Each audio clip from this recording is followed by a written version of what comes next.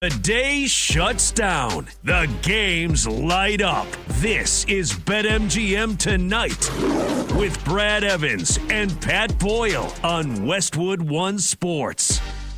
They're going to Randall. Do you double or do you play him straight up? That's the question. Julius Randall.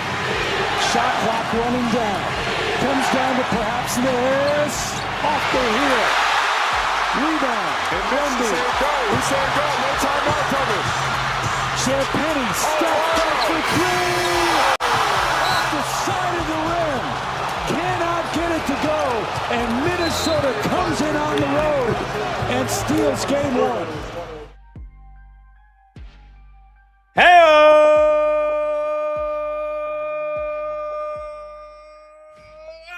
Welcome on in to a Tuesday night edition of BetMGM Tonight here on Westwood One Sports.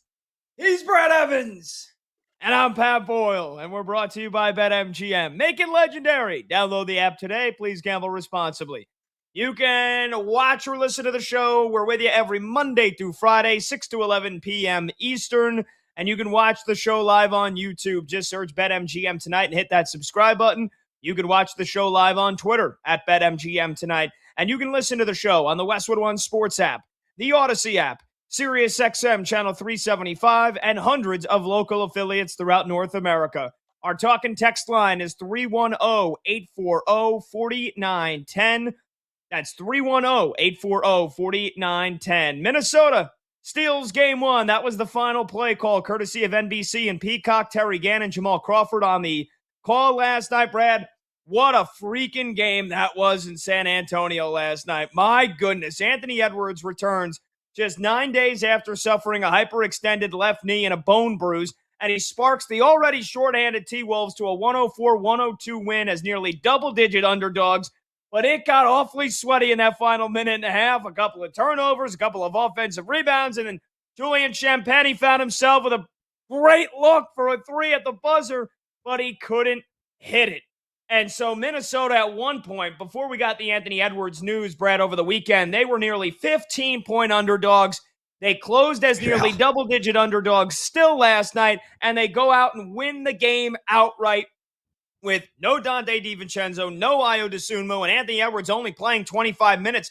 Brad, is Minnesota flat out better than San Antonio despite the regular season record disparity? Because that was quite the statement win in game one last night. And how the hell are you, brother? Hola, amigo. Happy Cinco de Mayo to everybody that celebrates. I made a gigantic portion of enchiladas for the family here at Casa de Evans. Downright ridiculous. I threw down way too many before the show. And the only thing I'm missing right now, and I made a fresh batch of guacamole. Stick around. I'm going to share my guacamole recipe a little bit later on in the program. Is I'm missing a margarita. Bartender, pour my boy and I a drink. It's Cinco de Mayo, baby. And a lot of people out there honestly celebrating. Wow, muchas gracias, mi amigo.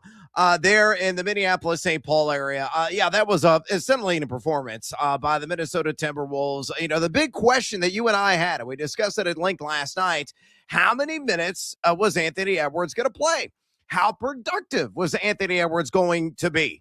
And he already laid it out with the fact that he came off the bench, played 25 minutes of the game, and they were incredibly efficient and meaningful minutes as he poured in 18 points, had 3 rebounds and 3 assists.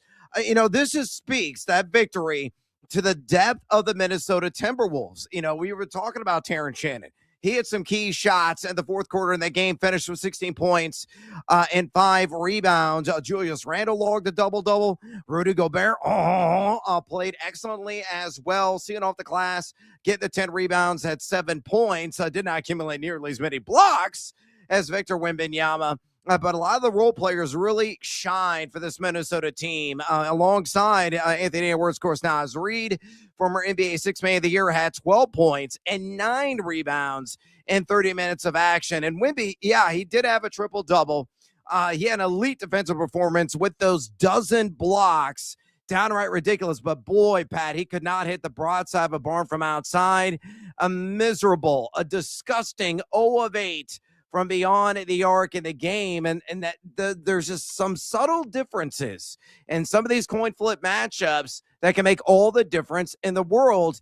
And that was a case in point, as Wemby just could not find a silky smooth stroke from outside. So we got to reassess now. I mean, you and I, at least I was, and I know Brandon Combs, our fantastic producer here on BetMGM tonight, we were very high on the San Antonio Spurs, possibly the stiffest test for OKC in representing the Western Conference in the NBA Finals. But I got to take a step back, and we got to look through things through a different lens and be realistic about what we witnessed last night. Minnesota is a team you cannot write off.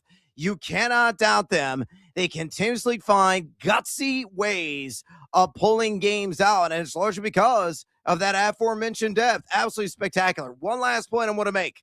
At BetMGM, I think the Spurs were something like minus 3,000 to win this series. No joke. They are now minus 174 after falling behind 1-0 in this series, or 0-1 in their case.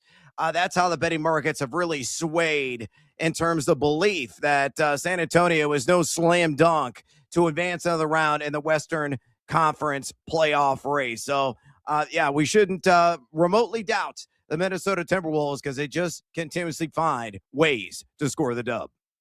Yeah, number to join the show, again, 310-840-4910. You can call, you can text. Is Minnesota the better team here in this series? I think they are, Brad. I think they're going to win the series. And again, I said before the playoffs began, I thought this second round was going to be Nuggets, Spurs, and I thought Denver was going to take advantage of San Antonio's lack of playoff experience.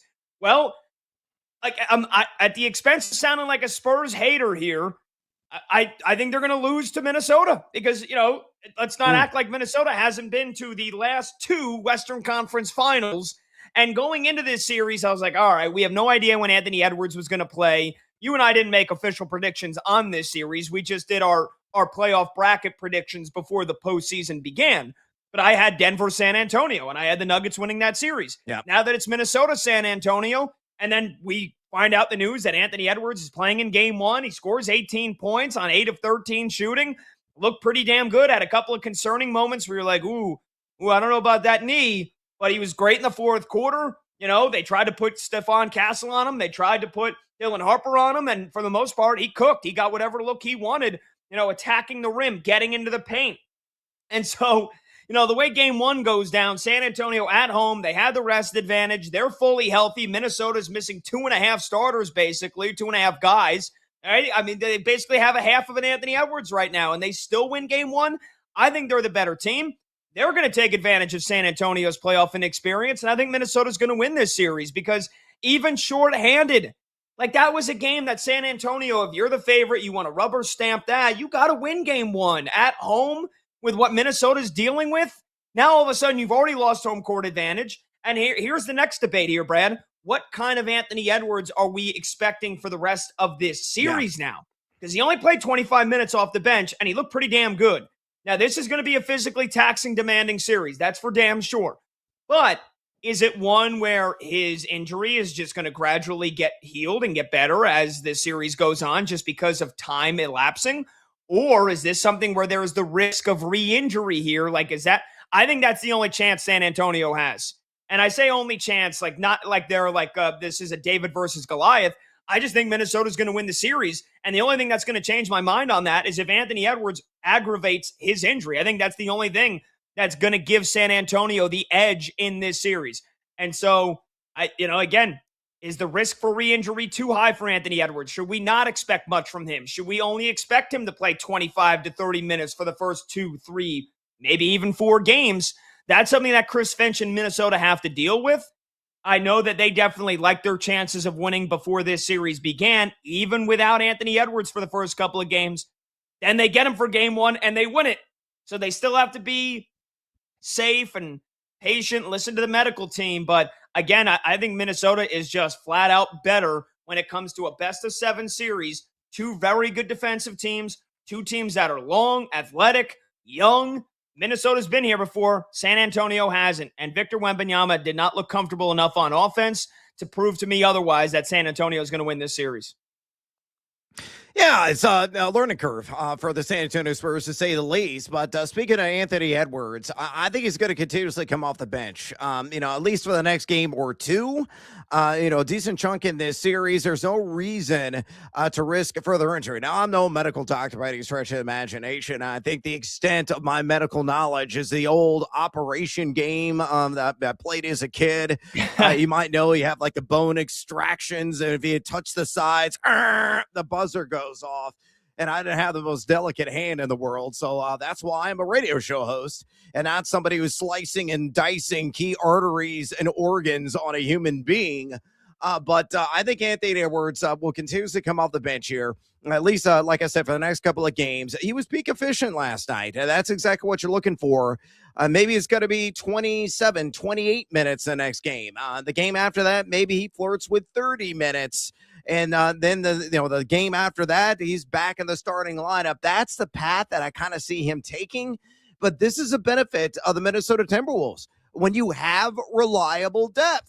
And I know I sound like, I'm tooting my own horn here, and I'm continuously kicking and beating this dead horse. And yes, I absolutely am. But Terrence Shannon, folks, has been a difference maker already in this series.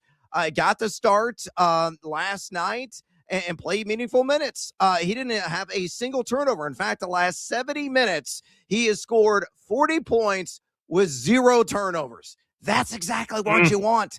A guy they can rely on, get you key points down the stretch, hit those key free throws, drive to the cup, and punish the opposition. So Terrence Shannon is a major reason why Finch and this team could take their sweet time with Anthony Edwards. And largely could be a pain tolerance issue, but they're like, hey, man, we're going to roll you out slowly. We don't want to put too much pressure on that delicate appendage. We want you to full go a little bit later on the series. Up in the next 2 to 3 games, you're not going to be out there for 35 minutes every single contest. We're going to have you come off the bench. That is the luxury that this Minnesota team has, and very few other NBA teams have, whether in the playoffs or the regular season, guys that you can lean on when your superstar is ailing. So that is a major reason why, again, I'm taking that step back. I'm reassessing this series. And I'm kind of in agreement with you. Recency bias is indeed a hell of a drug, but inject it into my veins. I'm buying the Minnesota Timberwolves. Yeah, look, and let's get to the Wembanyama side of things, because in the loss last night, triple-double, 11 points. That was the worst part, right? Yeah. That was the fewest of the triple-double. Only 11 points on 5 of 17 shooting. You mentioned 0 for 8 from deep, 15 rebounds, but the NBA playoff record, 12 blocks, most in an NBA playoff game in history.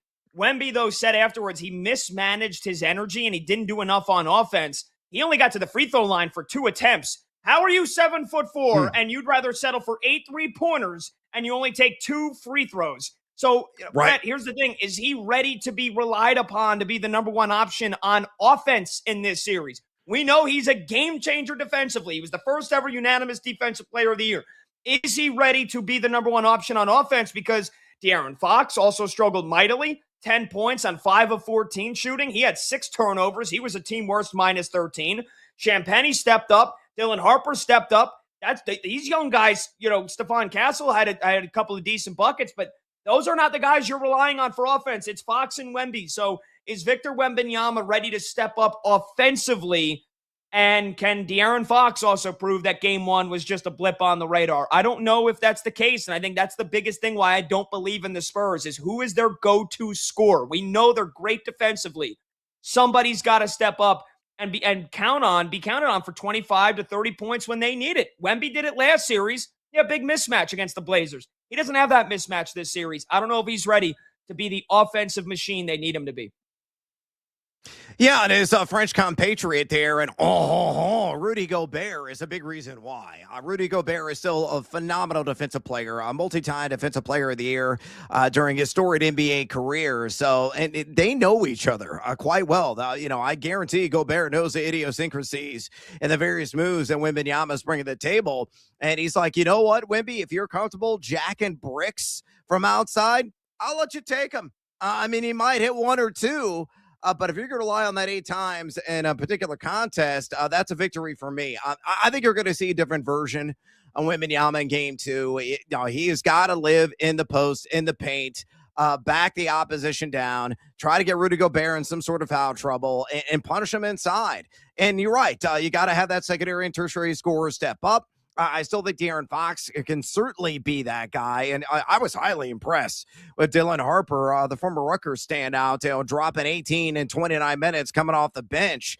You're getting consistent, say, 12 to 15 points or greater out of him. The San Antonio Spurs are certainly going to push Minnesota to the limit. But, we need to see a more assertive and a more aggressive Wembanyama in game numero dos. Though I believe, again, his fellow countryman and Rudy Gobert is a tall task, emphasis on tall, not to say Wemby's certainly not. He's a giant of a man. But again, Gobert knows his game and can really feed into his weaknesses, and that's an advantage for the Minnesota Timberwolves. You're listening to BetMGM tonight with Pat Boyle and Brad Evans. We're sponsored by Progressive Commercial Insurance, protecting your business vehicles 24/7. See if you could save at progressivecommercial.com. All right, we'll take our first break. Get on the phone lines if you want to get in. Can the T-Wolves win this series? Should they? Are they the better team? I think they are. I think Minnesota's better. I think they're going to win this series.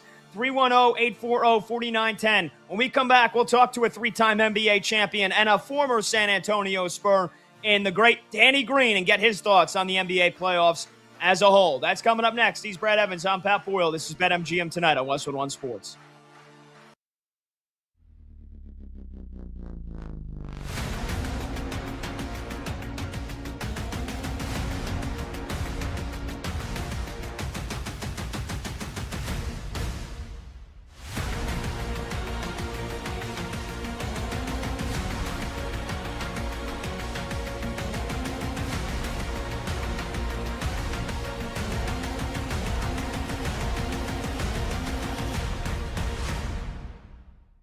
But it is my belief that there's still something there with Anthony Richardson.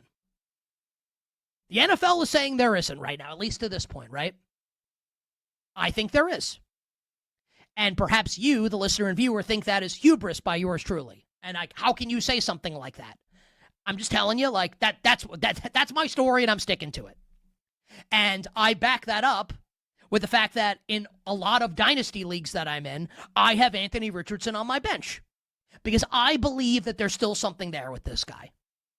He's an A-plus athlete with an A++ howitzer attached to his right shoulder who has barely played any football at the highest level in college or the NFL. Hasn't started that many games. Now, he did tap out of a game, which is unforgivable. I'm not going to defend him. I didn't defend him in the moment. I won't defend him now. And that likely spelled the beginning of the end and doom for his time in Indianapolis. And I get it. But you can't tell me, with this guy's overwhelming physical traits, that he's not worth a roll of the dice by a number of teams in the NFL. Now, I don't think it's going to happen for a McVay-Shanahan team, so it's not going to be what he wants. I'll give you 2 teams. And I won't just give you 2 teams. I'm going to give you 4 teams. But I'm going to give you 2 teams that exist in different buckets that I think should acquire Anthony Richardson. And I actually think it's a no-brainer for these teams to do that. Right? The first 2 teams, the New York Jets and the Miami Dolphins. Right now, the Jets don't have a viable backup quarterback. And like they were in talks with Russell Wilson, which is like a beautiful piece of irony and storytelling there, where apparently the Jets like asked Geno Smith, like, hey, who do you want to back up? Which is crazy. Hey, Geno, like, who do you want to back you up this year? Russell Wilson, I think, is the answer to that question. No, I think Russell Wilson's going to go to CBS and work for the NFL today. We can talk about that when and if it happens. Also, these Met Gala outfits, like Russell Wilson's, I don't know, man. You couldn't pay me to wear some of this stuff. And maybe I'm not fashion forward. I don't know. Strange. Now, look, Ciara's beautiful. His wife's beautiful, right? Strange outfit from Russell Wilson at the Met Gala. Anyway, you bet on this Tuesday. Nick Costos and you on Westwood One Sports. It is very funny that Geno, who backed up Russell Wilson, and now is like, hey, Russ, come back me up with the Jets. I find that to be pretty humorous. But think about the Jets, right? I think Geno can have a pretty decent year this year. I explained why the Friday after round 1 of the draft, right? I don't think they're going to go 11-6, but could they go 8-9, 7-10? It's possible. Geno Smith's not the quarterback of the future. What happens if Geno Smith gets hurt in week 3? I hope it doesn't happen. What if it does, right? If I'm the Jets and they didn't take a quarterback early in this draft, don't you want to play someone who maybe if you squint, you could see, could this be our guy? Why not take a shot on Anthony Richardson? Same thing in Miami. Behind Malik Willis is Quinn Ewers. What happens if Malik Willis, A, gets hurt or B, stinks? Why not see if you can rehabilitate Anthony Richardson? You're not going to have to send them a ham sandwich for him. No one's trading for him. He showed up at workouts because no one's trading for him. You could get him for a song, and I'm not even talking a good song. Some Kesha song. Tate McRae. I don't think any of these songs are good. You could trade, TikTok by Kesha for Anthony Richardson, and he's your backup quarterback. I think the Jets and the Dolphins make sense. You could maybe put, the Browns into that equation, but Cleveland already has Deshaun Shador and Dylan Gabriel, right? I don't think he makes sense in Cleveland. So that's, the bad team bucket. The, could he be our quarterback down the line? Unlikely, but I think worth the risk and worth the roll of the dice.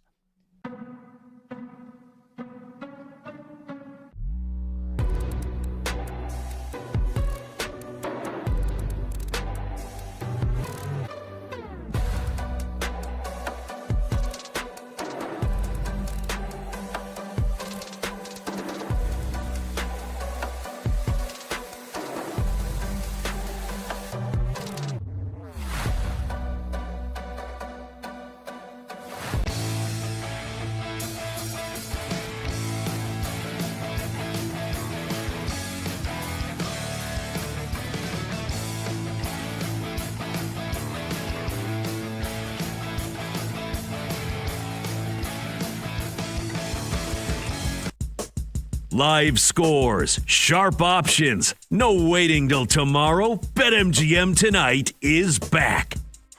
Danny Green with another block. Oh, mama! Green to the rescue. Nets up by 3. 7 seconds left. They get it in. Ginobili drives, kicks. Green for the tie. It's good! 2.4 on the clock. Boris, 6 seconds. Manu, Danny. 4-3. Oh, mama! How about that? The Tar Heel did it with 2.5 to go. Diao. Saved by Manu to Danny. Nearly stolen. Fires it. Oh, mama! What a shot by Danny Green!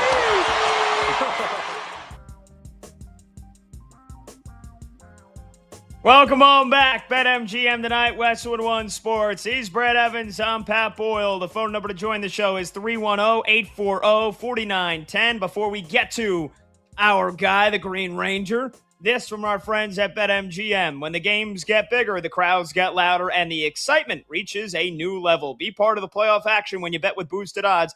Activate your Odds Boost token for any bet on the NBA playoffs, and you'll receive a bigger payout if your bet wins. Get ready for tip-off with BetMGM. All righty, it is time to bring in our next guest. He is a 3-time NBA champion with the Spurs, with the Raptors, and with the Lakers, and he's one of our Odyssey NBA insiders, Danny Green, and he's brought to you by the all-new Hyundai Palisade Hybrid. Make every day epic. You can also see Danny Green's work on ESPN as well. Danny, it's Pat and Brad, brother. How you enjoying the playoffs so far, man? Enjoying it a lot, man. How are you guys enjoying it? Thanks for having me. We're loving it. We're loving it, dude. We appreciate it. Yeah. You can find Danny on Twitter, by the way, at dgreen14_. Danny, look, I'm enjoying it because I know I'm ecstatic about my Knicks after last night. But I want to start with the weekend first. And how the Boston Celtics smoked a 3-1 lead to the Sixers. I mean, it was a perfect storm, right? Embiid returning, and after just one game, kind of basically recapturing his elite form. Tatum not playing in Game 7 with the injured left knee, and the Celtics going ice cold from deep for those last 3 contests. So, I know you have to give a ton of credit to Philly and their adjustments they made, but if we're assessing where the blame goes for how Boston blew the series, who would you assign most of the blame to? I'm not a blame type of guy, man, but we had a great first round of series. A lot of 7 games, a couple 3-1s that went down. Detroit came back 3-1. Philly came back 3-1. Denver didn't. We thought they would. Minnesota done an unbelievable job. They also did an unbelievable job against San Antonio in game 1 of the second round. But it came down to, when it comes down to Philly-Celtics series, I would say a lot of it changed due to health. And that's rare to see Philly be on the good side of that. They got Embiid back, and they got healthy at the right time, and then Boston was unhealthy at the wrong time. So losing Tatum in second half of game 6 and then all of game 7, and Joel Embiid coming back, in game, I guess, was it 4 or 5? He'd been back before that. But yeah, making an impact, and they just had nobody to guard him. And then, Coach Mazzulla switching up the lineup a little bit. Vucevic didn't play. You could have probably used at least some extra fouls against Joel Embiid and some size. But yeah, it was an interesting year, interesting series. They had a great year. Boston exceeded expectations to start. But I think everybody's expectations changed toward the end of the year for them. But, yeah, I'm not here to blame any one particular person. I think it was just an unfortunate situation for Boston this year, which was kind of last year.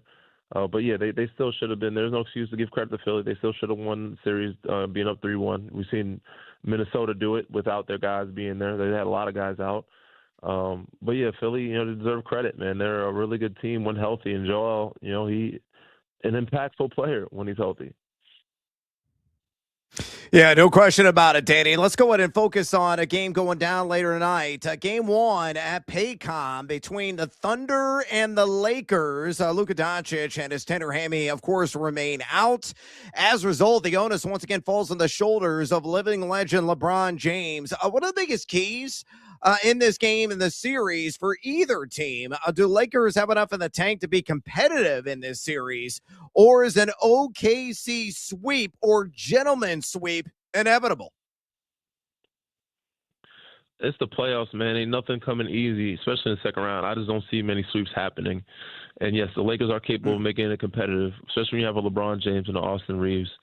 And, I don't think there are many keys for the Thunder. They're the ones favored. I think that they're favored tonight, like 15.5 points, something crazy like that.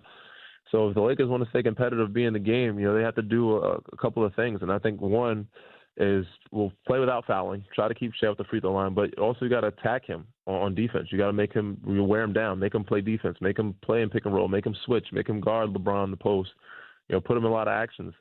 2, find a way to get DeAndre and Jackson Hayes involved and then try to eliminate Chet from the series. That's a big one in the rebounding thing. If they can out-rebound Chet, we'll get physical with him and not let him, score as much, and because Jalen Williams is out, I think they'll have a fighting chance. So, when on the other side of OKC, they just play their normal game and do what they're supposed to do or do what they've been doing, I think they have a pretty good, comfortable cushion of getting some good leadership or getting a pretty comfortable lead because of the depth they have and the roster they have.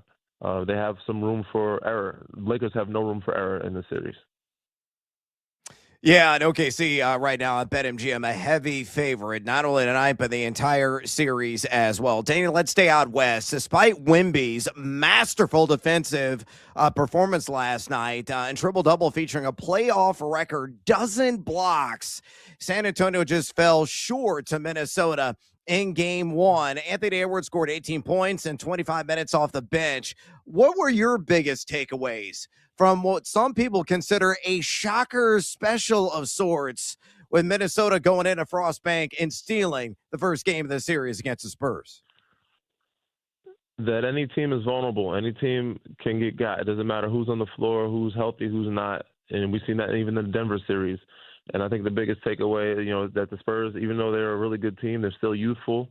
They still have a lot to learn. It's the first time experiencing the playoffs in 7 years. So, they're actually gaining experience as they go through it, which is not easy to do. This is a wake-up call for them. We'll see how they, bounce back and how they, answer the call. But Minnesota is a playoff team. I will never doubt them again. I've been doubting in the last 2 or 3 years. They went to the Western Conference Finals back-to-back years, and this year they're playing well even without their guys. So I'll never doubt them again in the playoffs because regular season, for some odd reason, they just don't play like this consistently. They don't play this hard. They don't show this dog. They show some moments of it, but in the playoffs, they really step their game up, and they rise to the occasion. So you got to give them a lot of credit. Yeah, you do. Big time. We're talking to Odyssey NBA insider and three-time NBA champion Danny Green here on BetMGM tonight, Westwood One Sports. He's Brad Evans. I'm Pat Boyle. Danny, a champion with the Spurs in 2014, and then back-to-back champ with Kawhi Leonard and the Raptors in 2019, and then LeBron and the Lakers in 2020. Danny's also an analyst for Spectrum Sportsnet, ESPN, and he's the host of his podcast, Inside the Green Room. Danny, sticking with the Spurs here and their series with the T-Wolves, who do you think should be the number one option on offense in this series?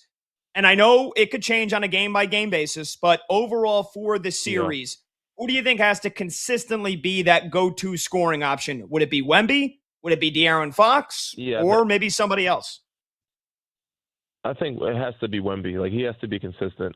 And, I mean, I said again, it's game to game. And there's some nights we talked about, even on my podcast, that Wemby is one of those guys that's capable of winning MVP and not scoring 20 points a game because he does so many other things and because he has such a great, team around him.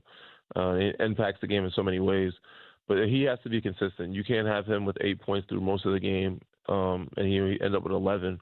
But obviously, I mean, you need to sprinkle in from everybody else, too. Fox is there, too, to score. Like, he has to be aggressive. Castle was in foul trouble, but he has to, put pressure on the paint and be aggressive as well. So it's not just reliant on him, but I think the most consistent person that needs to, the person that needs to be consistent and be there every night is your stars, and that's Wemby. Like, Wemby is one of your stars. Fox is your second star. But, he's the main guy. He has to be consistent to give yourself a chance. Obviously, the other guys have to help, but the playoffs are about the stars, and the role players can help you win or change the series, but the stars have to show up in order for you to have a chance. Danny, obviously you spent some time there in the Alamo City. Kind of a random thought here and question for you. The Spurs sported their colorful City Edition jerseys last night in that Game 1 loss in Minnesota. The crowd inside Frost Bank also painted the seats in the festive scheme. Random question again. What are the sickest jerseys in NBA history in your opinion? Frankly, I've been a massive fan of the Spurs vintage Fiesta logo forever, but do you have a favorite? Man, that's tough to say all time. I mean, that's definitely – I never got a chance to wear those jerseys. I'm kind of jealous and a little envious of those guys because I never got a chance to – but I do like those colors. I played for some teams that had some good throwbacks. Even Toronto had some good throwbacks, I guess when you talk about Memphis, whether in Vancouver, the Vancouver Grizzlies, there's some throwback jerseys that are pretty awesome, man. Even the Orlando Magics back in the day. The Pistons have a nice throwback with when Grant Hill was there. So it's hard for me to give a one all-time, favorite jersey. But yeah, Spurs definitely up there for me when it comes to like jerseys and like probably top 10, top 5 maybe. And I mean, Fiesta Night it's been festive, but I don't know if it's been fruitful. I don't know what their record has been. I'm sure they'll look at it or how well they've played in those jerseys. I think they got, I think they won one game against Portland, but most of this series they've been playing from behind, and I'm not, as a Spurs fan, and I'm sure Spurs fans, not me as a Spurs fan, but as a fan of the game or a person that's rooting for Spurs, I don't think they're that comfortable watching this team and saying, we for sure got a championship, because a lot of these games against even Portland, they just starting off too slow. Yeah. Can you hear the frustration there in Danny Green's voice? Not to completely flip this thing here, but Danny, I was singing "Go New York, Go New York, Go" in my sleep last night. I mean, it has been it's been a historic past couple of games for the Knicks. New York First team in NBA playoff history to win 3 straight games by at least 25 points. The way they closed out the Hawks with 3 straight blowouts and then basically beating Philly in the first half alone last night. What are you seeing from the Knicks right now that is leading to some unbelievable offensive numbers? And then part 2, if we reassess the Eastern Conference here in the second round, who gets to the NBA Finals in your opinion? Is it my Knicks, Danny, or are you going with any of the other 3 teams?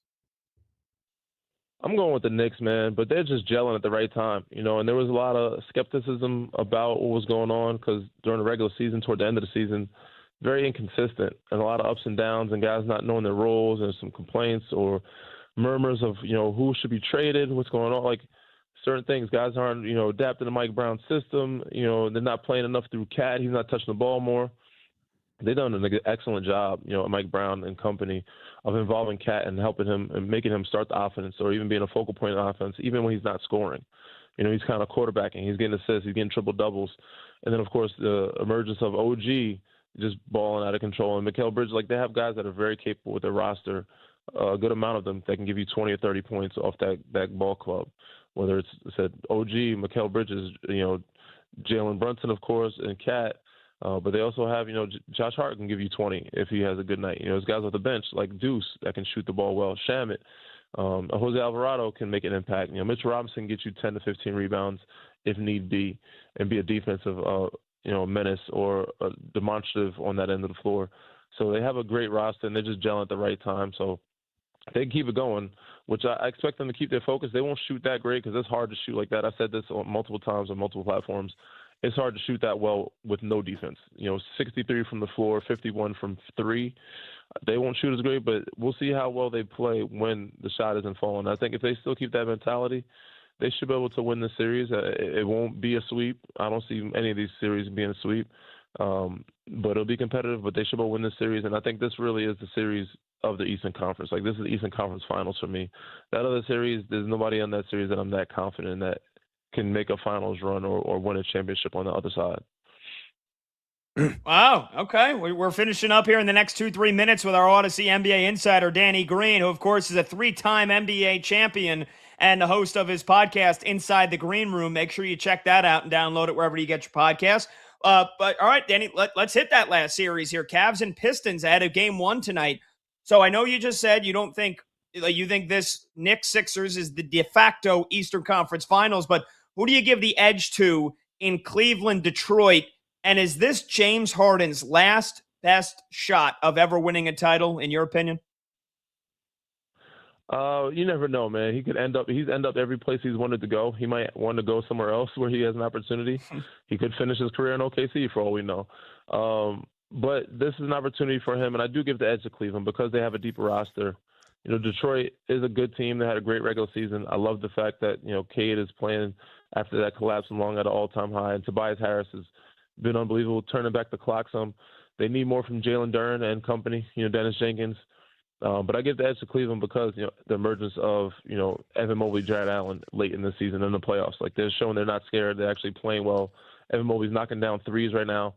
They're getting production from guys like Schroeder, even Tyson will not come in and knock down a shot or two with the addition of James Harden and Donovan Mitchell, who are unbelievable, they're stars. So the Detroit just doesn't have enough to keep up with them. But I think, Detroit, this will be a good series because Detroit has home court, and, Cleveland is not as great on the road. But I just give the edge to Cleveland also because I think they have a little bit more experience all around roster-wise and coaching-wise. But I think this will be a 6 or 7 game series, and I give the edge to Cleveland on this one. Nice. By the way, Danny, I know you had to give the shout out to fellow Long Island, Strong Island product Tobias Harris. I mean, he has been the perfect complement to Cade in this in that first round in the postseason for Detroit. But that should be a great series. It starts tonight. Danny, as always, brother, love having you on. We appreciate all your thoughts and your insight. And you know that I'm going to get more and more insufferable about my New York Knicks the closer they get to a ticker tape parade down the Canyon of Heroes. So I just. Good for you. Enjoy it, man. I appreciate you guys having me. I'm sure we'll talk again soon. And, yeah, hopefully we'll see the Knicks in the finals, man, because the city needs it. That's right. All right, Danny. See you, brother. Appreciate it, man. There you go. That was Odyssey NBA insider Danny Green, and he's brought to you by the all-new Hyundai Palisade Hybrid. Learn how it makes every day epic at HyundaiUSA.com. Brad, as soon as I start mentioning Knicks, Danny's like, all right, yeah, thanks for having me, guys. I got to go. He knows you well. He does.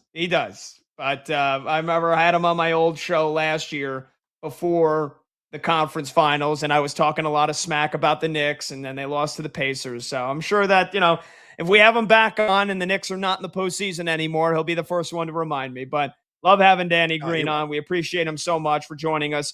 You want to join the show? The number is 310-840-4910. When we come back, it's time to go streaking. The longest streak on the show now is 5. However, the worst record is 13-5. That's how good the boys on the show have been at this segment. We're going to pick a player to get a hit in the Major League Baseball slate tonight. When we come back, he's Brad Evans. I'm Pat Boyle. This is BetMGM tonight at Westwood One Sports.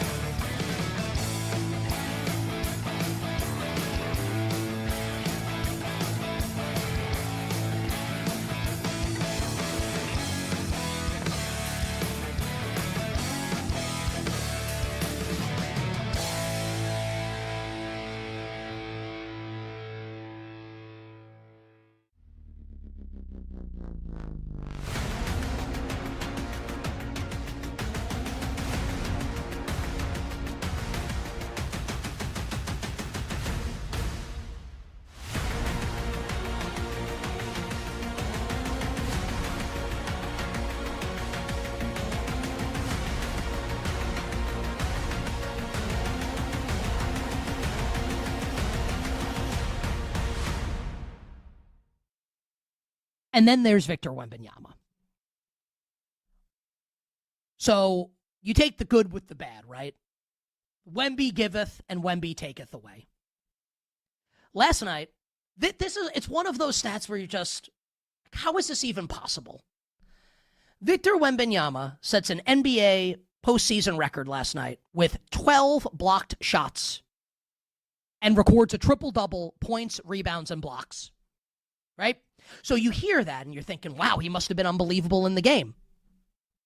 I wouldn't say that.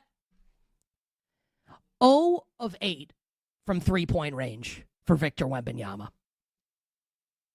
And when you think about the play that occurred, it's 104-100 Minnesota in the final minute. 43 seconds to play. And Wemby basically goes coast to coast and two-hand dunks the basketball. You see that happen, and you think to you, or at least I think to myself, why doesn't he just do that all the time?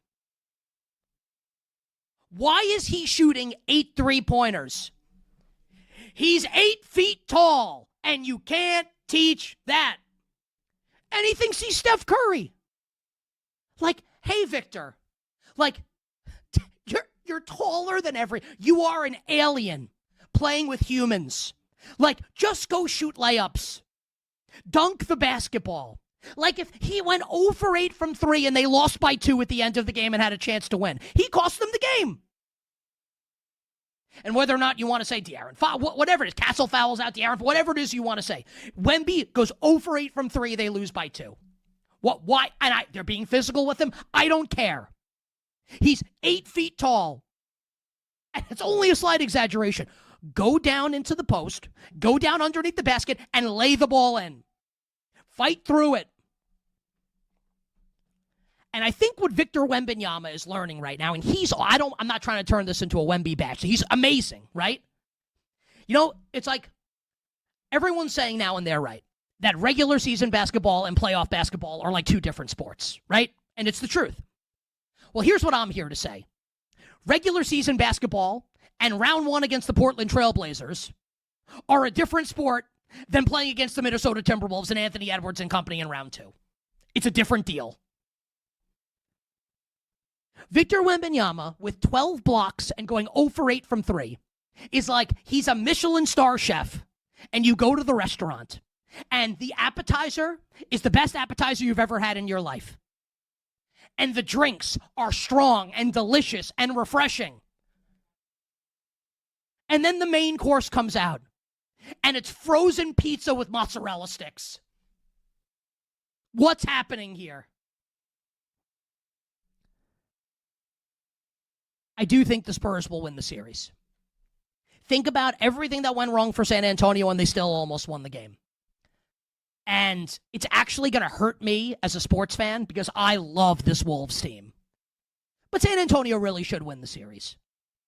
So, yes, it's a brutal loss for the Spurs. And yes, the Wolves deserve a ton of credit, and I lavish them with credit. I think the Spurs are going to win the series and advance to the Western Conference Final. But I'll tell you what, betting note, as far as bets go, tomorrow night, spread 9.5 in game 2, get the hell out of here. Give me the crazy people. I'll take the Minnesota Timberwolves plus the points.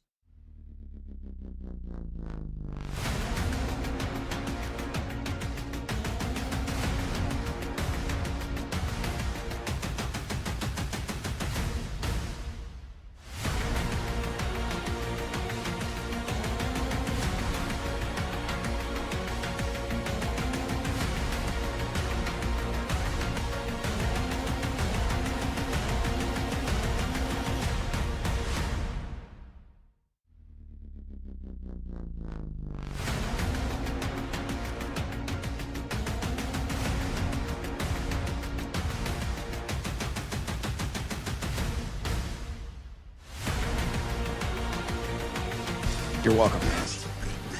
Late games, loud opinions, and money time moments. BetMGM Tonight rolls on. All right, welcome on back. BetMGM Tonight, Westwood One Sports. He's Brad Evans. I'm Pat Boyle. Phone number to join the show. You can call or you can text 310-840-4910. Looking to take your MLB action to the next level this season? Boosted odds are here to crank up every pitch, swing, and home run. BetMGM is hooking you up with your very own MLB Odds Boost token. Just add any MLB bet to your bet slip, activate your Odds Boost token, and lock it in. If your bet hits, you're cashing out with an even bigger payout. Okay, 6:45 p.m. Eastern, you know how we do. It is time. Let's go. Streaking. We won a game yesterday. We win one today, that's 2 in a row. We win one tomorrow, that's called a winning streak. It has happened before. We're going streaking! Yeah!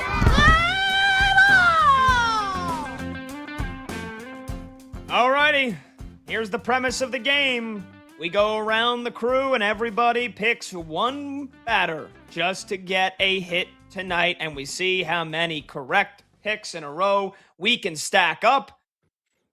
The longest streak right now is 5 by yours truly. I had a lot of pressure on my shoulders now. Combs had his 8-game hitting streak snapped last night by none other than Shohei Ohtani, who went over his hits plus runs plus RBIs because he walked twice and he had 2 runs and an RBI, but did not get a hit.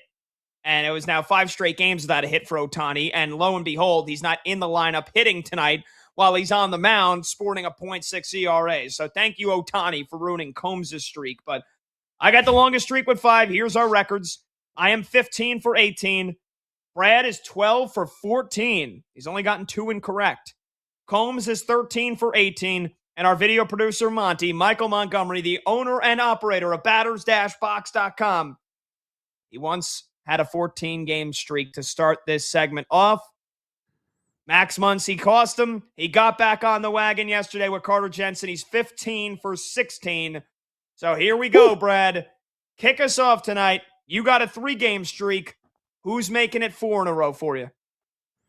Yeah, let's go with a Southsider on the surprising Chicago White Sox. I'm going to go with Miguel Vargas on the road, the City of Angels, taking on the Halos, a.k.a. the Angels. The reason why I like it, look at Vargas, one of the hottest hitters in the American League last week. He's gotten a hit in 7 straight games. In all 4 matchups this season against the LA Angels, he's gotten a hit in each of those contests. A guy that's batting .300 against LHPs, over 1,000 OPS. Not only that, but he's hitting .354 against the LA Angels this season, .313 his last 15 days.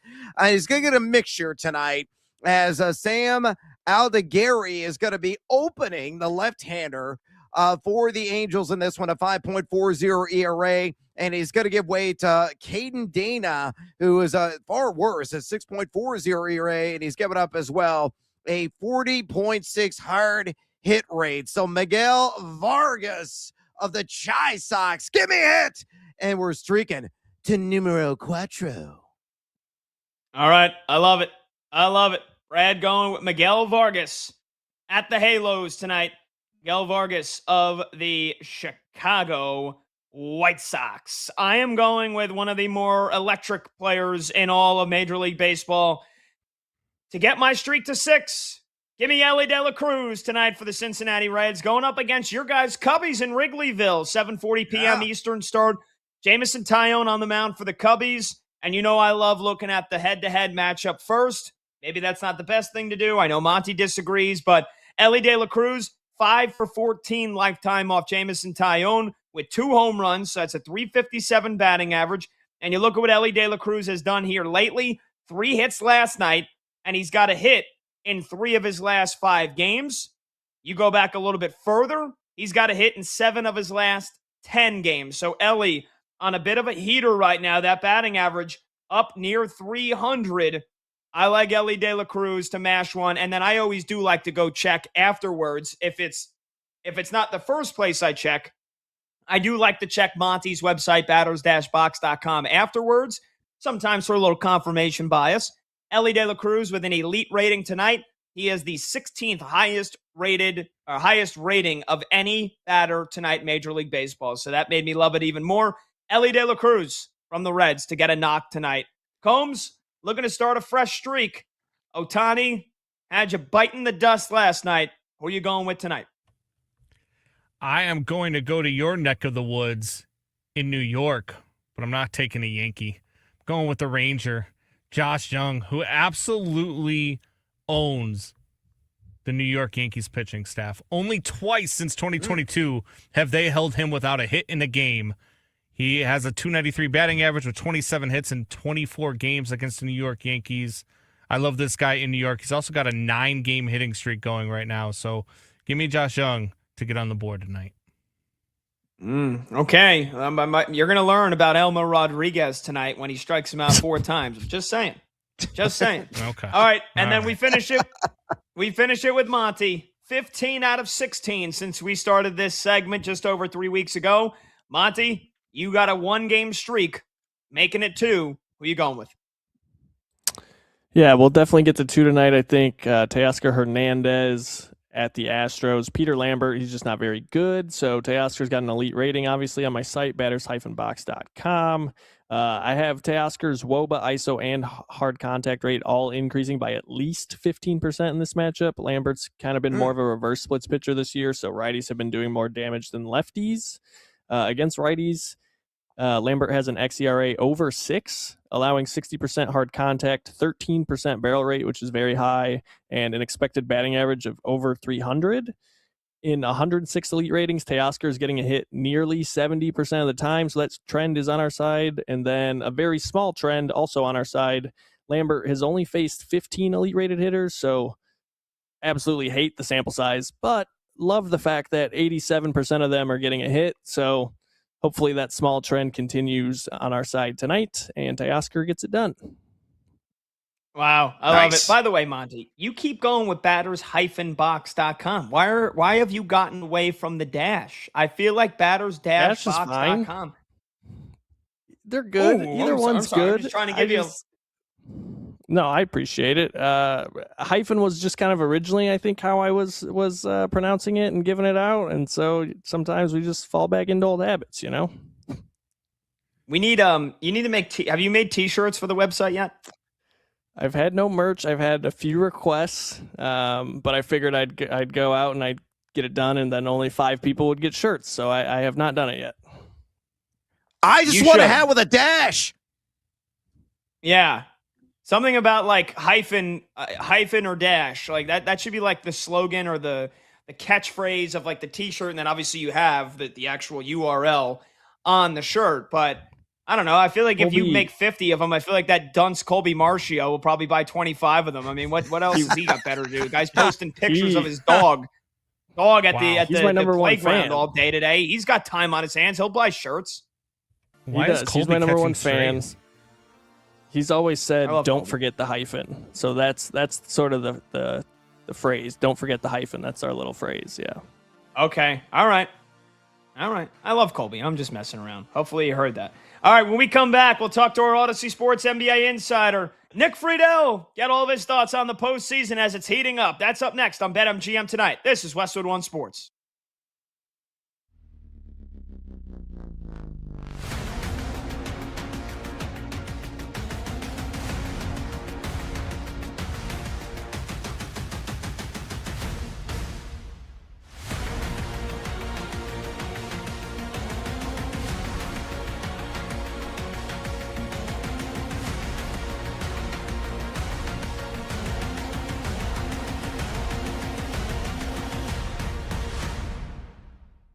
But with the way that they've played over this stretch, really, since they lost Game 3 to the Hawks in ridiculous fashion to fall behind 2-1 in the first round series,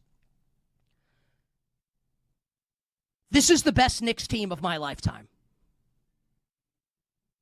The best Knicks team of my lifetime. Better than 1993, the 92-93 Knicks. The team that had a 2-0 lead in the Eastern Conference Final over Michael Jordan and the Bulls, had the 1 seed in the Eastern Conference that year, up 2-0, lose the next 2 in Chicago. You got the Charles Smith, 9,000 shots, gets mugged by Horace Grant. Doesn't matter. They lose, and then they lose Game 6, because of course they do, and the Bulls would go on to three-peat, beating the Phoenix Suns in the NBA Finals. This Knicks team is way better than that team, the 93 New York Knicks.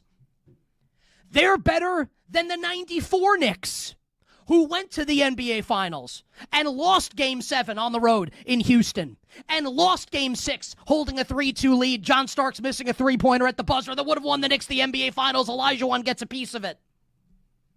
They're better than that Knicks team. That Knicks team struggled to beat the Michael Jordan-less Chicago Bulls and probably got a little lucky against the Indiana Pacers in the conference final, if I'm being honest.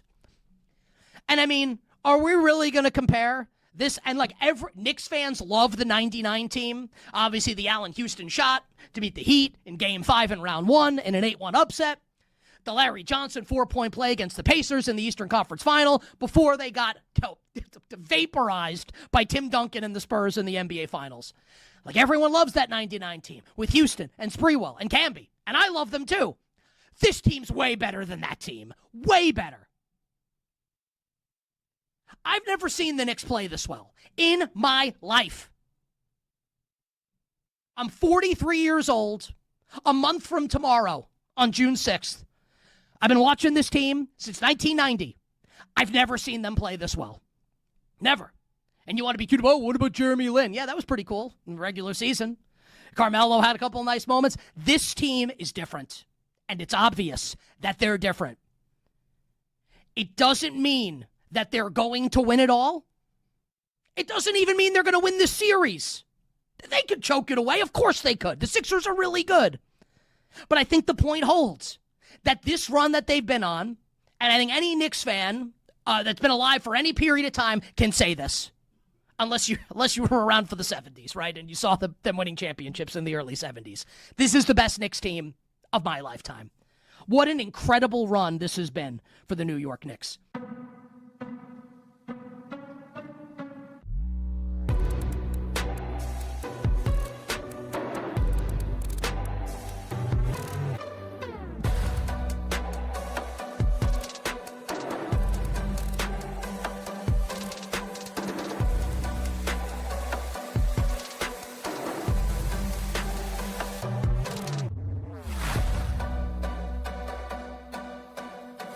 Will Howard or Drew Aller as the Steelers starting quarterback? Well, it's not even close. It'd be Howard, because I think Aller's got no shot at being a good NFL quarterback. None whatsoever. I just don't believe, having watched him play just about every single game at Penn State, because that's part of our job responsibilities here to a degree in Pittsburgh. There's more Penn State alums where I am than there are in Philadelphia, for example. The guy stunk in the big moment, but he even go beyond that, was not an accurate passer. I don't think you go from not accurate in college to accurate in the pros. And you know, Penn State honks and idiots will say, maybe Mac is one of these guys, will say, well, how about Josh Allen? Okay, great. You gave me the one outlier in the last 30 years of football. Congratulations on all your success. No, he's not going to be good. The guys that get drafted in the mid rounds who go on to be good quarterbacks are not toolsy players. The toolsy players are first round picks. It's the guys that are too short, like Russell Wilson, or they got to play late like Brady, so they didn't get there was a Drew Henson scenario there. Yep. It's not a guy that's 6'4" and has like the built in a lab quality. So I'm not a believer in him whatsoever. I'd rather see Howard. I mean, I know that the odds are stacked against a 6th-round pick too. There's not been a 6th-round pick that has produced a winning record as a quarterback since Brady. There's not one. Tyrod Taylor's the closest. There's not a single guy who's done that as a 6th-round pick, but I would favor that. I would try that. I would treat those two guys like the Saints did with Rattler and Shuck in last year. That would be my vision for 2026. A shuts down. The games light up. This is BetMGM Tonight with Brad Evans and Pat Boyle on Westwood One Sports. Hey, welcome on back to BetMGM Tonight here on Westwood One Sports. He's Brad Evans. I'm Pat Boyle. And we are brought to you by BetMGM. Make it legendary. Download the app today. Please gamble responsibly. Hour number 2 starts right now, and you can watch the show live on YouTube. Just search BetMGM Tonight and hit that subscribe button. You could watch the show live on Twitter at BetMGM Tonight, and you can listen to the show on the Westwood One Sports app, the Odyssey app, SiriusXM Channel 375, and hundreds of local affiliates throughout North America.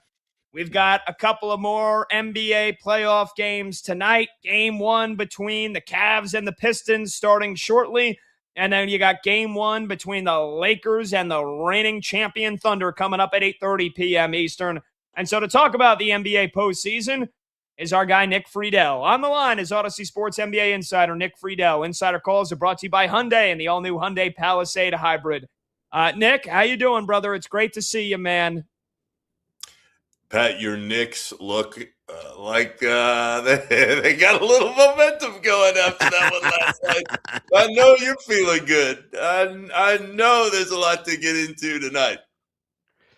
Oh, you bet your ass. So, you know what? Let's get right into it. They are on a heater. They obliterated the Hawks the final few games and then keeping their foot on the pedal last night, destroying the Sixers. Now that Boston's out of the picture, and we can ask you about Boston collapsing a little bit later, but you asked about the Knicks, so I can't even help myself. Boston's out of the picture. I know you picked the Celtics. A lot of people did. Initially, are the Knicks the team to beat in the East right now, Nick, or would you give the advantage to the Pistons or, dare I say, the Cleveland Cavaliers? Hell no. I mean, I think all of these teams have some flaws, Pat, but if you're trying to line up who's got the best shot as we sit here right now, it's the Knicks. It's the Knicks to get out of the East. And I didn't think it would happen like this, especially with Boston just completely melting down. But we've talked about it all season. When you have Jalen Brunson, and Jalen Brunson is playing at the level that he's at, and every night he goes out there, he's giving the rest of that group the confidence that he is, then hell yeah, they can get out of the East. All these teams are flawed. I'm sitting here right now, guys, and I'm telling you the same thing I've said all along. I don't think anybody's beating the Thunder. If everybody stays healthy, the Thunder are going to win it again, to me. But I say that as somebody who thought, all right, the Celtics were just a cut above everyone. And even before Tatum's injury in Game 7, they just did not look right. And Embiid, to his credit, was awesome. And we can get into Maxey and Edgecombe and all the different pieces that put us in the place that we're in right now. But specific to the Knicks, Pat, my question always is who's going to help them underneath Brunson?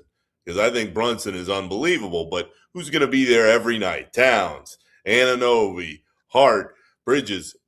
They're all really good, but can they be as consistent as they need to be? It's my biggest question with New York right now, but as we're sitting here, absolutely, with the way things are going, you expect them to come out of the East. I'm expecting Pat to party with Chalamet here in short order, Nick, to be honest with you. I mean, it's just utterly ridiculous what's going on right now, the Big Apple. Nick, let's go to another game that we saw last night. Despite a triple-double from Wemby, and with Anthony Edwards limited in 25 minutes off the bench, Minnesota grabbed game 1 against San Antonio inside Frost Bank. Do you give the T-Wolves the series advantage now, or was game 1 merely a hiccup for the Spurs? Who wins the series and in how many games? I would still probably lean San Antonio, Brad, and it's because I believe in Wemby and that group to find their way. I would say it's going to be 7 because Minnesota is tough. Anthony Edwards, the fact that he was even out there, given where things were a week or so ago, is pretty unbelievable. But the Spurs just haven't been through this before. I can't stress this part enough. I grew up in Orlando. That team with Shaq and Penny was my first basketball love. As I watched the Spurs last night, I thought the same thing I've thought for months now. This is the Magic 20 some odd years later. This is a team that is just learning on the fly how to be what they need to be. I mean, I said 20, it's actually 30, which is wild. How old I feel now, but they don't know how to win in these spots because they've never been there. And Wemby is that kind of generational player, and he'll be awesome, and they're going to get through, I think, this series. I don't think they're getting through the West, but when you lose at home in game one, all the questions come up. I just don't believe that Edwards can carry them the way he normally would, because that injury is going to linger a little bit, and I don't know if Gobert is going to have the same impact he's had the whole way, but they deserve a hell of a lot of credit because absolutely nobody thought that they could continue playing at the level they're at without DiVincenzo, missing DeSumo, with Ant not at 100%. They have been great. I just think San Antonio still has a little bit more talent. All right, still a roll with the San Antonio Spurs, despite the blip last night we saw in game one. Nick, you've made your confidence in OKC to repeat as NBA champs quite clear here on BetMGM tonight. However, that's far from a guarantee. How can the Lakers steal the show in game one later this evening? And will the series even be competitive with Luka Doncic's status very much up in the air? No, absolutely not to that one. This series, if everybody stays healthy, guys, I mean, and Brad, this answers the question to me. The only way the Lakers win the series is if the Thunder are dealing with a catastrophic injury. The difference with the Thunder, though, always, guys, is they're just deeper than most people understand. You can't lose Shea. I mean, he's going to win the MVP again, and he is that guy. But this team, it's like a college team. They know where to be. They know who does what job they need at night to night, and they trust each other. And you just don't see what they have that often, on top of the fact that they have a hell of a lot of talented players. I mean, how does McDaniels bounce back? How does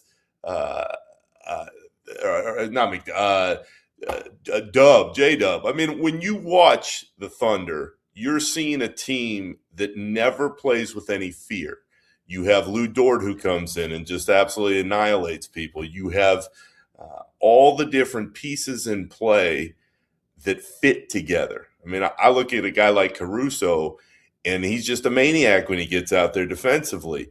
These guys trust that they're going to be in the right positions for success. Mark Dagnon never gets enough credit, but he deserves a hell of a lot of it because he knows how to make these guys be in the best situations possible. And they've got Presti, who's just behind the scenes dialing up every kind of good trade and great draft pick that they need. So when you watch this team, you're sitting there watching a team that, to me, is going to repeat again. And I don't think the Lakers, as great as LeBron still is, can make this close at all, especially without Luka. They just don't have enough firepower.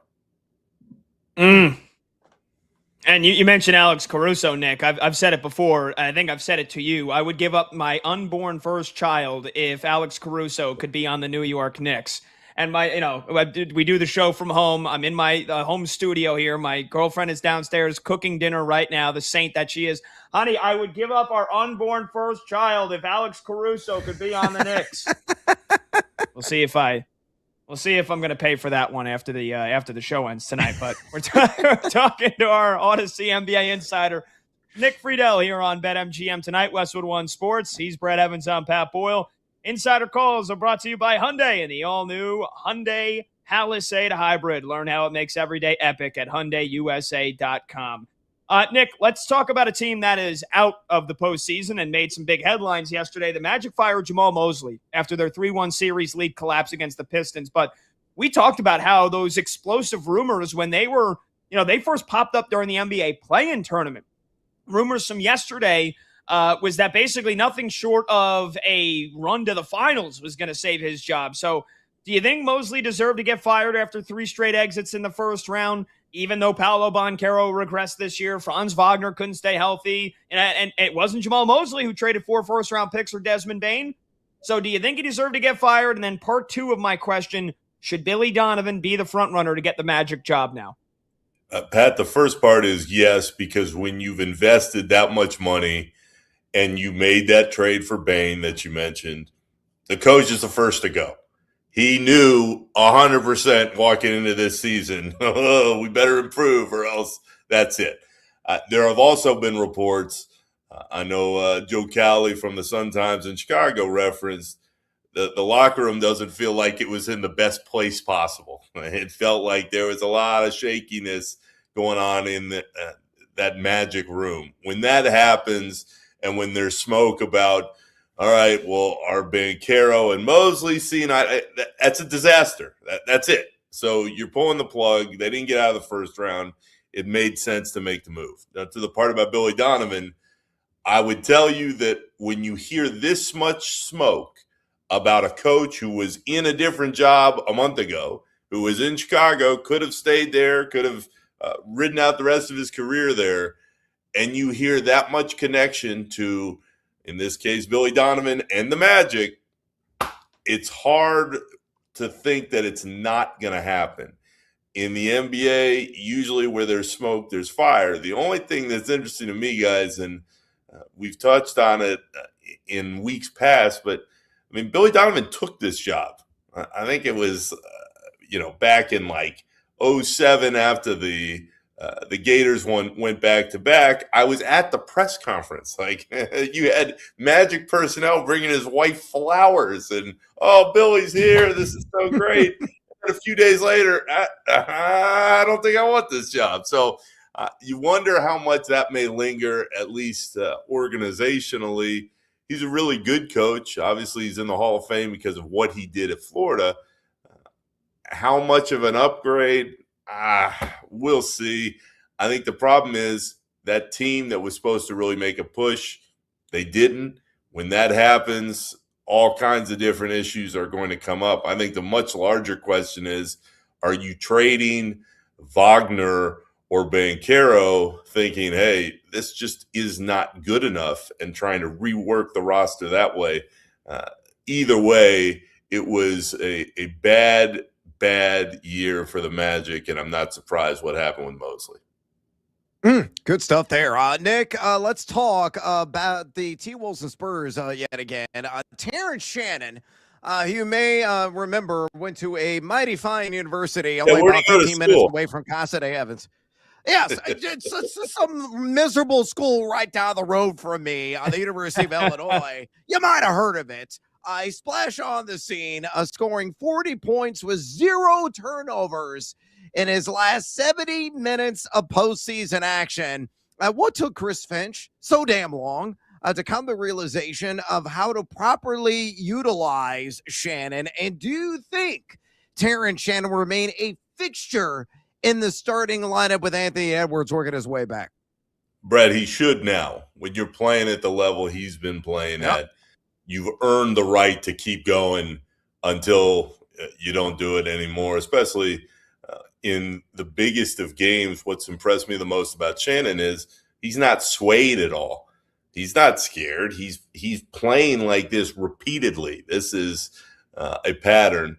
Now, specific to Finch, I'd be lying if I told you I watched the Timberwolves enough to know for certain what's going on in Minnesota. What I can tell you is that when you have a team that has all the injuries that they've had and that have piled up and they still find a way to win, that is a group that has the respect for its coach.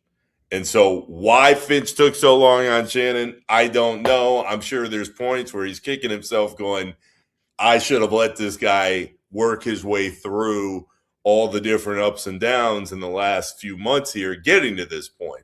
Having said that, when you're trying to figure out how the Timberwolves have gotten here, and they've gone through all these injuries, and they got through Jokic, I didn't think that was going to happen. rare is it when you see a team just continuously play hard and at the same level no matter who's out there. And Chris Finch, to me, he never gets a lot of credit because a lot of people just don't even know who the hell he is still as the Timberwolves coach. I think that he deserves a lot for what they've done. And Shannon, certainly to your Illinois point, he's going to get way more attention if he keeps rolling like this. Yep. Good stuff. Nick, sticking with Spurs and T-Wolves, what did you think of Chris? Speaking of Chris Finch, what did you think of him and the T-Wolves claiming that the majority of Wemby's NBA playoff record-setting 12 blocks last night were goaltends? We know that coaches love to try and buy foul calls from the officials in their press conferences and during the games, but goaltends on blocks, do you think there is merit to their complaints, or was it BS? I think it was more BS, but Pat, I actually liked the play in that it's all a mind game. You get in the playoffs and everybody talks a whole bunch of bleep. That's what it boils down to. Everybody is talking and they're getting to that podium and they're trying to send a message either to a player or to the officials or to the league. Somebody's pissed off. So, no, I did not think that Wemby was getting that much of a preferential treatment, although you could look at some of those replays and go, yeah, I see it. I think the much bigger thing to me is you get up there and you are trying to get into this young guy's head. And he's been so dominant and so good, and he's earned all the accolades that have come his way, but he still hasn't been in this type of environment before. This is the best stage that the league has to offer. It's why these games are so much better than the regular season games. There's so much more intensity. All that was to me was a veteran coach trying to say to a younger guy, hey, I want you to think about this next time, and plant the seed in his head and plant the seed in the official's head and saying, just look out a little more than you have been. Talking to our Odyssey NBA insider Nick Friedel here on BetMGM tonight. Insider calls are brought to you by Hyundai and by the all-new Hyundai Palisade Hybrid. Learn how it makes every day epic at HyundaiUSA.com. Nick, want to hit you with some hiring rumors and some official hirings here. Let's talk about the Chicago Bulls, because rumors of them hiring Tom Thibodeau to come back have swirled here in the past 24 hours. Would this be a good idea in your opinion? They just hired Hawks senior VP Bryson Graham as their new executive VP of basketball. So from what you know about Bryson Graham, what kind of hire do you think we could expect from the Bulls now? And again, could it be Tibbs coming back to the Windy City? That would really surprise me, Pat. I say that Tibbs would walk through or crawl through hot coals to go back to Chicago. Frankly, guys, anywhere. He just wants back in. So, whether it's the Bulls or somewhere else. Tibbs is a coach. He's a coach to his core. He'll be a coach till the day he dies. He wants back in one of those jobs. I would be surprised only because that relationship was so bad at the end. And I do think that Tibbs and John Paxson, who has been the Reinsdorf family consigliere for decades at this point, they've patched up that relationship. I think that Tibbs and Jerry Reinsdorf and his son Mike, I think they're in a good place. But are they ready to go back into a professional marriage? That would surprise me a little bit. As far as Graham, I think a lot of people I've talked to around the league, they really like him personally. They say he's pretty good with the draft. As far as what coach he's looking for, we'll see. The one thing I know is if you're the Bulls and you're looking to get people and give people a reason to come to the games when you've had ticket problems and the ticket market doesn't look so hot for them, especially going into this year, Pat, you hire Tibbs, you're going to sell more tickets. He's a guy that's going to build a culture. They don't have one right now. They are a disaster. But that relationship really felt like it had run its course. So while I do think there's a shot that Tibbs gets one more job somewhere in the next year or two, count me in the group that thinks that Graham would be probably better served to go younger, get a coach who's got a hell of a lot of energy and can help a young group going nowhere right now find their way. Okay. All right. And then, Nick, finally, what do you think of the Mavericks hiring Masai Ujiri to run the team? With Cooper Flagg a healthy Kyrie Irving next year, and a still decently young core. Will it be a short time again until the Mavericks are title contenders and the Nico Harrison worst trade of all time is in the rearview mirror? Is Masai Ujiri a great hire for the Dallas Mavericks? He is a really, really good hire, Pat, but I would tell you that trade was so bad that no matter how far you drive that car, Luka in the rear view is always going to be like a shadow. That trade set that team back so much. And while I think Masai is a really respected guy and he's going to get that roster back in order, when you make that kind of seismic move and it doesn't pay off immediately, that kind of stuff hovers and it lingers. And I think that it's going to take years for them to all the way pull themselves out if they do get back to another title and back in that conversation. Now, having said that, Cooper Flagg is unbelievable. He's exactly the type of person you want to build around for years to come. Kyrie can still play at a really high level, although after that kind of injury, we'll see what he looks like going into next year. What I think is crucial here is Masai's got great relationships with players and the respect within the league. So what I'm curious to see, not only how do they draft and what happens there, but how can he, as a guy who's won a title before, get other veteran guys to come to Dallas and play with Flagg? That will be what sets him apart. He made that deal for Kawhi for just a year in Toronto. It paid off in the biggest of ways.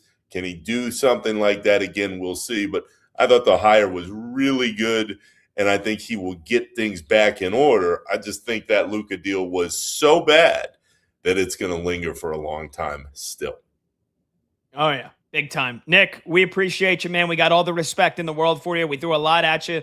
We love having you on every week, and these playoffs are heating up, man. So, and on another week from now, we'll be knee-deep in the second round, getting ready for, the horizon of the conference finals. We can't wait to chat with you then, man. Thanks again. Pat, right back at you, and I'm curious if in a week Philadelphia has shown any kind of pulse in this Knicks series, because in theory they match up well. I know that the Knicks fans are ready to go crazy and celebrate, but the Sixers still have something for them maybe if Embiid can get it rolling. So I'm curious to see how that plays out, but I look forward to next week. Well, Brad was saying sweep, and he's got me all. Yeah, Brad was saying sweep yesterday, and I just don't know if I'm ready to go that far. Like I can already see it after winning by nearly 40 in game one. I can see game two tomorrow coming down to the wire. It's just how they don't make it easy, but I'm pumped up, dude. So, all right, Nick, we appreciate it, man. Thank you. You should be, buddy. So have a good one. See you guys. See ya. That was Odyssey Sports NBA insider Nick Friedel. Insider calls are brought to you by Hyundai and the all-new Hyundai Palisade Hybrid. Boy. Brad, I mean, again, this is either going to be the next greatest month and a half of my lifetime, or it's all going to come crashing down. It's all going to come crashing down. Have faith. Well, look, I'm letting you know, my mental and emotional health rests now upon the New York Knicks and the next month. You're good. What could go wrong? What could go wrong? All right, take a short break. Phone number to join the show, 310-840-4910. Cavs and Pistons underway. We'll get you a scoreboard update when we come back. We'll preview Lakers Thunder. Is it really that one-sided?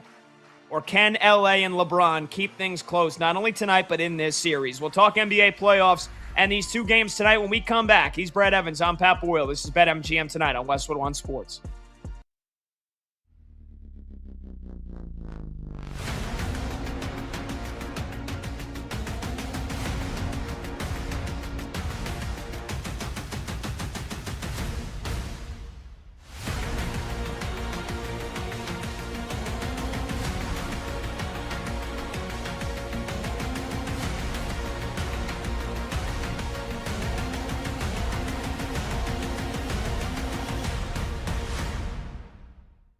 But it is my belief that there's still something there with Anthony Richardson.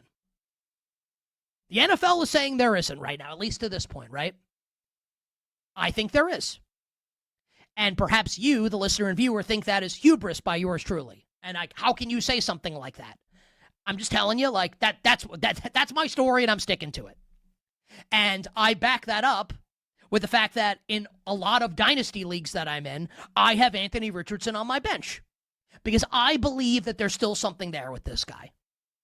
He's an A-plus athlete with an A++ howitzer attached to his right shoulder who has barely played any football at the highest level in college or the NFL. Hasn't started that many games. Now, he did tap out of a game, which is unforgivable. I'm not going to defend him. I didn't defend him in the moment. I won't defend him now. And that likely spelled the beginning of the end and doom for his time in Indianapolis. And I get it. But you can't tell me, with this guy's overwhelming physical traits, that he's not worth a roll of the dice by a number of teams in the NFL. Now, I don't think it's going to happen for a McVay-Shanahan team, so it's not going to be what he wants. I'll give you 2 teams. And I won't just give you 2 teams. I'm going to give you 4 teams. But I'm going to give you 2 teams that exist in different buckets that I think should acquire Anthony Richardson. And I actually think it's a no-brainer for these teams to do that. Right? The first 2 teams, the New York Jets and the Miami Dolphins. Right now, the Jets don't have a viable backup quarterback. And like they were in talks with Russell Wilson, which is like a beautiful piece of irony and storytelling there, where apparently the Jets like asked Geno Smith, like, hey, who do you want to, like, which is crazy. Hey, Geno, like, who do you want to back you up this year? Russell Wilson, I think, is the answer to that question. No, I think Russell Wilson's going to go to CBS and work for the NFL today. We can talk about that when and if it happens. Also, these Met Gala outfits, like Russell Wilson's, I don't know, man. You couldn't pay me to wear some of this stuff. And maybe I'm not fashion forward. I don't know. Strange out. Now, look, Ciara's beautiful. His wife's beautiful, right? Strange outfit from Russell Wilson at the Met Gala. Anyway, you bet on this Tuesday. Nick Costos and you on Westwood One Sports. It is very funny that Geno, who backed up Russell Wilson, and now it's like, hey, Russ, come back me up with the Jets. I find that to be pretty humorous. But think about the Jets, right? I think Geno can have a pretty decent year this year. I explained why the Friday after round 1 of the draft, right? I don't think they're going to go 11-6, but could they go 8-9, 7-10? It's possible. Geno Smith's not the quarterback of the future. What happens if Geno Smith gets hurt in week 3? I hope it doesn't happen. What if it does, right? If I'm the Jets and like they didn't take a quarterback early in this draft, don't you want to play someone who maybe if you squint, you could see, could this be our guy? Why not take a shot on Anthony Richardson? Same thing in Miami. Like behind Malik Willis is Quinn Ewers. What happens if Malik Willis, A, gets hurt or B, stinks? Why not see if you can rehabilitate Anthony Richardson? You're not going to have to send them a ham sandwich for him. No one's trading for him. He showed up at workouts because no one's trading for him. You could get him for a song, and I'm not even talking a good song. Some Kesha song. Tate McRae. I don't think any of these songs are good. Like, you could trade, like, TikTok by Kesha for Anthony Richardson, and he's your backup quarterback. I think the Jets and the Dolphins make sense. You could maybe put, like, the Browns into that equation, but Cleveland already has Deshaun Shador and Dylan Gabriel, right? I don't think he makes sense in Cleveland. So that's, like, the bad team bucket. The, like, could he be our quarterback down the line? Unlikely, but I think worth the risk and worth the roll of the dice.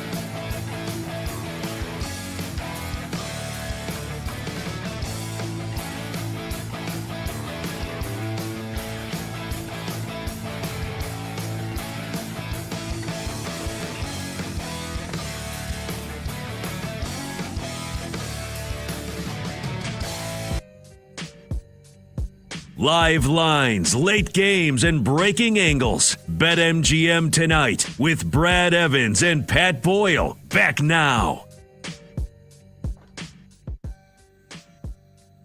Welcome on back.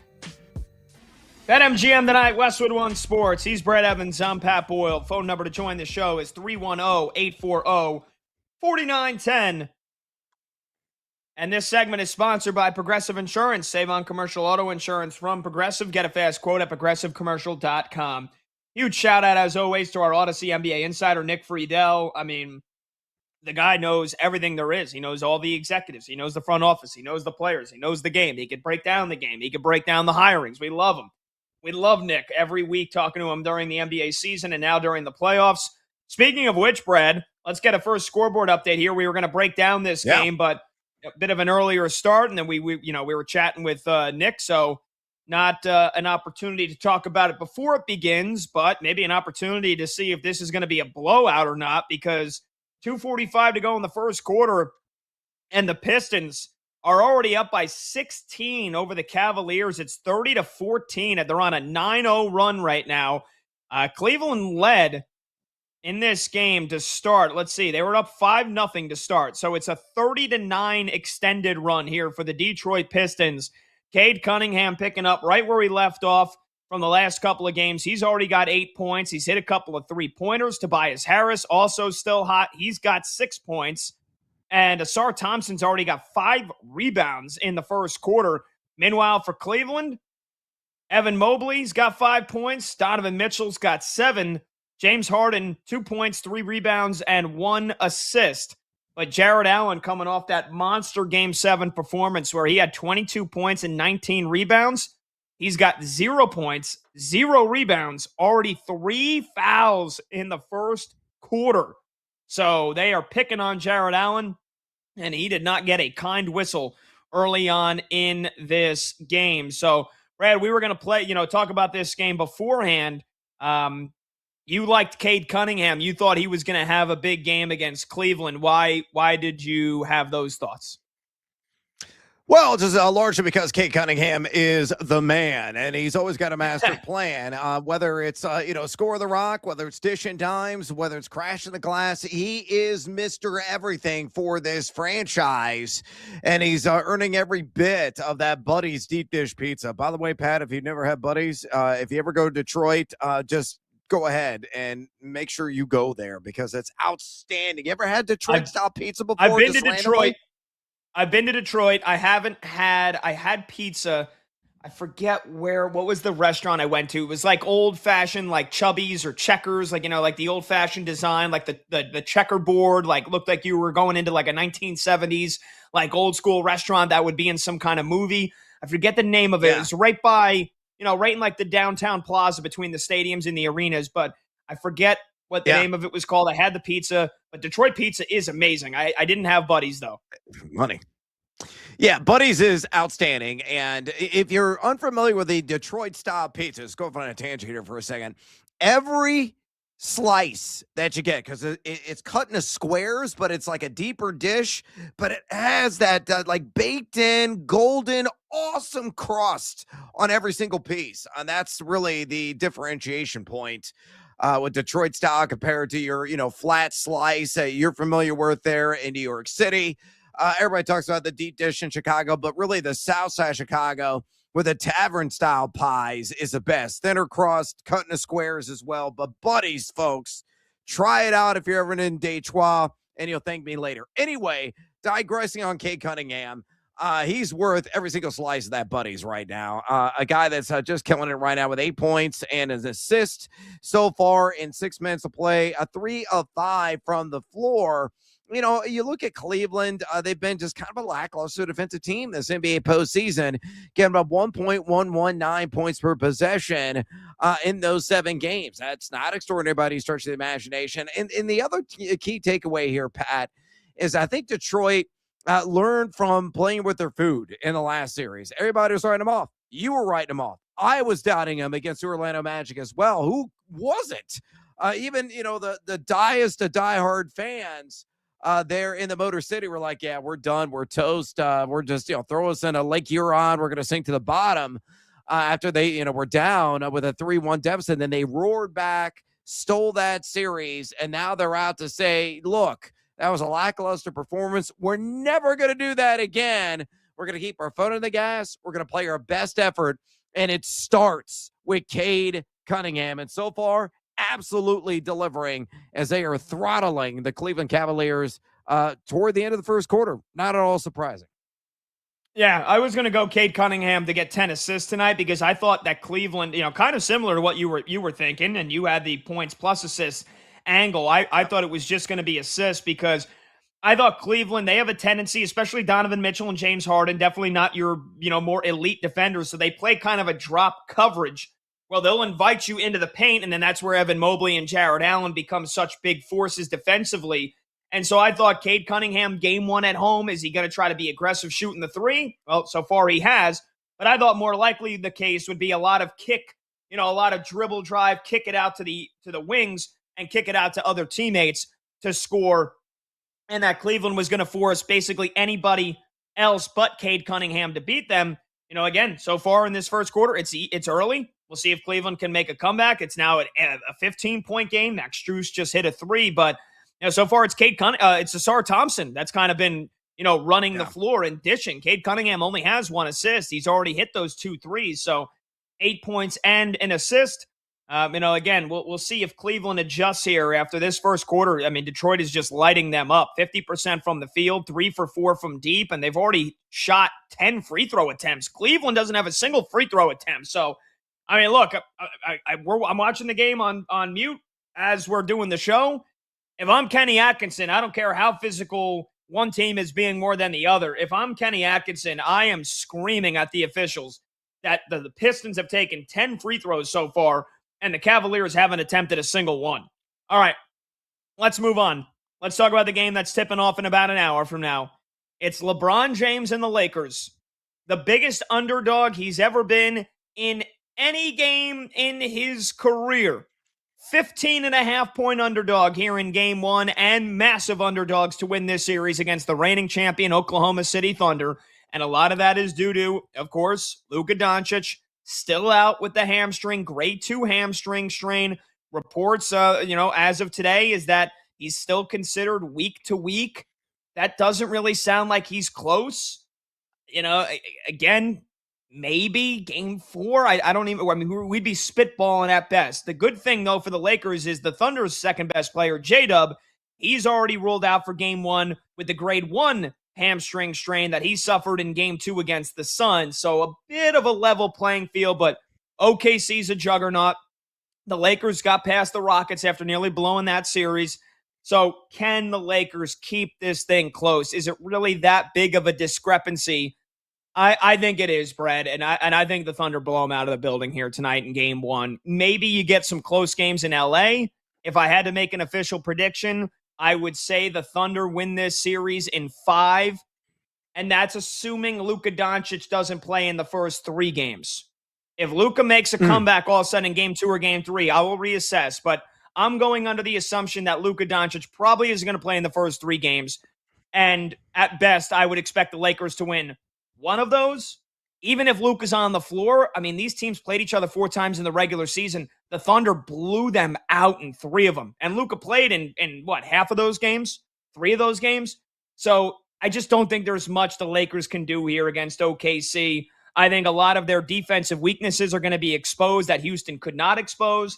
And I think that just getting consistent buckets is going to be a big-time problem. Unless Luke Kennard and Rui Hachimura and Austin Reeves just go out of their mind shooting the 3 ball. I think the Thunder romp. I think the Thunder win this series in 5, and I think they win by 20-plus points tonight here in game 1. What do you think, Brad?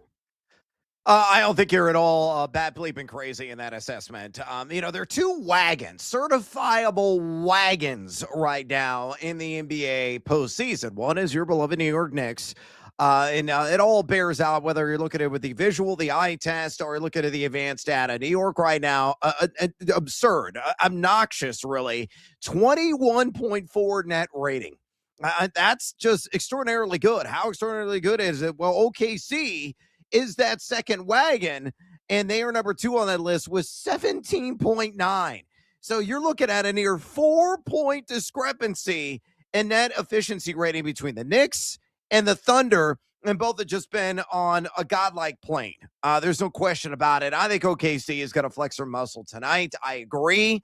And leaning into that belief, I think Rui Hachimura, I'm not saying konnichiwa to him on his 3-pointers made prop. I'm going to live and land down under, my man, on 1.5 made threes from the former Gonzaga standout. It's a plus 120. Now, I know Rui is right in the hot hand right now. He is drained at least a pair of triples in 8 of his last 9 games.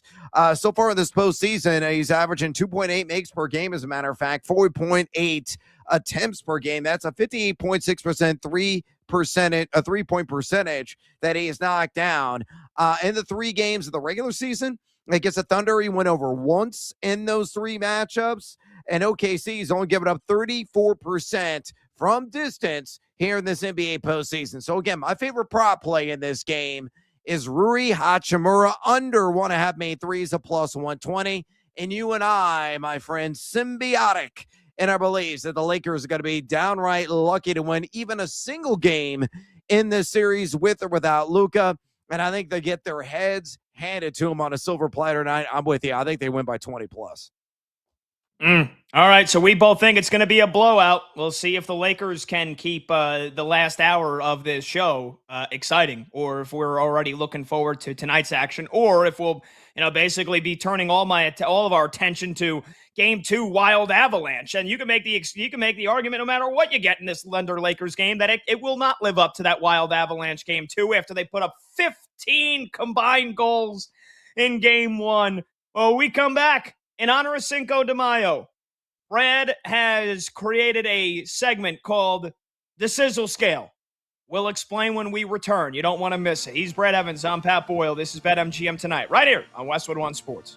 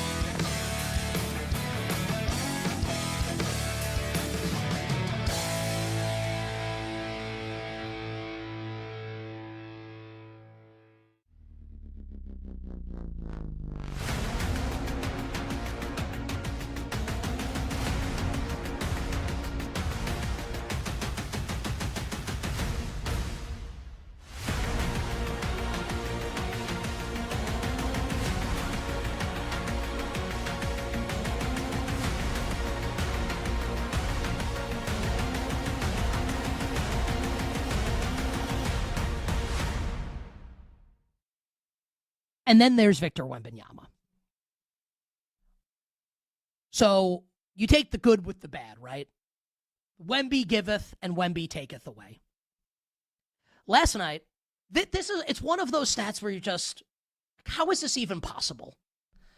Victor Wembanyama sets an NBA postseason record last night with 12 blocked shots and records a triple-double, points, rebounds, and blocks. Right? So you hear that and you're thinking, wow, he must have been unbelievable in the game. I wouldn't say that.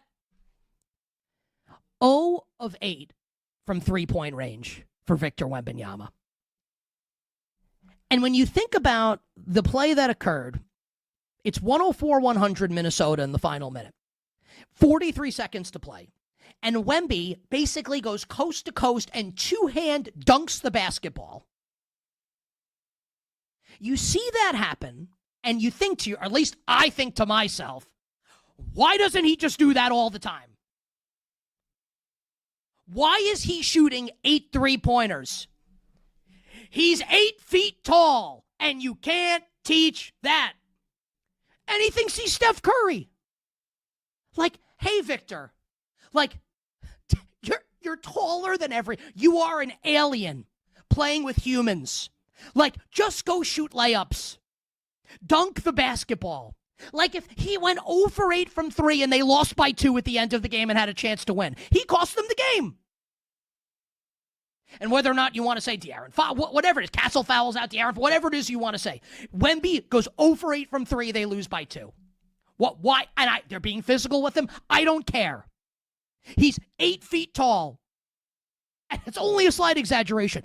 Go down into the post, go down underneath the basket, and lay the ball in. Fight through it. And I think what Victor Wembanyama is learning right now, and I'm not trying to turn this into a Wemby bash. He's amazing, right?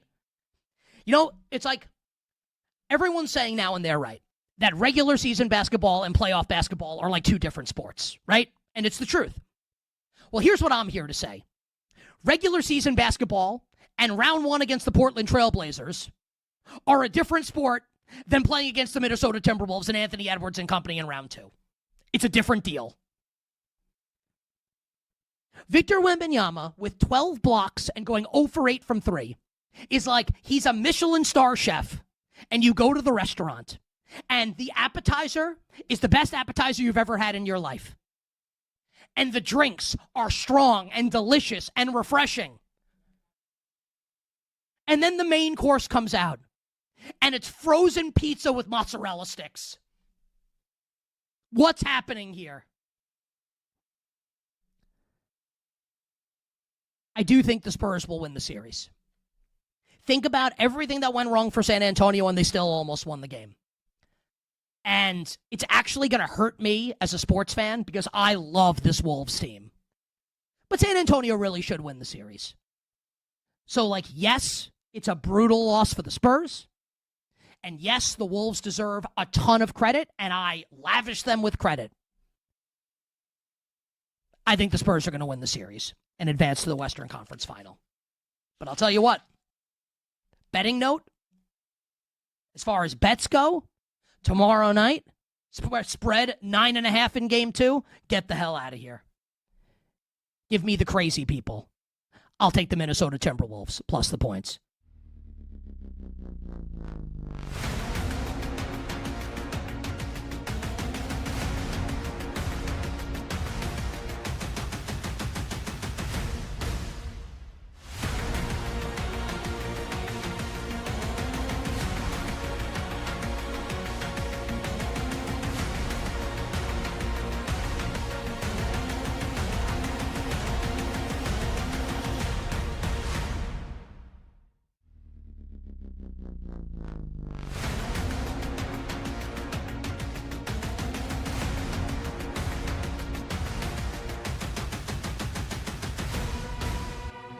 Live scores, sharp options, no waiting till tomorrow. BetMGM tonight is back.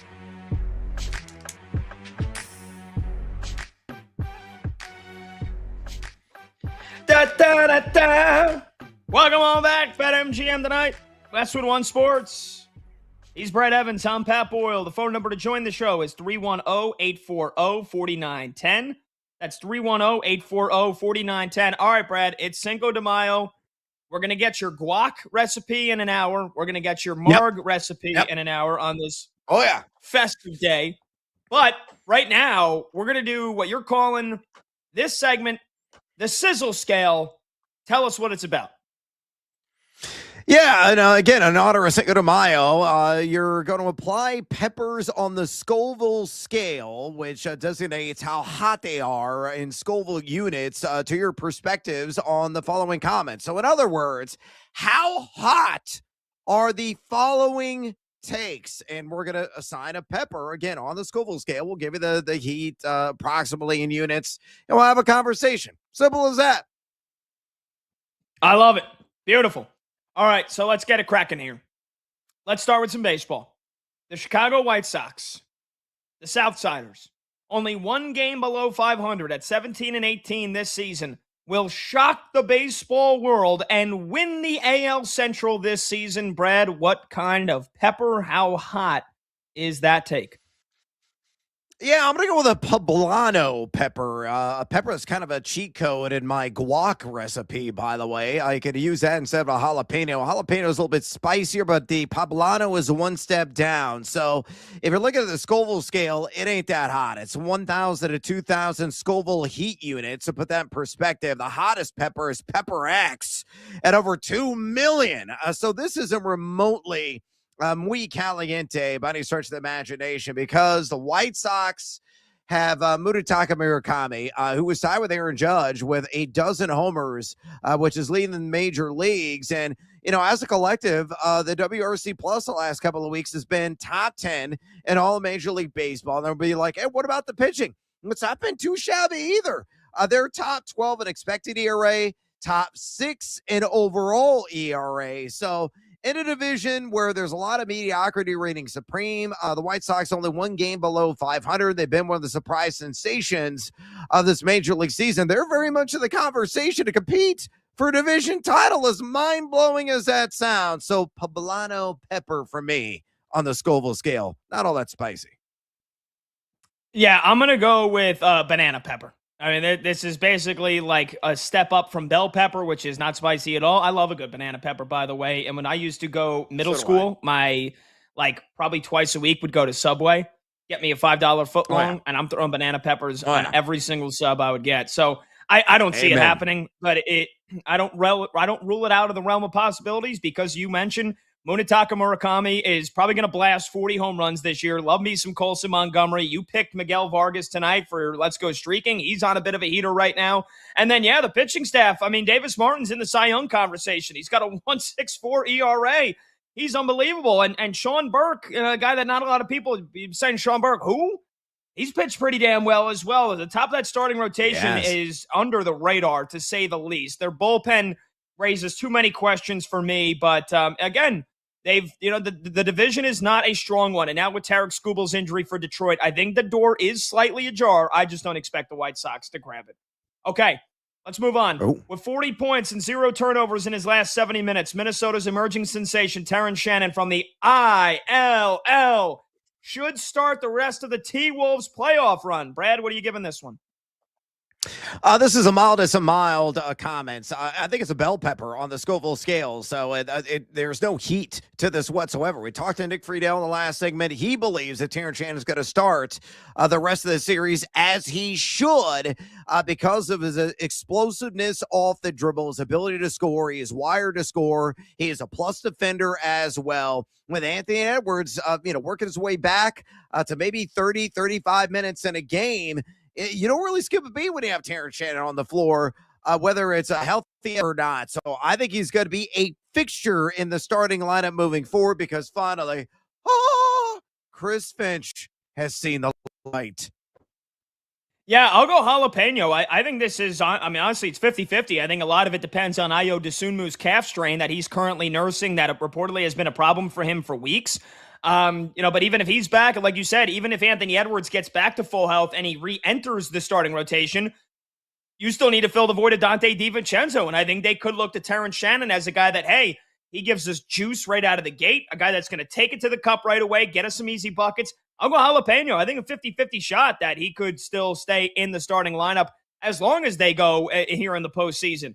All right, finally, Brad, among this season's bumper crop of rookie wide receivers, Jordan Tyson of the New Orleans Saints leads the group in touchdowns, scoring 8+ in his first season with New Orleans. What do you give this one? I'm going to give it a jalapeno on one step above the poblano. A little bit of spice, but I like Tyler Shucks. He was a guy with top 15 completion percentage. He was top 15 in red zone completion percentage. Tyson's got high point abilities. They're really off the charts. I know Chris Olave is there, but I think it's going to be a better than advertised offense. I think he's got a really good shot of scoring 8 touchdowns. So jalapeno, a little spice, but not one that's really scorching your tongue.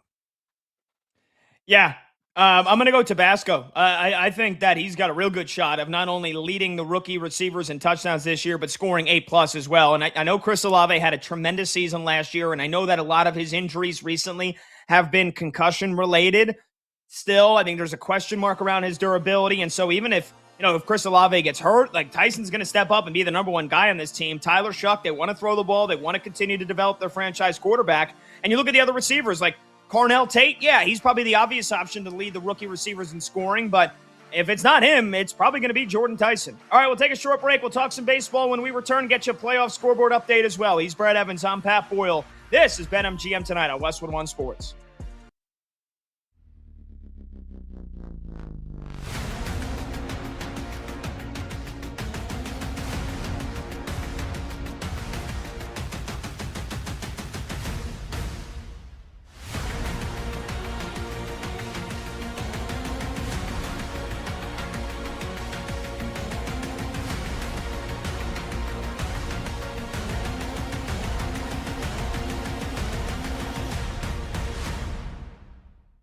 But with the way that they've played over this stretch, really, since they lost Game 3 to the Hawks in ridiculous fashion to fall behind 2-1 in the first round series, this is the best Knicks team of my lifetime. The best Knicks team of my lifetime. Better than 1993, the 92-93 Knicks. The team that had a 2-0 lead in the Eastern Conference Final over Michael Jordan and the Bulls, had the 1 seed in the Eastern Conference that year, up 2-0, lose the next 2 in Chicago. You got the Charles Smith, 9,000 shots, gets mugged by Horace Grant, doesn't matter, they lose, and then they lose Game 6, because of course they do, and the Bulls would go on to three-peat, beating the Phoenix Suns in the NBA Finals.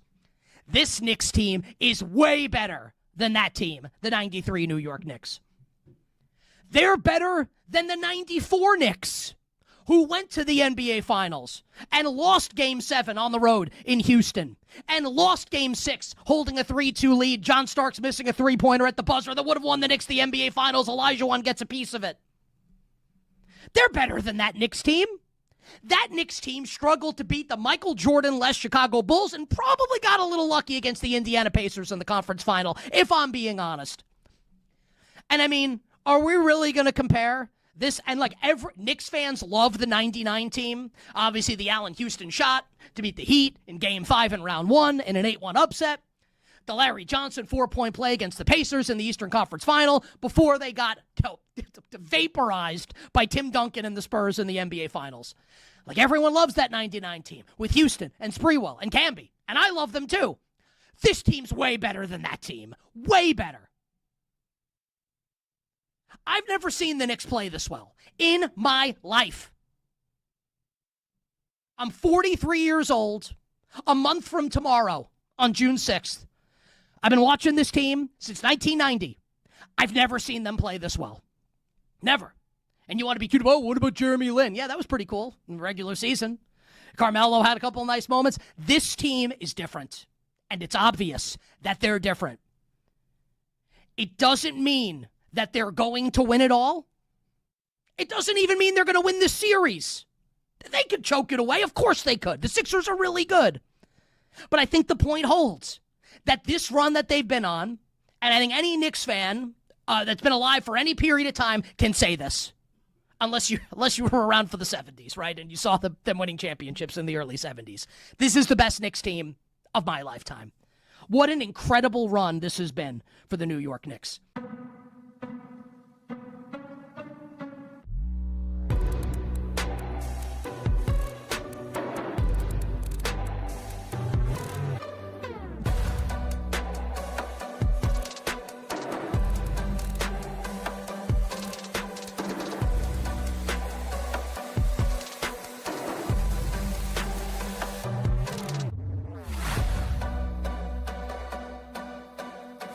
Will Howard or Drew Aller as the Steelers starting quarterback?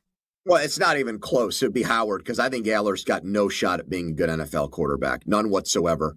I just don't believe, having watched him play just about every single game at Penn State, because that's part of our job responsibilities here to a degree in Pittsburgh. There's more Penn State alums where I am than there are in Philadelphia, for example. The guy stunk in the big moment, but he even go beyond that, was not an accurate passer. I don't think you go from not accurate in college to accurate in the pros. And you know, Penn State honks and idiots will say, maybe Mac is one of these guys, will say, well, how about Josh Allen? Okay, great. You gave me the one outlier in the last 30 years of football. Congratulations on all your success. No, he's not going to be good. The guys that get drafted in the mid rounds who go on to be good quarterbacks are not toolsy players. The toolsy players are first round picks.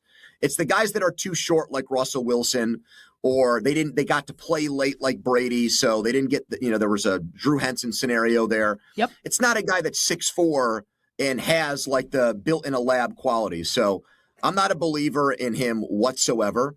I'd rather see Howard. I mean, I know that the odds are stacked against a 6th-round pick too. There's not been a 6th-round pick that has produced a winning record as a quarterback since Brady. There's not one. Tyrod Taylor's the closest. There's not a single guy who's done that as a 6th-round pick, but I would favor that. I would try that. I would treat those two guys like the Saints did with Rattler and Shuck in last year. That would be my vision for 2026. He shuts down. The games light up. This is BetMGM Tonight with Brad Evans and Pat Boyle on Westwood One Sports. Hey, welcome on back to BetMGM Tonight here on Westwood One Sports. Hey, it's the big noise, Brad Evans. I'm Pat Boyle. And on this Cinco de Mayo and every day, we're brought to you by BetMGM. Make it legendary. Download the app today. Please gamble responsibly. Hour number 3 starts right now. You can watch the show live on YouTube. Just search BetMGM Tonight and hit that subscribe button. You can watch the show live on Twitter at BetMGM Tonight. And you can listen to the show on the Westwood One Sports app, the Odyssey app, SiriusXM Channel 375, and hundreds of local affiliates throughout North America. Our talk and text line to join the show is 310-840-4910. You can call or you can text your thoughts on the show or any of the topics we dive into. Again, 310-840-4910. All right, we're going to talk a little baseball here, especially Brad and Combs and Monty's red-hot Chicago Cubs. But let's just get a quick scoreboard update before we do that here. Under 5 minutes to go in the first half. The Pistons still out in front comfortably ahead of the Cleveland Cavaliers, 49-35. Leading the way for Detroit, Cade Cunningham. He's got 10 points to go with 2 assists. It's been a balanced attack, though. Meanwhile, for Cleveland, Spida, Donovan Mitchell's got 14 points, doing all that he can.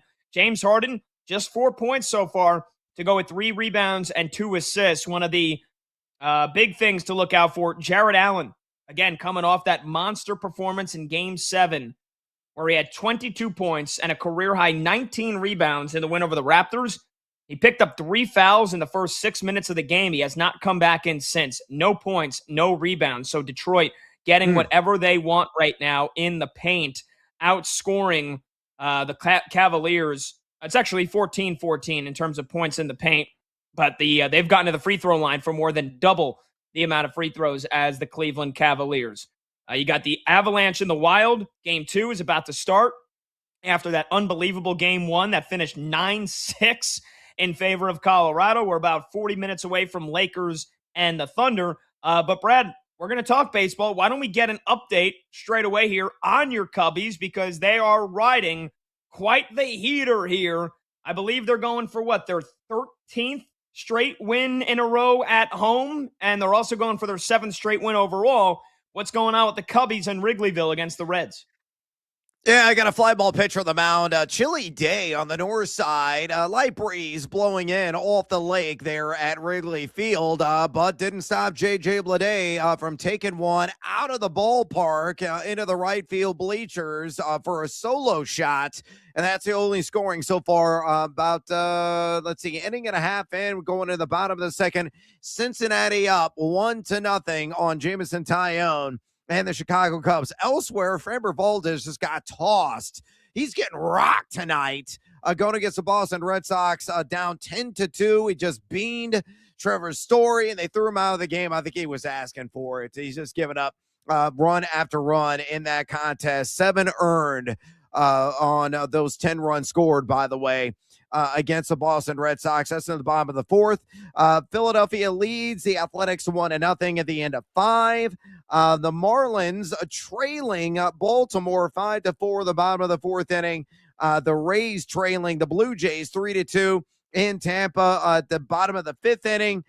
Twins up 6-1 on the Nationals at the end of 4. And your Yankees, who fell behind 3-0 in the game, they've knotted it up against Jacob deGrom and the Texas Rangers 3-3 in the bottom of the 3rd there in the Bronx. And then the Royals up 2-0 heading in the bottom of the 2nd inning against the Guardians. So there's your update on the Diamond. Yeah, and I just watched the clip of Framber Valdez. Yeah, gives up back-to-back home runs, 10 runs, 7 earned, and then, basically just plunks. Who did he hit here? Trevor Story, I think, right? Hit Trevor Story, and the umpire was basically like, "Yeah, you're gone, man. You're done." Like, it was just, he is one of the softest pitchers. He's one of the softest pitchers in baseball. Like, if things aren't going his way, like, he just kind of emotionally taps out. And the Tigers gave him a bag. And, before before this game, he was off to a pretty good start this year. His ERA going into this one was 3.35. Now it's going to, inflate to basically over 4.5 here after this start. That gets him ejected, but he hadn't given up more than 2 earned runs in any of his last 4 starts. But man, when things are going good for Framber Valdez, he's one of the best lefty pitchers in the sport. When things are not going well, he is a head case, and in the worst ways. Yep. Remember last year when he drilled his catcher on purpose? Probably. We don't know for sure. That's right. But it looked for certain that he drilled his own catcher last year when they got their signs under the guise of getting their signs crossed up. So, wow, yeah, and he gets tossed because he basically threw at Trevor Story because he couldn't get anybody out. What a loser! Yeah, big time. And just you're right, man. A basket case, and the wheels come flying off for Framber Valdez in a hurry. Yours truly had my parlay tonight over 17.5 outs. I'm an idiot. Oh, well, I mean, hey, it didn't look like it was getting there anyway. So I guess at that point, you're like, you know what? Why don't you just get yourself thrown out? And then he does. So he helped you. He helped you out there. But Brad, let's talk a little bit more of some national storylines here, as we are 35 games just about for every team here into the season. And how about this for a wild stat? Of the top 6 payrolls in baseball, only 2 have a winning record, and the other 4 are near the worst records in baseball. No surprise, the Dodgers, $416 million when you account for the luxury tax. They're 21-13. My New York Yankees, $337 million payroll. They're 23-11. They got the second best record in baseball. But then we look at the other top payrolls. The New York Mets, still the worst team in baseball at 12-22, still employing Carlos Mendoza. The Philadelphia Phillies fired Rob Thompson. They've been on a bit of a heater since, but still 14-20. The Blue Jays with $290 million payroll, still under 500 at 16-18. And then the Boston Red Sox, who have already fired Alex Cora, their payroll is the 6th highest at $267 million. They are 13-21. I mean, does this tell you more than anything that it's not about the money being spent right now, but how that money is being spent that matters the most in baseball? This is the money doesn't buy you everything. We think it does for the Dodgers because they've won the back-to-back World Series. But, man, some of these other top payrolls, they are struggling. Yeah, they really are. And I don't know if there is a true rhyme or reason to it. I mean, there is a level of cohesiveness. It's a 162-game season. It's barely into May. So we still got a long way to go before the true records, really filter out and we see where these teams lie in the grand scheme of things. I will say this, like even the Dodgers, I feel with a $400+ million payroll, 21-13, they've underwhelmed to me this year. Have they underwhelmed to you?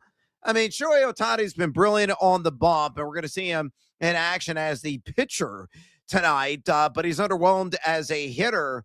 But, in general, obviously the back end, Edwin Diaz being out hurts that bullpen enormously. I just think, the Dodgers should be better than 21-13. I mean, your Yankees are living up to the hype at 23-11. I think Philadelphia still, I am convinced they're going to be at least a slightly above 500 team when the dust settles come early October, late September. The Blue Jays will probably be there in the conversation as well. In the AL East, they're way too talented. And I know they got a lot of veteran leaders on that team and some good young arms and bats. Should be able to turn this sucker around in a hurry. The Mets, lost cause. They're not going to be able to recover.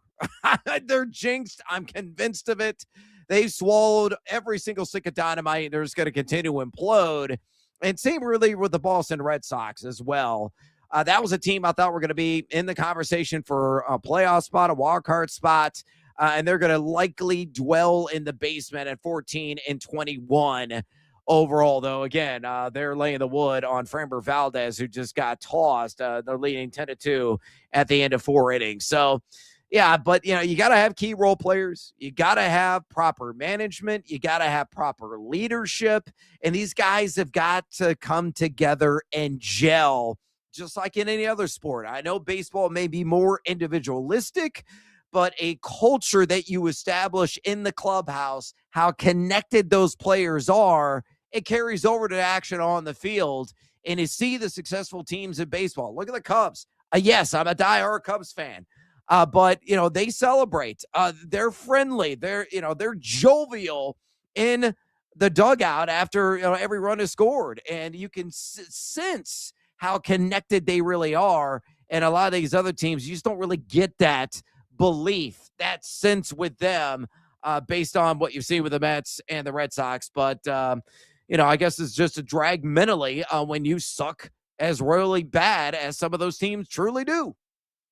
Well, I wonder this, and this is what I've been thinking all day today here when we were, when I was looking at the rundown and I'm planning out my thoughts for this topic is, do you think this is a good thing for baseball or a bad thing for baseball?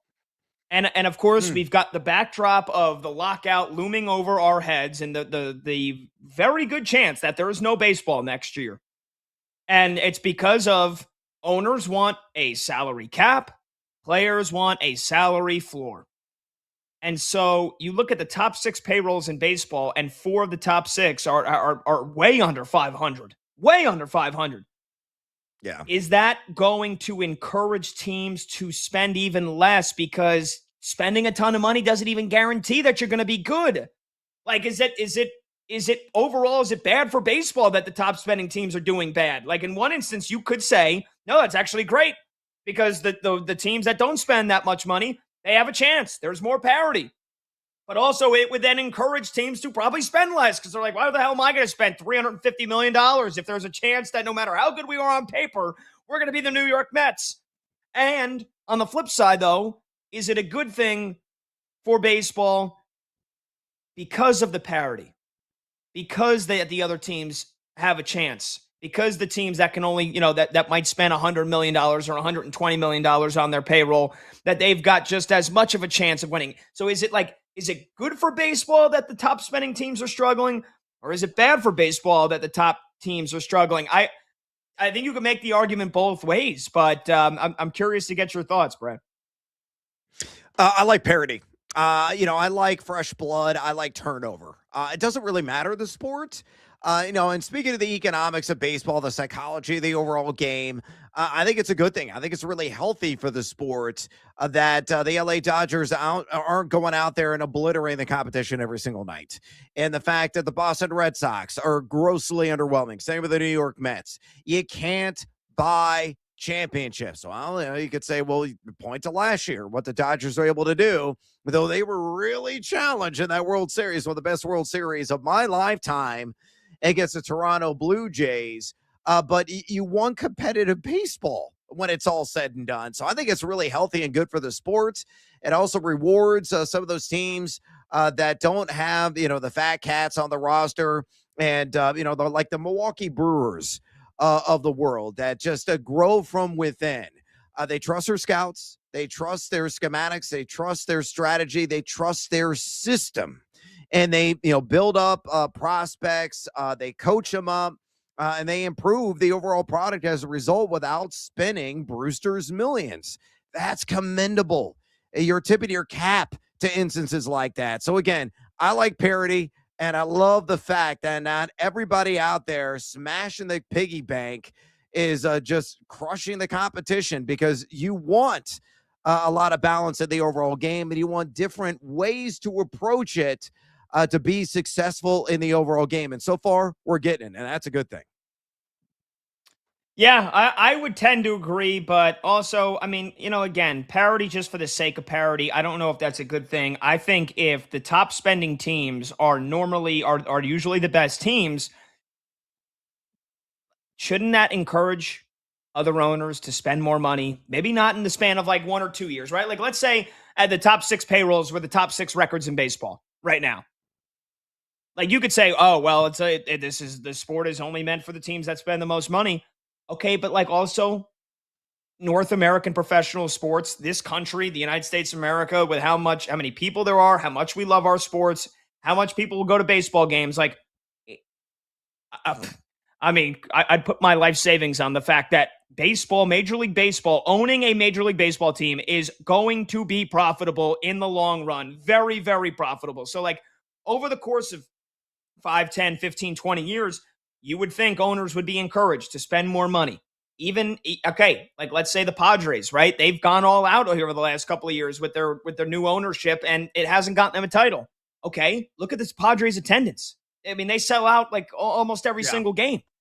So like that's, even if you don't win the title, even if you don't win a World Series, like spending a lot on your team is almost always going to result in more profits, more money, more people showing up to the ballpark, and then it creates that culture where it just becomes kind of like a machine where you're churning out money because you've invested in it. And I think that if the richest teams were the best teams, I don't think it would be a bad thing for baseball, because I think it should encourage the other owners, maybe not at the bottom, right? Because there will always be the Bob Nuttings. There will always be, and I don't even want to say his freaking name. There will always be the John Fishers that will do anything they can not to spend money and get others to spend the money for them and move them to Las Vegas and all the bull crap that's going on with the A's. But the middle tier owners, right, where the Padres used to be, if the best and richest teams are the best teams, does that encourage those middle tier teams to say, all right, hey, let's spend an extra $20 million this year. Let's spend an extra $30 million.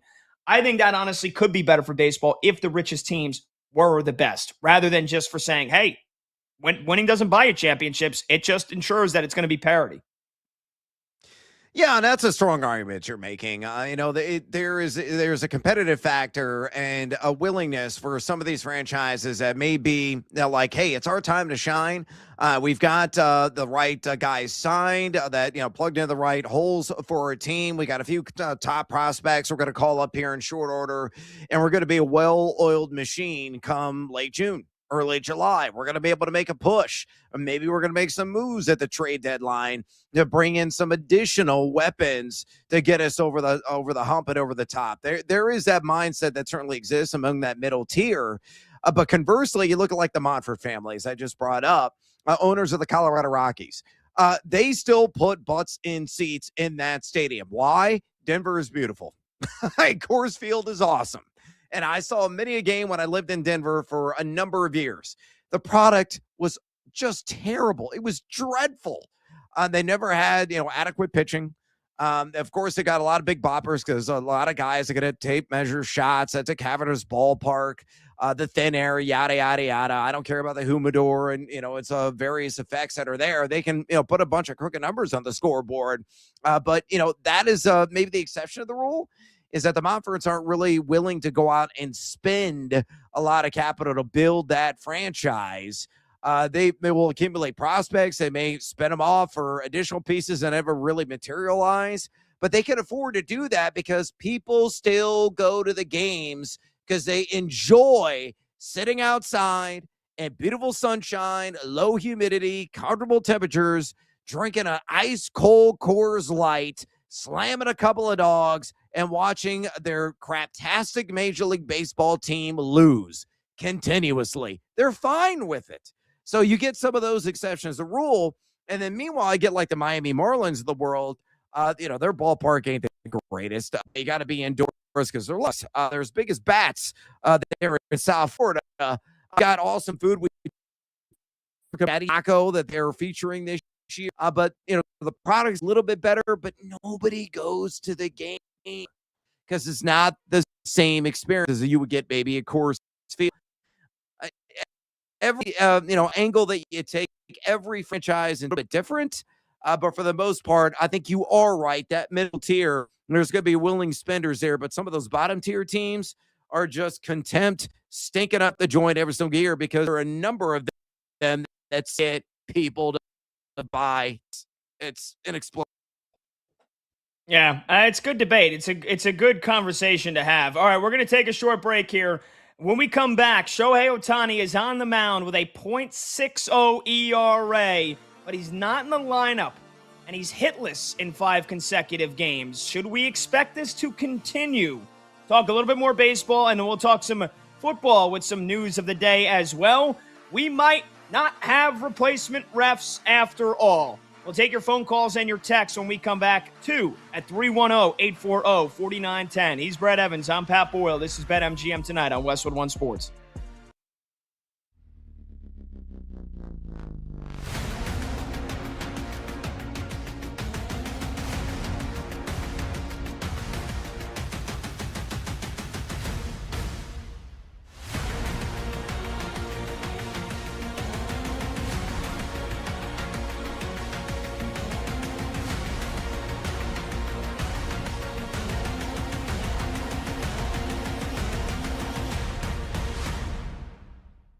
But it is my belief that there's still something there with Anthony Richardson.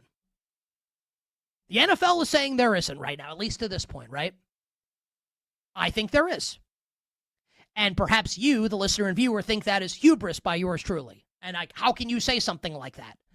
I'm just telling you, like, that's my story, and I'm sticking to it. And I back that up with the fact that in a lot of dynasty leagues that I'm in, I have Anthony Richardson on my bench because I believe that there's still something there with this guy. He's an A-plus athlete with an A++ howitzer attached to his right shoulder who has barely played any football at the highest level in college or the NFL. Hasn't started that many games. Now, he did tap out of a game, which is unforgivable. I'm not going to defend him. I didn't defend him in the moment. I won't defend him now. And that likely spelled the beginning of the end and doom for his time in Indianapolis. And I get it. But you can't tell me, with this guy's overwhelming physical traits, that he's not worth a roll of the dice by a number of teams in the NFL. Now, I don't think it's going to happen for a McVay-Shanahan team, so it's not going to be what he wants. I'll give you 2 teams. And I won't just give you 2 teams. I'm going to give you 4 teams. But I'm going to give you 2 teams that exist in different buckets that I think should acquire Anthony Richardson. And I actually think it's a no-brainer for these teams to do that. Right? The first 2 teams, the New York Jets and the Miami Dolphins. Right now, the Jets don't have a viable backup quarterback. And like they were in talks with Russell Wilson, which is like a beautiful piece of irony and storytelling there, where apparently the Jets like asked Geno Smith, like, hey, who do you want to back up? Which is crazy. Hey, Geno, like, who do you want to back you up this year? Russell Wilson, I think, is the answer to that question. No, I think Russell Wilson's going to go to CBS and work for the NFL today. We can talk about that when and if it happens. Also, these Met Gala outfits, like Russell Wilson's, I don't know, man. You couldn't pay me to wear some of this stuff. And maybe I'm not fashion forward. I don't know. Strange. Now, look, Ciara's beautiful. His wife's beautiful, right? Strange outfit from Russell Wilson at the Met Gala. Anyway, you bet on this Tuesday. Nick Costos and you on Westwood One Sports. It is very funny that Geno, who backed up Russell Wilson, and now is like, hey, Russ, come back me up with the Jets. I find that to be pretty humorous. But think about the Jets, right? I think Geno can have a pretty decent year this year. I explained why the Friday after round 1 of the draft, right? I don't think they're going to go 11-6, but could they go 8-9, 7-10? It's possible. Geno Smith's not the quarterback of the future. What happens if Geno Smith gets hurt in week 3? I hope it doesn't happen. What if it does, right? If I'm the Jets and like they didn't take a quarterback early in this draft, don't you want to play someone who maybe if you squint, you could see, could this be our guy? Why not take a shot on Anthony Richardson? Same thing in Miami. Like behind Malik Willis is Quinn Ewers. What happens if Malik Willis, A, gets hurt or B, stinks? Why not see if you can rehabilitate Anthony Richardson? You're not going to have to send them a ham sandwich for him. No one's trading for him. He showed up at workouts because no one's trading for him. You could get him for a song, and I'm not even talking a good song. Some Kesha song. Tate McRae. I don't think any of these songs are good. Like, you could trade, like, TikTok by Kesha for Anthony Richardson, and he's your backup quarterback. I think the Jets and the Dolphins make sense. You could maybe put, like, the Browns into that equation, but Cleveland already has Deshaun Shador and Dylan Gabriel, right? I don't think he makes sense in Cleveland. So that's, like, the bad team bucket. The, like, could he be our quarterback down the line? Unlikely, but I think worth the risk and worth the roll of the dice.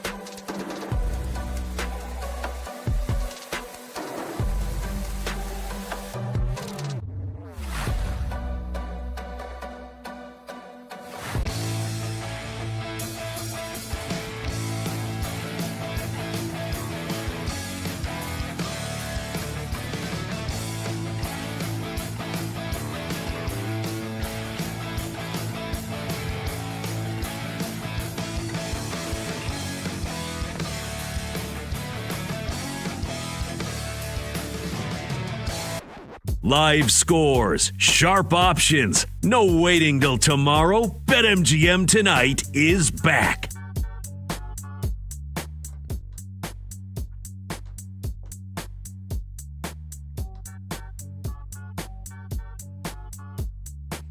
Welcome on back. BetMGM Tonight. Westwood One Sports. He's Brad Evans. I'm Pat Boyle. Phone number to join the show is 310-840-4910. That's 310-840-4910. And this from our friends at BetMGM. BetMGM players will receive an any sport parlay boost token. To use the parlay boost token, add a parlay wager made up of any sport wagers to your bet slip and activate the token. If you win your wager that was made with the token, you will receive extra winnings. We'll get you a scoreboard update here in just a bit, but Brad, because it is pertinent right now, it is time sensitive.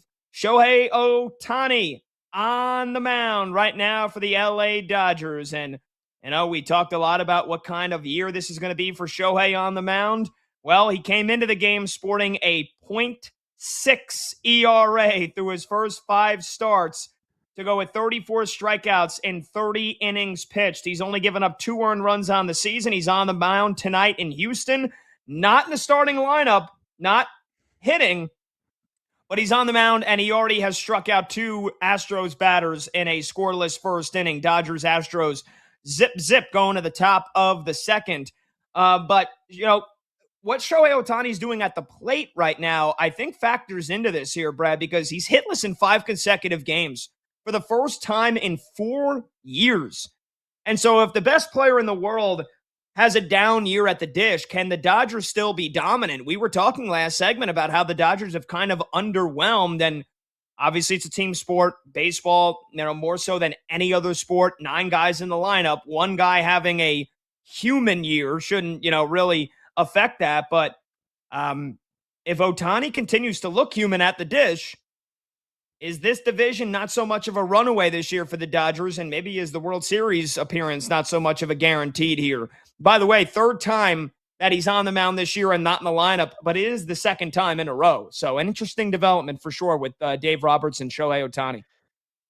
Yeah, maybe some load management, really, in kind of a way. I think Shohei is just hell-bent on winning the NL Cy Young. And he very well could achieve that this season at a cost of what he contributes at the plate as a hitter. Now, is he going to go out and have another 50-50 season? No, that's not going to happen. Is he going to hit even a guaranteed 35 home runs? I wouldn't say that's entirely a sure thing.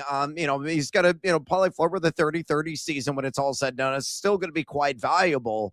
But the onus is going to fall on some of the other bats in this lineup. And that's why they're loaded from top to bottom with the likes of Freddie Freeman, Teoscar Hernandez, Will Smith. I mean, they got bat after bat after bat.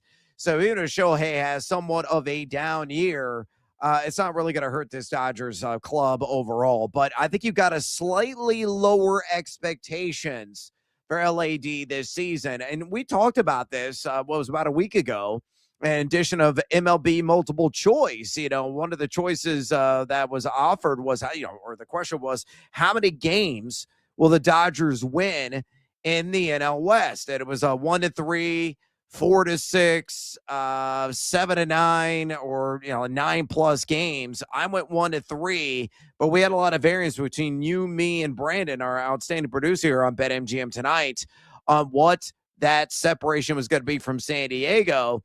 I think it could really come down to the last week and who wins that division. Neither one of these teams is going to miss a postseason by any stretch of the imagination, but the Dodgers run away with the NL West. That is far-fetched. Yeah. And look, again, here's Ohtani's numbers at the dish so far this season. Still pretty damn good compared to most other guys in the big leagues, but a 240 average. He hasn't hit under, he hasn't hit under 257 in any season outside of the COVID year where he hit 190 for the Angels. But since he joined the Dodgers, he hit 310 and he hit 282. He's hitting 240 this year. And the OPS at 814, that would also be the second lowest of his career compared to, with 2020 being the only other season where it was lower. 6 home runs, in 35 games. The power's down, only 14 RBIs. He's striking out way more than we're used to seeing. So, look, I mean, he only pitches 1 out of every 5 days. It's not like, day 3 and day 4 of his starting cycle, it should be impacting the way he hits. But I think I said this the first time it happened, and I think it's going to become the norm. Honestly, it's going to become like normal more so than unusual. When Ohtani's on the mound, I don't think he's going to hit. Again, he's already made 5-6 starts. He's probably going to make 30, assuming he stays healthy. I think we get to the end of the year. If he makes another 23 starts the rest of the season, I think Ohtani might be in the lineup maybe only 4 or 5 times. I really do think he's going to be on the mound. And I think you said it. He's hell-bent on winning the Cy Young. He knows the Dodgers, they're barring one of the biggest collapses of all time and one of the biggest failures of all time, the Dodgers are going to be in the postseason. He's going to be in the lineup every single game in the postseason, whether he's pitching or not. Like, that's a guarantee. And so I think for the regular season, they want him to win the Cy Young. He wants to win the Cy Young. He's the most valuable player on the planet. I think we should expect Ohtani to be on the mound and not in the lineup almost, dare I say it, every time he starts from now on. And I don't think he's going to continue this slump. I don't think this is going to be prolonged. And I think he's probably going to finish with, top 10 offensive numbers in the National League in terms of the power and the OPS. But right now, I think he is so laser focused on being the best pitcher in the world that I think that maybe it's affecting him even slightly when he's at the dish. Yeah, I think that plays a factor. I mean, his ISO, isolated power mark, is well below 200. And that's a guy that typically has an ISO right around 300, if not greater than that number. So that is very telling of the outage that he is suffering so far, a little over a month into the regular season. But his on-base percentage still remains high. He's quite valuable because everybody is scared of pitching to Shohei Ohtani. And, of course, with his elite speed, his adeptness in stealing bases, he's a guy that still plays a factor. I mean, last night didn't get a hit, but he got an RBI and he scored 2 runs on his, 4 or 5 at bats. So he's still such a valuable player because he still finds ways either knocking runs or scoring runs, and largely because he's got a keen eye. Yeah. Okay, let's pivot here. Let's talk some football. By the way, 310-840-4910. Any of your thoughts, your calls, your texts you want to get in on whether or not you think Ohtani will continue to struggle at the plate. And conversely, do you think he's going to win the Cy Young this year? Because it's sure as hell looking like it. Let's talk a little football here, Brad, because this is brand new news as of just about 2 hours ago here.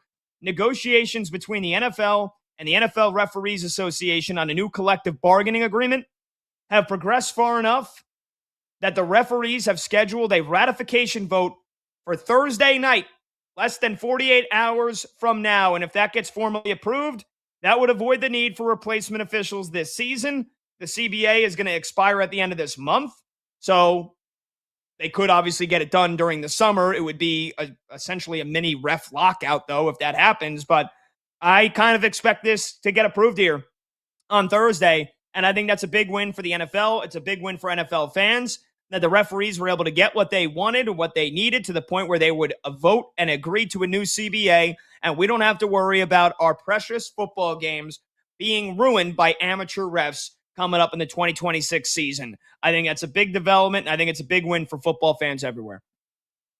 Hallelujah. Thank God this got done. I think it was inevitably going to, find some kind of common agreement and get across the finishing line. Everybody sign on the dotted line, and the national crisis was going to be over. Again, I was concerned selfishly, more so than the actual collective of football fans, as a fantasy football fan and as a bettor, because I knew I was going to get screwed on some kind of call.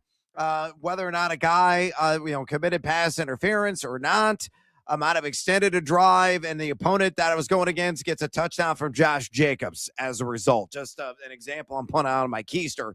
Stuff like that would happen with replacement refs due to inconsistencies and just bad calls in general that be going on in the NFL. So it would have ripple effects, and it would have really nasty ripple effects for gaming audiences. And let's be honest, That's the bread and butter of the NFL. The reason why the NFL is so enormously popular and has grown exponentially over the last like 2 to 3 decades, one, fantasy football, and two, betting. That's the bottom line. You have to have a consistent product to ensure integrity is met and the right calls are being made. So thankfully, we're going to have real referees, not trained referees pulled from the college ranks and inserted in a much faster game, trying to adjust on the fly. So again, national crisis averted.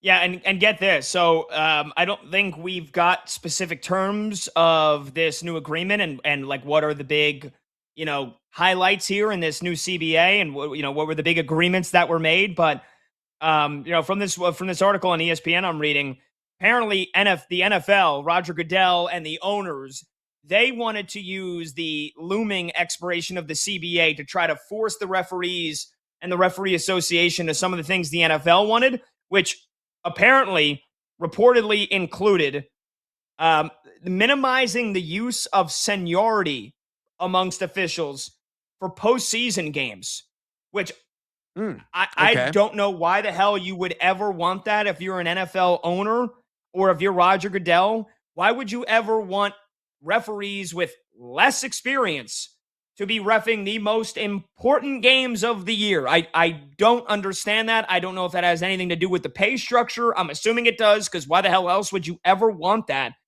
And then the other thing was that they wanted to increase the probationary periods for new referee hires. But for me, the one that stood out, minimizing the use of seniority for the postseason. Absolutely freaking not. You're telling, I want the refs with the most experience refereeing the postseason games. And any other way would be just an abject failure of honoring what is best for the NFL and in the playoffs.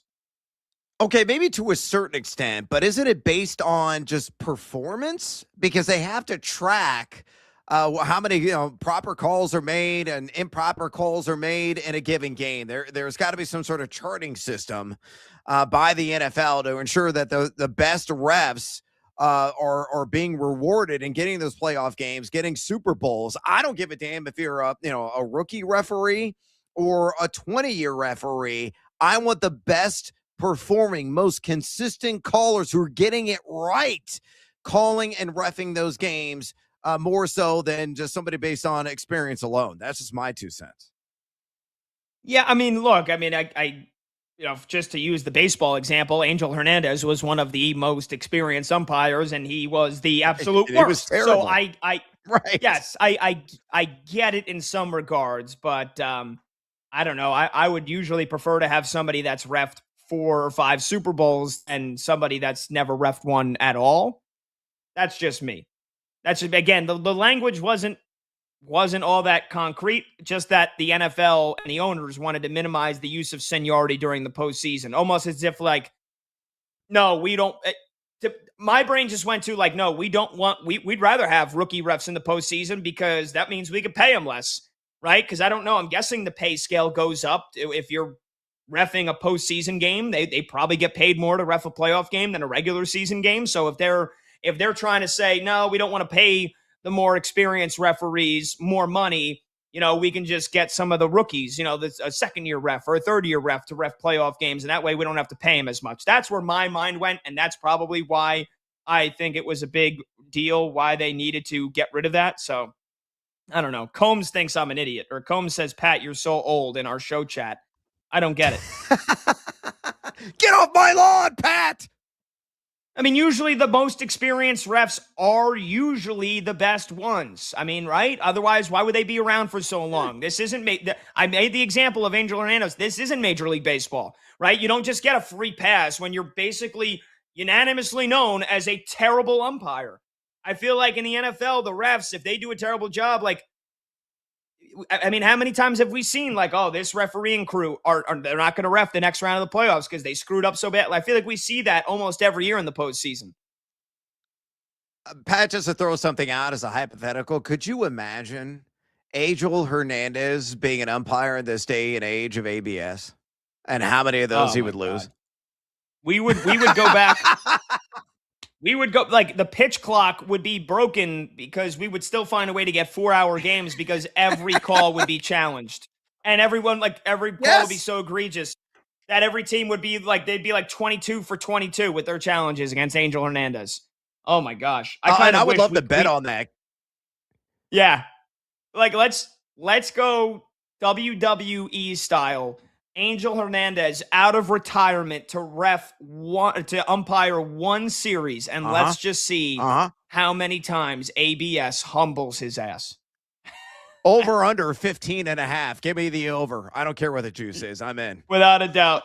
310-840-4910. We'll take a short break. All right, we got a lot of scoreboard updates to get you when we return. And also on this Cinco de Mayo, my co-host, Team Huevos, Big Noise, Brad Evans is going to give out his world-famous margarita recipe and his world-famous guac recipe. You don't You don't want to miss it. That's coming up next right here on BetMGM tonight on Westwood One Sports.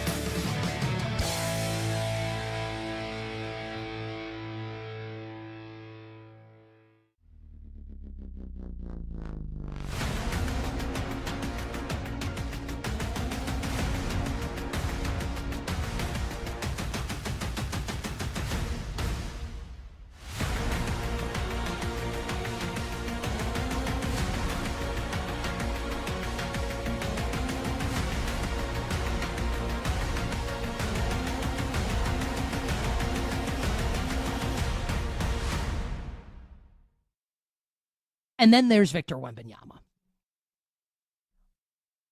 So you take the good with the bad, right? Wemby giveth and Wemby taketh away. Last night, it's one of those stats where you just, how is this even possible? Victor Wembanyama sets an NBA postseason record last night with 12 blocked shots and records a triple-double, points, rebounds, and blocks. Right? So you hear that and you're thinking, wow, he must have been unbelievable in the game. I wouldn't say that. 0 of 8 from three-point range for Victor Wembanyama. And when you think about the play that occurred, it's 104-100 Minnesota in the final minute.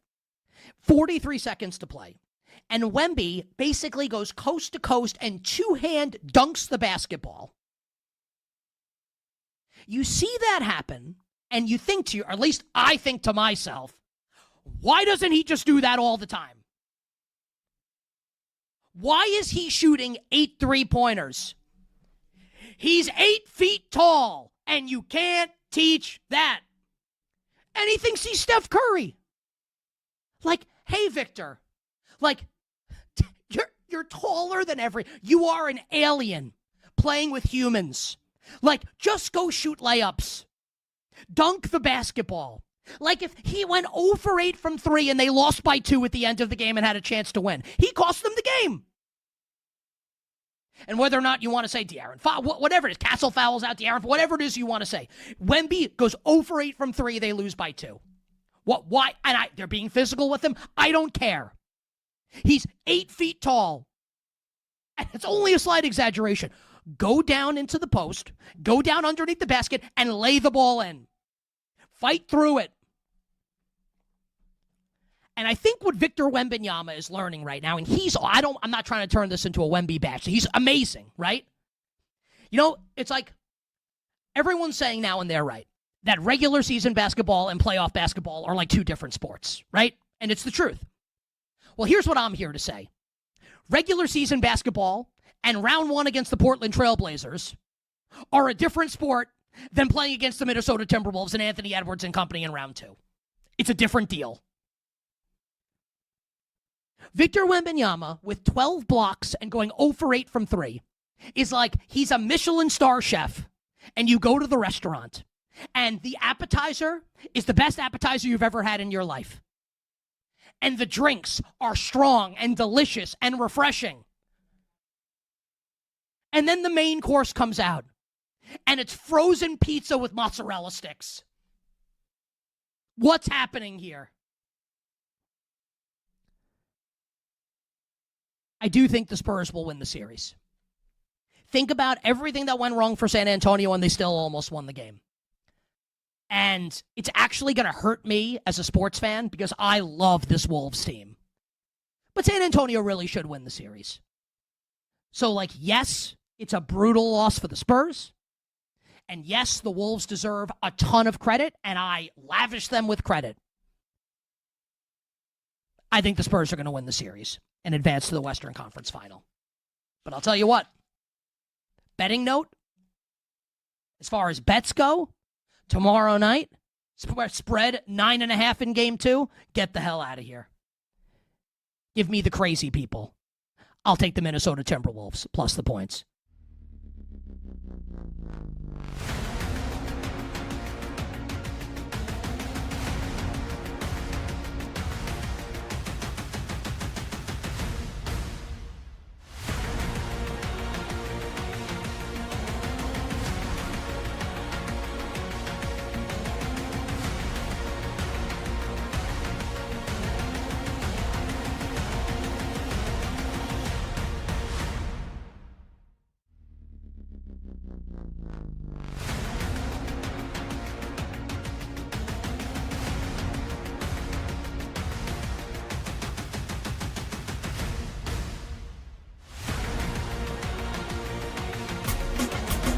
Late games, loud opinions, and money time moments. BetMGM Tonight rolls on.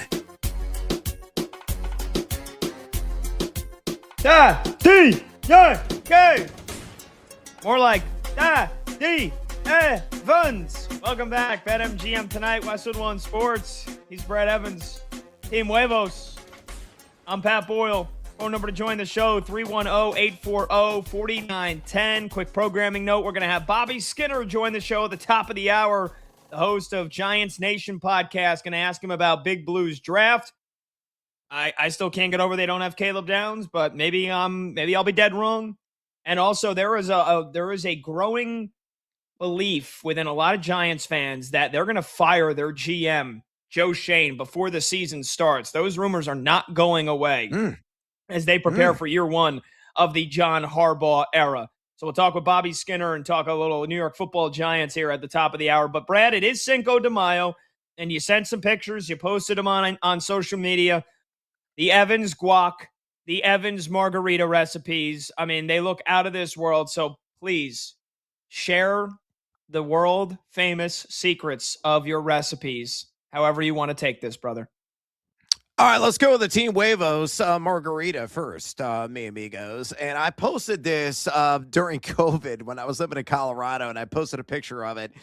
There was a lot of imbibing during that time. What else are you going to do when you were trapped inside?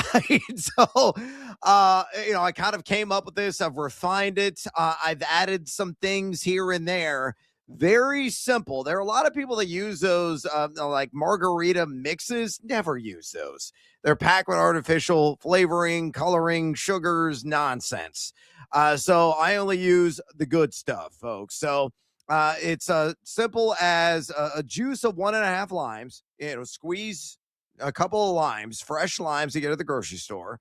And when you're looking for a good lime, the glossier on the outside, the better I feel the juice is on the interior. So a little trade secret there. 1 tablespoon of organic agave syrup. You can get that anywhere. I buy it in bulk at Costco because I make these religiously, but you can find them at any grocery store. So 1 tablespoon of organic agave syrup, 1 shot of your favorite 100% agave silver tequila, also known as a Blanco tequila. Make sure it's 100% agave.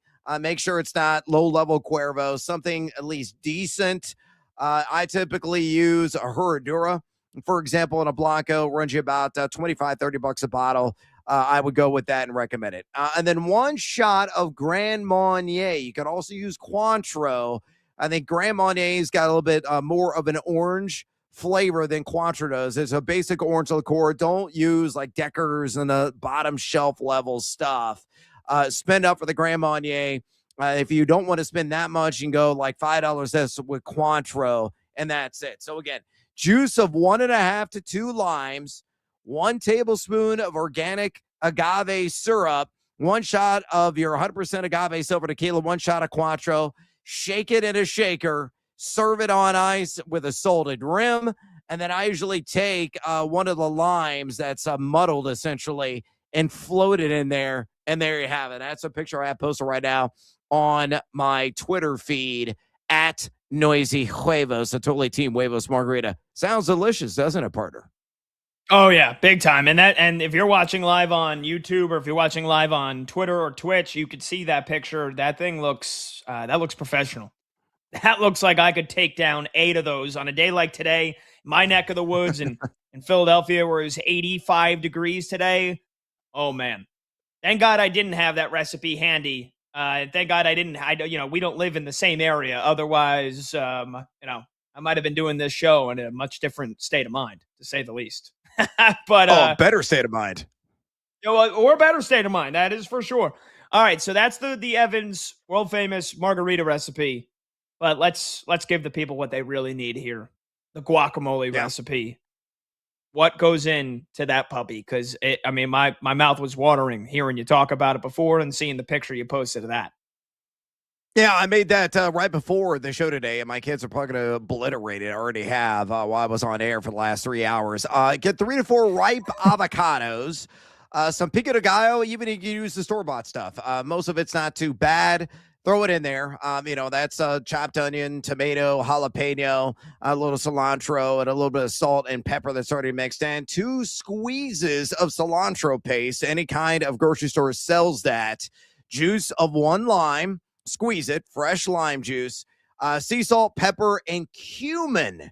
That's a key ingredient there. Cumin to taste. So add a little bit of the time. Keep on sampling until your palate is like, all right, this will do. Then just go ahead and mix that sucker up. You see the picture there on your screen. Michael Montgomery posting the image that I posted earlier today on X at Noisy Huevos. So that's a totally Team Huevos guacamole recipe. Again, recapping real quick: 3 to 4 ripe avocados, some pico de gallo, 2 squeezes of cilantro paste, the juice of 1 lime, sea salt, pepper, and cumin to taste. Mix it up, serve with your favorite tortilla chips, and it pairs oh so nicely with a totally Team Huevos margarita. Eat that and drink until your heart's content. And have yourself one mighty fine Cinco de Mayo and win points with your loved ones, because they're all going to love it if they are, of course, of age. I'm not serving my kids those margs. No, who knows? You've been down in the Casa de Evans studios. You don't know. I don't know what Mrs. Evans, how lenient she is, but you never know. Maybe they sneak one. Maybe they sneak a couple of sips there. Or as soon as you get off the air here in another... Yeah. As soon as you get off the air here in another minute, are you going upstairs to immediately have both of those things? Yeah, actually, I also made some enchiladas today. I did not post that recipe, but they were all homemade. And I destroyed about 2 or 3 of those enchiladas with the guac, with some pico on top. Did not pair with the margarita since I had to work, but I'm going to go upstairs as soon as the show wraps, make myself a marg, and hopefully watch my beloved Northsiders come from behind down 1-0 against the Reds and win their 13th straight home game in a damn row. All right, Brad. Well, we'll bid you adieu then, brother. Get to it and enjoy the rest of Cinco de Mayo. Mas tequila, mi amigos! Bobby Skinner joins me next here on BetMGM tonight on Westwood on Sports.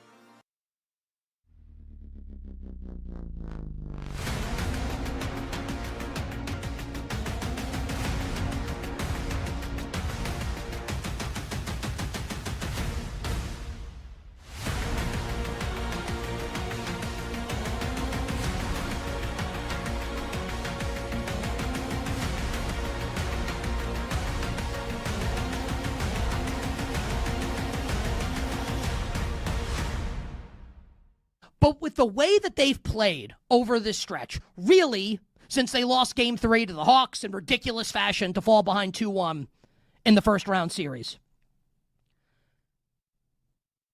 This is the best Knicks team of my lifetime. The best Knicks team of my lifetime. Better than 1993, the 92-93 Knicks. The team that had a 2-0 lead in the Eastern Conference Final over Michael Jordan and the Bulls, had the 1 seed in the Eastern Conference that year, up 2-0, lose the next 2 in Chicago. You got the Charles Smith, 9,000 shots, gets mugged by Horace Grant, doesn't matter, they lose, and then they lose Game 6, because of course they do, and the Bulls would go on to three-peat, beating the Phoenix Suns in the NBA Finals. This Knicks team is way better than that team, the 93 New York Knicks. They're better than the 94 Knicks, who went to the NBA Finals and lost Game 7 on the road in Houston and lost Game 6 holding a 3-2 lead. John Starks missing a three-pointer at the buzzer that would have won the Knicks the NBA Finals. Olajuwon gets a piece of it. They're better than that Knicks team. That Knicks team struggled to beat the Michael Jordan-less Chicago Bulls and probably got a little lucky against the Indiana Pacers in the conference final, if I'm being honest. And I mean, are we really going to compare this? And like every Knicks fans love the 99 team. Obviously, the Allen Houston shot to beat the Heat in Game 5 in Round 1 in an 8-1 upset. The Larry Johnson 4-point play against the Pacers in the Eastern Conference Final before they got vaporized by Tim Duncan and the Spurs in the NBA Finals. Like everyone loves that 99 team with Houston and Sprewell and Camby, and I love them too. This team's way better than that team. Way better. I've never seen the Knicks play this well in my life. I'm 43 years old, a month from tomorrow on June 6th. I've been watching this team since 1990. I've never seen them play this well. Never.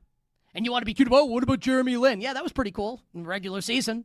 Carmelo had a couple of nice moments. This team is different, and it's obvious that they're different.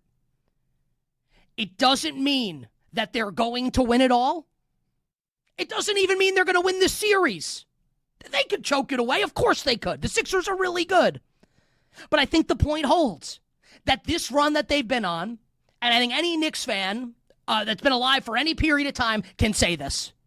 Unless you were around for the 70s, right? And you saw them winning championships in the early 70s. This is the best Knicks team of my lifetime.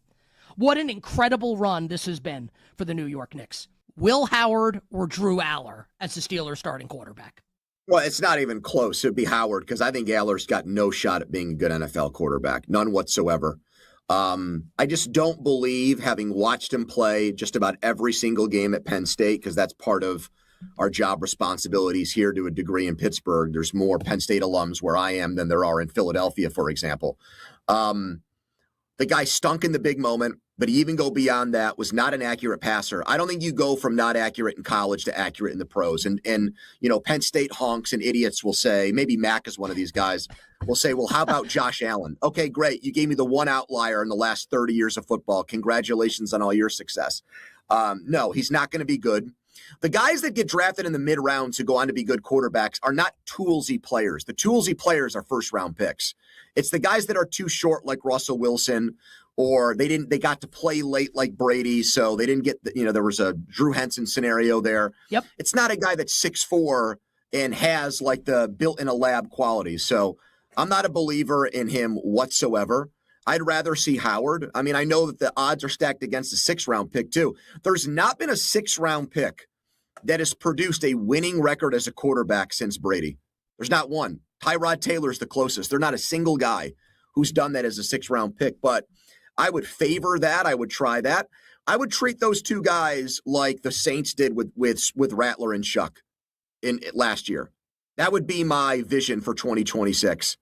And may the best man win. Give one guy the shot early. If he stinks 5 or 6 games in, pull the plug and go to the other guy. If they both stink, you've got your answer for 2027.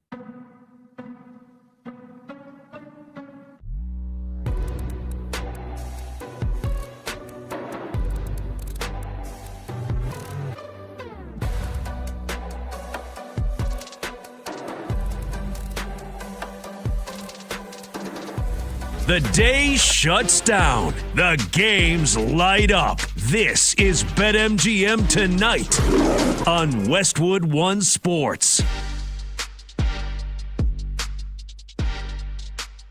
Hey, BetMGM tonight here on Westwood One Sports. We bid adieu to Brad Evans on this Cinco de Mayo so he can go load up on his homemade margaritas and guac and enchiladas. And that means we got 2 solo hours as we take you to 11 p.m. Eastern every Monday through Friday. I'm Pat Boyle, and we're brought to you by BetMGM. Make it legendary. Download the app today. Please gamble responsibly. Hour number 4 starts right now. You can watch the show live on YouTube. Just search BetMGM Tonight and hit that subscribe button. You can watch the show live on Twitter at BetMGM Tonight. And you can listen to the program on the Westwood One Sports app, the Odyssey app, SiriusXM Channel 375, and hundreds of local affiliates throughout North America. All right, let's talk some football here, and let's talk some New York Football Giants with one of the most knowledgeable football minds that I've ever had the pleasure of meeting, and it is Bobby Skinner, who joins us now. He's the host of the Giants Nation Show, which you could find on Twitter at Giants Nation Pod, which is hosted by Bobby Skinner and the Football Grump, along with a couple of others. But Bobby is one of the most, if not the most, knowledgeable Giants fans, podcasters, whatever you want to call it, that I know. And so I'm excited to get his thoughts about the draft, about the season coming up. OTA is about to get underway for Big Blue, and a big year on the horizon. So, Bobby, it's great to hear from you, brother. Long time no talk, man. How you been? Good. Thanks for having me on.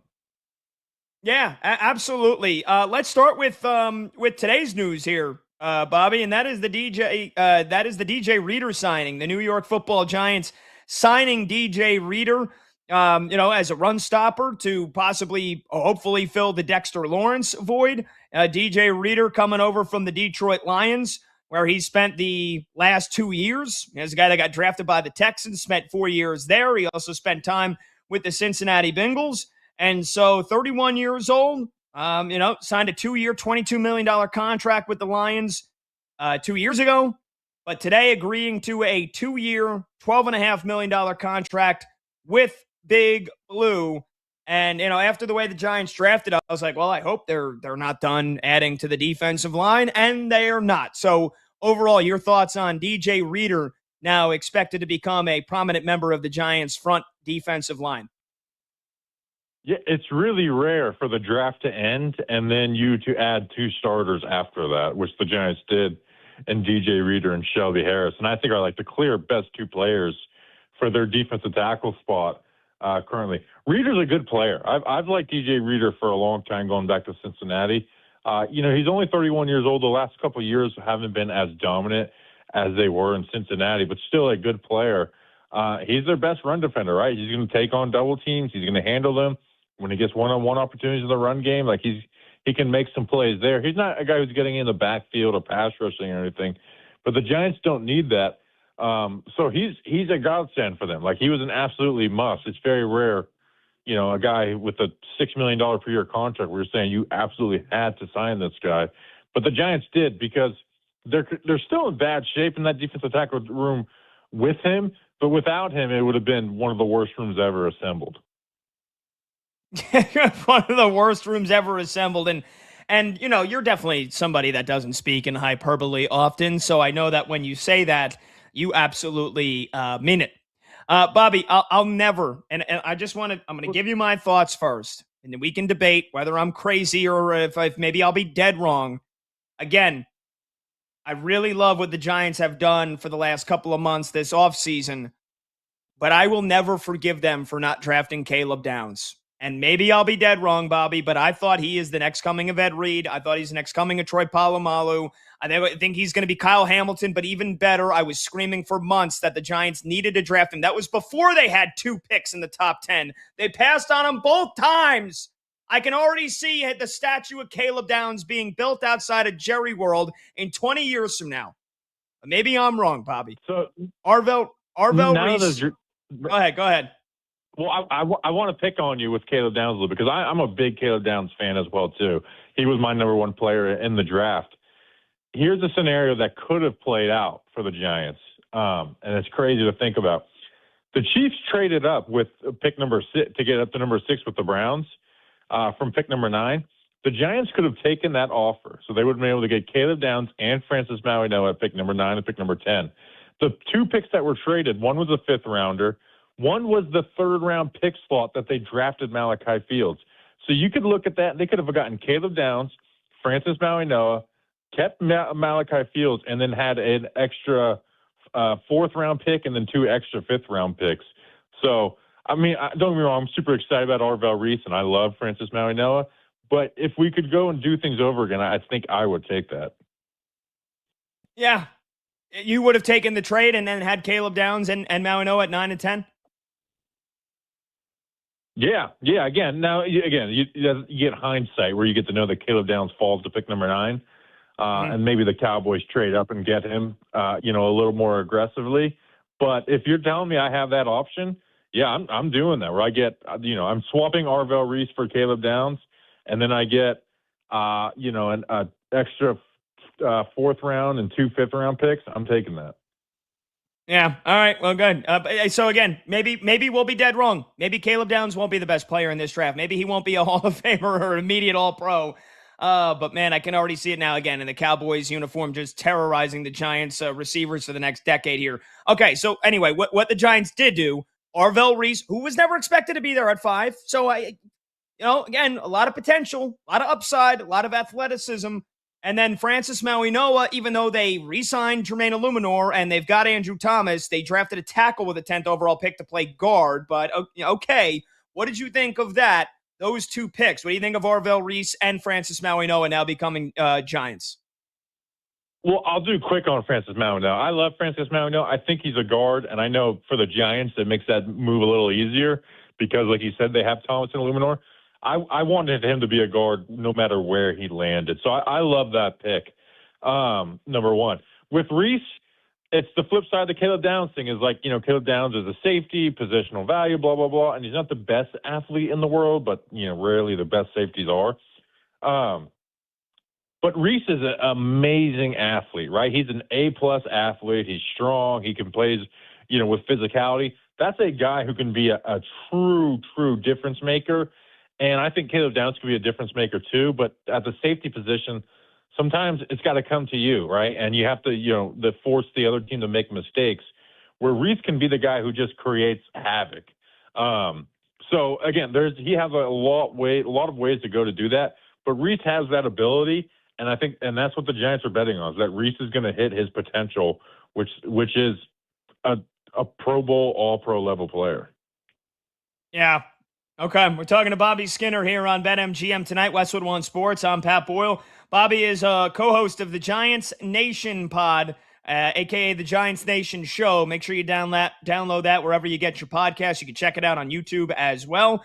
I always, whenever I talk about Bobby to my Giants fans, friends, and to football fans in general, he's one of the most knowledgeable and just smartest football dudes that talk about the game that I've ever met.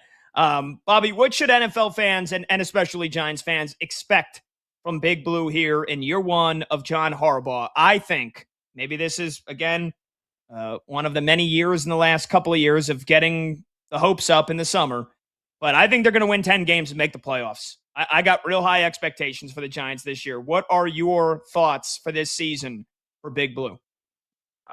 I don't have 10 wins as the expectation, but the offense should be rolling.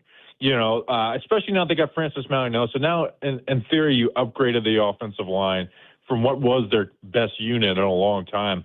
And Jackson Dart, needs to, he had a really good rookie season, needs to take a step forward, right? That's the natural progression we need here. And then you pair it with adding Patrick Ricard and having that ability to have that run game. Malik Neighbors back.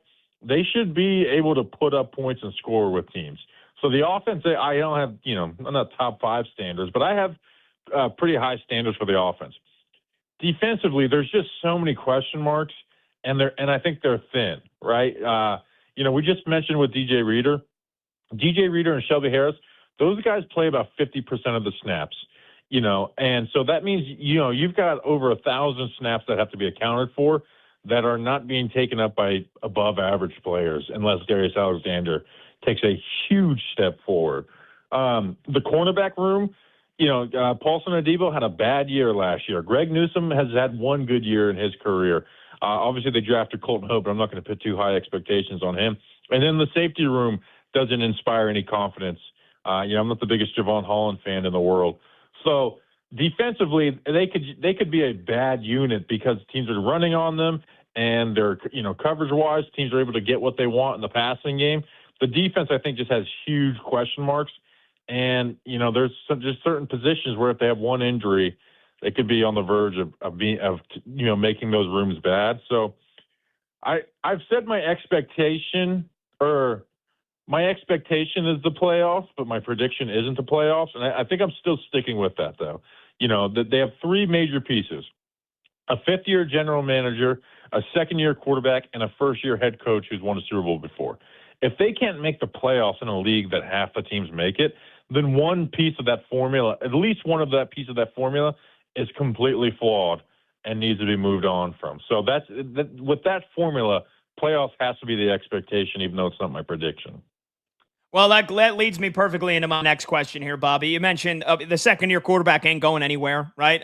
Barring he can stay healthy and avoid the concussion in the medical tent this year. And the first-year head coach that is a Super Bowl champion, and John Harbaugh, he ain't going anywhere after year one. So that brings us to Joe Schoen. And there are rumors that will not stop about the possibility of GM Joe Schoen being fired before the season begins. I thought it probably would have happened in the immediate aftermath of the NFL draft. I guess it still could happen, but a lot of reporting about how much power John Harbaugh was granted when he took the job and how much less power Joe Schoen now has. So in your opinion, Bobby, what's the % chance that Joe Schoen gets canned before the 2026 season begins? I would put it at like 20%, which I think is higher than most people are being led on to believe. I certainly think it's a possibility, and until he gets an extension, it's going to be on my mind.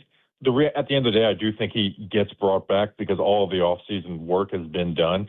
But I was surprised when I went and looked at the last 25 years of GMs at the end of the season to look, I was doing some work on something.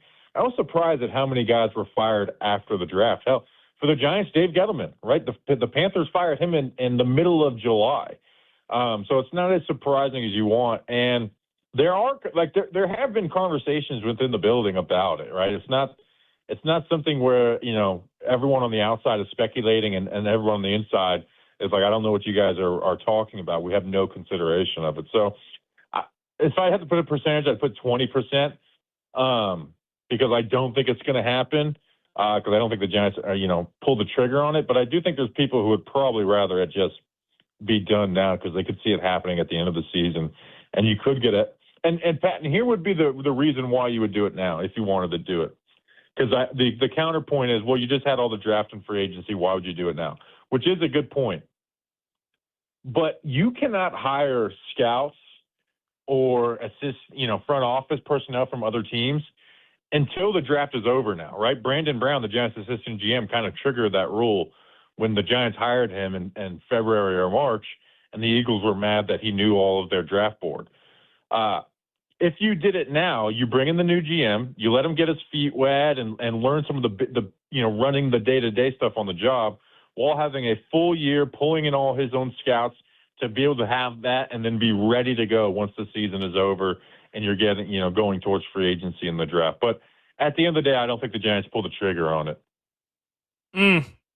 I know that was a long answer. Again, it feels like if they don't make the playoffs, it almost feels like it'll be a guarantee.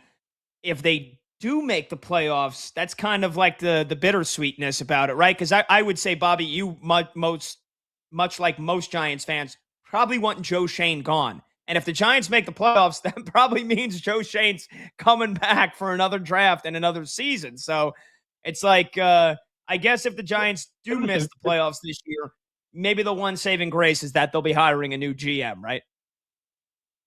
Maybe not. Like, again, sometimes when you expect logic to happen. I mean, can you imagine after the 3-win season a year ago, Pat, where like, what if they win 4 games? And you said they bring back Joe Schoen. So, yep. I don't put it past the Giants to do that. But if they make the playoffs, I think we're all happy, and maybe have a little bit of a Patriot situation on your hand where, you know what? It's like, who gets credit? Is it Harbaugh, Shane? The same way they had the Vrabel, Elliott Wolf, Ryan Cowden's questions. What'll be interesting, though, is if they bring in any other front office members in the meantime, right? Replacing the assistant GM. I know they brought in Don Aponte to replace Kevin Abrams, but just wondering if they'll make any other changes where you could see maybe the heir apparent come into the room. That's a good point. Talking to Bobby Skinner here for another 2 minutes or so on BetMGM tonight, Westwood One Sports. I'm Pat Boyle. Bobby is the host of Giants Nation Pod, a.k.a. the Giants Nation Show. Make sure you check it out wherever you get your podcast. Bobby, finally, which players are you most excited about watching this season? And it could be the guys right at the top, like Jackson Dart in year 2. It could be Malik Neighbors coming off the torn ACL in year 3. It could be some rookies. It could be players under the radar. But, you're a film nerd. You watch every snap of just about every player throughout the entire season. So who is Bobby Skinner most excited to watch this year for Big Blue? I'm so excited to see Abdul Carter in year 2. He got a lot of flack last year, and deservedly, right? You get suspended twice, one, a couple drives and then one a first full quarter. You deserve that. But you look at like his advanced metrics, man, and they're right at the top with the way guys Jared Verse, Will Anderson, Aiden Hutchinson did as rookies. And you look at those guys as rookies, none of them were putting up double-digit sack seasons, except for Micah Parsons. He's the rare exception. He had the most pressures on the team. He had 20 more than any other rookie. I think in year 2, I think he's going to get some more of the counting stats as he, kind of comes into his own in the NFL. I'm pumped for Abdul Carter. And I think, it might end up being a good thing that his rookie year didn't go as planned and a little bit of a fire under his ass. Okay. All right. I love it. Yeah. I think all the talent in the world. And by the way, I guess so they're probably not trading Kayvon Thibodeau at this point, right? So if they don't trade him, that means Abdul Carter is going to just have to take those reps away from Kayvon Thibodeau. Or do you think there's a chance that the Giants trade Kayvon here in the offseason? I don't think it's happening in the offseason. At the deadline, if the Giants are losing games, I certainly think it's possible. But Abdul started to take those snaps away from Kayvon last season, and then Kayvon got hurt. So there's ways to get all 3 guys on the field, too. But, yeah, I think Kayvon is kind of the odd man out of that. And with the Giants, the Giants should either extend him or look to move off from him now because he's not going to get any cheaper in another year. And eventually the Giants are going to have to overpay somebody and have that player called overrated and just suck it up and be like, you know what, but we need that guy who's a little overrated and overpaid. And I think Kayvon would be the good person to do that. They don't have any contracts coming up with the 2023 draft class, all being bad players. I think the Giants should suck it up and just pay Kayvon at some point. You're not going to get the best value on every contract on your team. Yeah, that's a great point, Bobby. All right. Hey, brother, appreciate all the time, man. I know that we are counting down the days until the season begins, but we're not far away from OTAs and not far away from training camp. So I know that, you're going to be pumping out the content even in the month of May. Can't wait to chat with you soon, man. All the best. Thanks for joining me. Appreciate it, dude. There you go. Bobby Skinner, host of Giants Nation Show, a.k.a. Giants Nation Pod. Make sure you check out the podcast wherever you get your podcast so you can watch it on YouTube as well. When it comes to breaking down film and just pure ball knowledge, there ain't many better than Bobby Skinner. I always said that about him since the first time I talked to him many, many years ago. All right, phone number to join the show, 310-840-4910. We'll take a short break. When we come back, we got a lot of scoreboard updates to get you. We got Lakers Thunder into the second quarter, Pistons Cavs coming down to the wire, and it's another goal fest, or at least that's how it started out between the Avalanche and the Wild. So playoff games aplenty here on this Tuesday night, and I got some thoughts from last night as well. I'm Pat Boyle. This is BetMGM Tonight here on Westwood One Sports.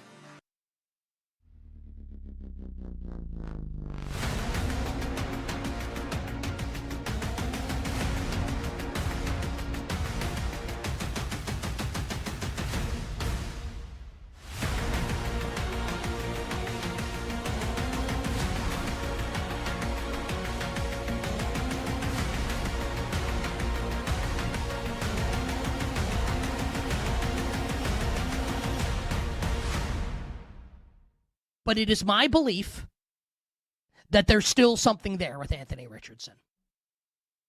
The NFL is saying there isn't right now, at least to this point, right? I think there is. And perhaps you, the listener and viewer, think that is hubris by yours truly. And how can you say something like that? I'm just telling you, like, that's my story, and I'm sticking to it. And I back that up with the fact that in a lot of dynasty leagues that I'm in, I have Anthony Richardson on my bench because I believe that there's still something there with this guy. He's an A-plus athlete with an A++ howitzer attached to his right shoulder who has barely played any football at the highest level in college or the NFL. Hasn't started that many games. Now, he did tap out of a game, which is unforgivable. I'm not going to defend him. I didn't defend him in the moment. I won't defend him now. And that likely spelled the beginning of the end and doom for his time in Indianapolis. And I get it. But you can't tell me, with this guy's overwhelming physical traits, that he's not worth a roll of the dice by a number of teams in the NFL. Now, I don't think it's going to happen for a McVay-Shanahan team, so it's not going to be what he wants. I'll give you 2 teams. And I won't just give you 2 teams. I'm going to give you 4 teams. But I'm going to give you 2 teams that exist in different buckets that I think should acquire Anthony Richardson. And I actually think it's a no-brainer for these teams to do that. Right? The first 2 teams, the New York Jets and the Miami Dolphins. Right now, the Jets don't have a viable backup quarterback. And like they were in talks with Russell Wilson, which is like a beautiful piece of irony and storytelling there, where apparently the Jets like asked Geno Smith, like, hey, who do you want to, which is crazy. Hey, Geno, like, who do you want to back you up this year? Russell Wilson, I think, is the answer to that question. No, I think Russell Wilson's going to go to CBS and work for the NFL today. We can talk about that when and if it happens. Also, these Met Gala outfits, like Russell Wilson's, I don't know, man. You couldn't pay me to wear some of this stuff. Maybe I'm not fashion forward. I don't know. Strange out. Now, look, Ciara's beautiful. His wife's beautiful, right? Strange outfit from Russell Wilson at the Met Gala.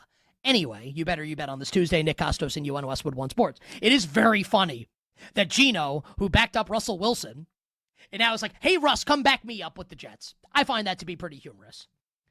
But think about the Jets, right? I think Geno can have a pretty decent year this year. I explained why the Friday after round 1 of the draft, right? I don't think they're going to go 11-6, but could they go 8-9, 7-10? It's possible. Geno Smith's not the quarterback of the future. What happens if Geno Smith gets hurt in week 3? I hope it doesn't happen. What if it does, right? If I'm the Jets and like they didn't take a quarterback early in this draft, don't you want to play someone who maybe if you squint, you could see, could this be our guy? Why not take a shot on Anthony Richardson? Same thing in Miami. Like behind Malik Willis is Quinn Ewers. What happens if Malik Willis, A, gets hurt or B, stinks? Why not see if you can rehabilitate Anthony Richardson? You're not going to have to send them a ham sandwich for him. No one's trading for him. He showed up at workouts because no one's trading for him. You could get him for a song, and I'm not even talking a good song. Some Kesha song. Tate McRae. I don't think any of these songs are good. Like, you could trade, like, TikTok by Kesha for Anthony Richardson, and he's your backup quarterback. I think the Jets and the Dolphins make sense. You could maybe put, like, the Browns into that equation, but Cleveland already has Deshaun Shador and Dylan Gabriel, right? I don't think he makes sense in Cleveland. So that's, like, the bad team bucket. The, like, could he be our quarterback down the line? Unlikely, but I think worth the risk and worth the roll of the dice.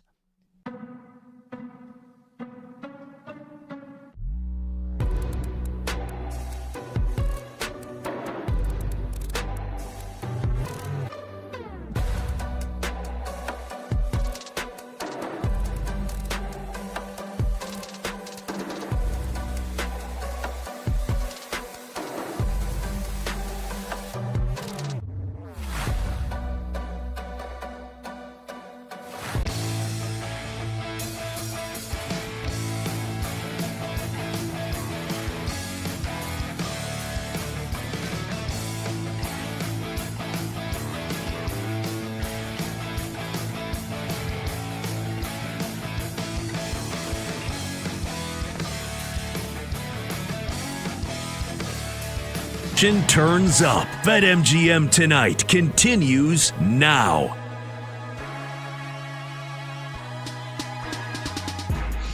All righty, welcome on back. BetMGM Tonight, Westwood One Sports. I'm Pat Boyle. The phone number to join the show is 310-840-4910. You can call, you can text 310-840-4910. You can also hit me up on Twitter at Pat Boyle44,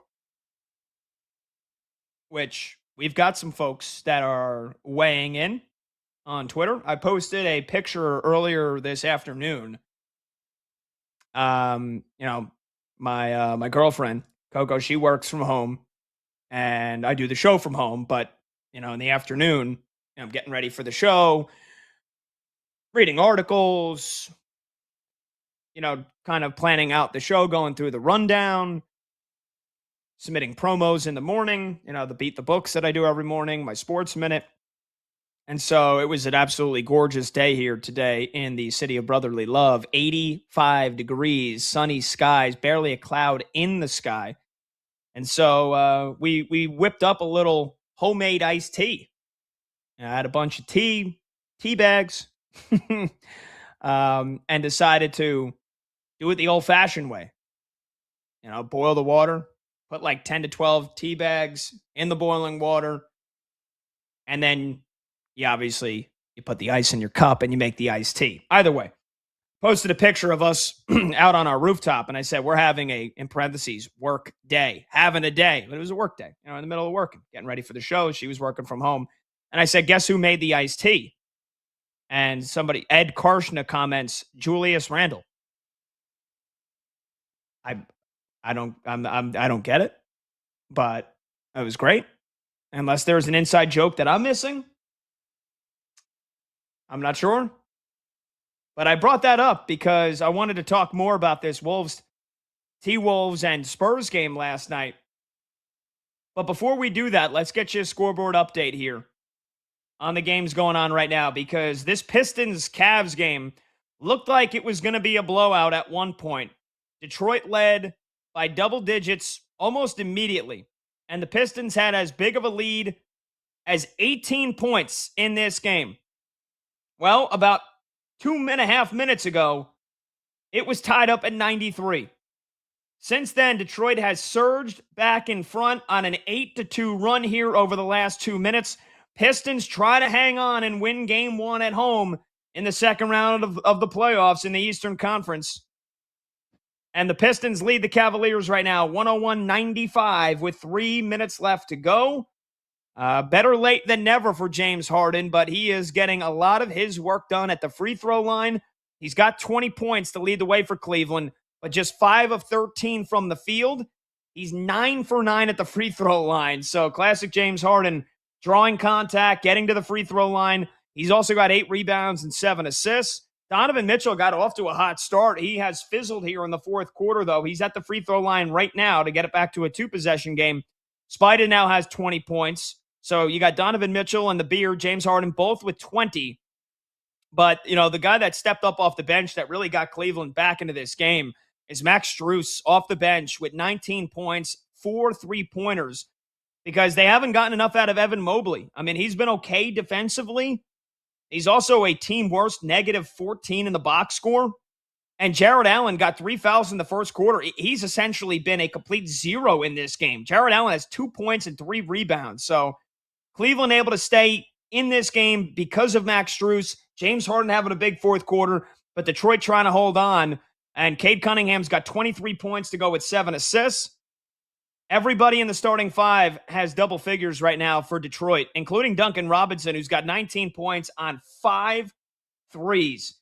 Pistons up 7, 2.5 minutes to go. We'll keep you posted all the way down to the final second, and I'll have some instant post-game thoughts once this game goes final. Meanwhile, midway through the second quarter at the Paycom Center in OKC, and the reigning champion Thunder lead the Lakers 48-39. Again, no Luka Doncic for the Lakers. Don't know if he'll play at all in this series. Kind of got some rather pessimistic reporting, with J.J. Redick saying that he's just week to week right now with that grade 2 hamstring strain. And no J-Dub for the Oklahoma City Thunder, Jalen Williams. It's Chet Holmgren that leads the way for OKC with 14 points. SGA's only got 8 points so far, so the Lakers doing a decent job bottling him up. He's only taken 4 shots. He's 3 for 4. Meanwhile, for the Lakers, LeBron leading the way with 12 points, and DeAndre Ayton has 10 points and 6 rebounds. So the Thunder up by 9. That could easily balloon into 20. We'll see if the Lakers can keep it close. And then really quickly on the ice, midway through the second period, it looked like we might have gotten another, 15 goals in this game, the way the first 5 minutes went. But right now it's 3-1, Avalanche leading the Minnesota Wild. Midway through the second period in game 2. Again, Colorado won game 1, 9-6. 15 goals, 14 different goal scorers. And the way that this game started out, you had a goal less than 3 minutes into it for Martin Necas, and then Kirill Kaprizov scored, I kid you not, 6 seconds later. I think it was the second quickest goal, second shortest span all time in NHL postseason history between 2 goals. 6 seconds. And then you had a Gabriel Landeskog power play goal just 5 minutes after that, but only 1 goal so far in the second period. A bit surprising. Still 4 goals, though, and we're midway through the second period. So basically midway through the contest, there still could be a flurry of goals coming here, but the Avalanche lead the Wild 3-1. Okay. And by the way, Brandon Combs, producer in our show chat, says the orange Julius Randle iced tea drink. Is that a thing? Combs, are you? Can you pop up on the mic here? Is that a thing that I just didn't know about? Julius Randle's got his own iced tea drink. I had no idea. Yeah, at the Orange Julius, they came out with a Orange Julius iced tea in honor of Julius Randle. Don't know why. I just know that it was a thing it's just introduced. It was introduced probably in March. I believe. No, you're spot on. So this is. Let's see who came up with this though. Carol Coffee.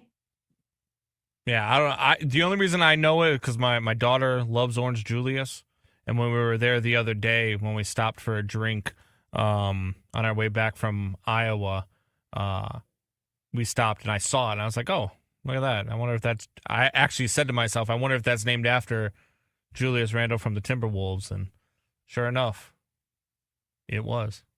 Wow. Okay, so you learn something new every day. By the way, I had no idea what an Orange Julius was until just now. Oh, really good drinks. If there's one near you, you should try it. Yeah, so that's a beverage chain, and they're now owned by Dairy Queen, if my Google search is correct. So Correct. yeah, I had no idea what an Orange Julius was. And yeah, now I know the Orange Julius Randle is a specialized iced coffee drink, specifically an iced cortado named after Julius Randle. So that would explain the Twitter comment. Okay. There you go. I would assume with a place named Orange Julius, like any player, any athlete, any actor, any famous person named Julius, at some point we'll have a drink named after them. Julius is a great name, by the way. I would, if I ever have a kid, and like I said, I would give up my unborn first child to have Alex Caruso be on the New York Knicks. But if I do have that kid, Julius, great name. Don't Julius do it. It's Caesar. a trap. What's it? Why is it a trap? Having kids, trap. Coming from the guy that's been divorced twice, that's not a surprise. All right, 310 I would know then, right? 4910. I want to talk a little bit more about this T-Wolves Spurs game here because I just think it's oozing with incredible storylines and incredible takes. So we talked about it at the start of the show, but in case you missed it, in case you missed the game last night, it was a hell of a game. Basically within single digits the entirety of the contest, came all the way down to the wire. And with Anthony Edwards coming back just 9 days after the hyperextended left knee and a pretty decently, severely bone bruise, he comes back, plays off the bench, scores 18 points in 25 minutes, and leads the T-Wolves to a stunning Game 1 win over the Spurs. They closed as basically double-digit underdogs, and yet they win the game 104-102 in San Antonio. And Ant-Man, like I said, 18 points. Julius Randle, speaking of Orange Julius, he had 21 points and 10 rebounds. And I think that Minnesota is just flat out the better team. And we spoke with our Odyssey NBA insider, Nick Friedel. We spoke with three-time NBA champion Danny Green, and they both kind of said the same thing. Like, all right, I think I'm done doubting Minnesota because this is the third year in a row now that they've done this. It's the third year in a row. Like, it shouldn't be a surprise anymore that this team is going to kind of just meander their way through the regular season, right? I mean, they are the epitome of like why people hate the NBA regular season. Some people, I definitely don't. I love it. But like, it's a reminder to not get too caught up in regular season results when you have teams like the T-Wolves that know that they are one of the best teams in the NBA. And yet in the regular season, the 82 game grind, you know, it can wear on them. They're up and down. They'll go through their problems. They'll have their issues, and rarely will they win 50 games. You know, this year they went 49-33. There was reports at one point during the season about a disrupted locker room and Rudy Gobert calling out the team and calling out star players, and Chris Finch doesn't have control on the team. And, you know, last year, you look at their regular season, they won 49 games again. And the year before that, in 2024, the spring of 2024, what did the Timberwolves do? That year in the regular season, they won 56 games. That was when they were dominant in the regular season because they hadn't really proven it yet.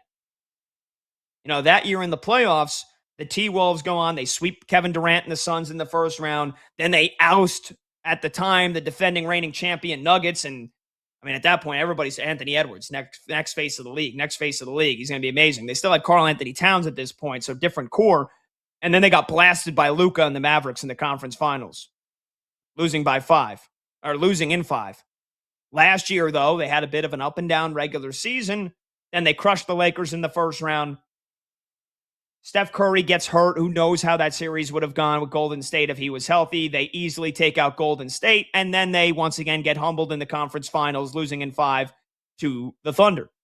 This year, the T-Wolves, again, very average, mediocre regular season. And yet, here they are once again. They take out the Nuggets in 6, shorthanded, if I may add. And now they've taken game 1 on the road from the San Antonio Spurs, who won 62 games in the regular season. This is just who the T-Wolves are. This is a team built for the postseason, right? And who were they built by? Tim Connolly. Tim Connolly was the architect of the Nuggets championship winning team. He's not leaving. There was reports he might take the Dallas Mavericks president job. Well, they just hired Masai Ujiri, so Tim Connolly ain't going anywhere. And he basically built a team a couple of years ago to beat the Denver Nuggets. And now they've done it twice. Can they get over the hump now? That's the thing. But like in terms of like what this team's ceiling is, as long as they have Anthony Edwards, as long as they have Rudy Gobert, and I'll say it as a Knick fan who saw the worst of Julius Randle, as long as they have Julius Randle playing in this, you know, Robin role, a really good complement to Anthony Edwards, they're capable of winning an NBA championship. They're capable. The Oklahoma City Thunder are going to stand in their way even if they win this series. But like, unless they're playing the Thunder, I don't ever want to doubt them. I don't want to doubt them. And I doubted them. I thought the Nuggets would beat them in the first round. So add me to the list of people that I'm promising that I will not doubt the Minnesota Timberwolves as long as Anthony Edwards is the face of this team. They are built for the postseason. They are excellent defensively. They've got athletic wings that can beat you on both sides of the floor. They are fast. They are young. They are huge. They rebound the ball well. That's so important during the postseason. And they've got guys that are ice cold assassins. They've got Anthony Edwards as their best player.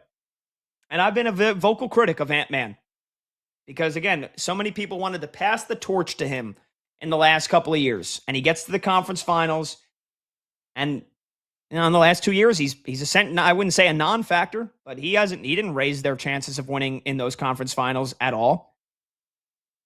But, you know, then again, it's the Final Four of the NBA. You're one step away from the finals. So that's nothing to just say, big deal about. Like this, they're on the verge of making a third straight conference finals. Largely because of Anthony Edwards. And last night, in case you doubted his toughness, in case you doubted his willpower or his resiliency, he showed you. 9 days ago, the dude, we saw it. His leg bent like backwards, like inwards, like you see it and you said, well, that's a hyperextended knee. That looks terrible. That's a multi-week injury. And he comes back 9 days later and scores 18 points in 25 minutes. And I just think Minnesota's better than San Antonio. Are they a better regular season team? No, they were 13 wins worse in the regular season than San Antonio. Are they better built for the postseason? I think so. Maybe we're having a different conversation in a year from now, 2 years from now. But right now, I think Minnesota is just flat out a better team than the Spurs. And I think the postseason experience is going to loom large here in this series. And I think it loomed large in game one last night.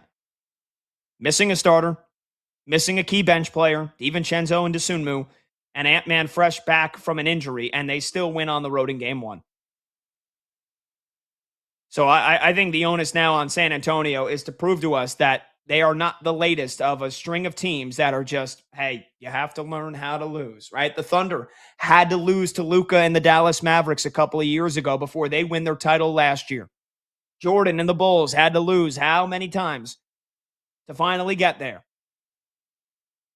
The Boston Celtics had to lose a couple of different times before they won their title a couple of years ago. Is that what we're going to be saying about the San Antonio Spurs? Does it mean that Wemby and this Spurs team can't win 3 titles in the next 10 years? No, it doesn't mean that. But in the scope of the present right now, you won 62 games. You're the 2 seed in the West. If you get knocked out in the second round, at least for this season, that's a disappointment. Not a failure. It'd be a disappointment if they lose this series. And for all, again, here, like the same conversation we had a couple years ago about Anthony Edwards. Victor Wembanyama, is he the face of the league? He might be the face of the planet in terms of the game of basketball because of the international presence in France and Europe and what he's done globally already to change the game. 12 blocks last night. NBA playoff record. He's 22 years old and he's still making history happen on a nightly basis, but he's got to step up offensively. He's got to be the number one option.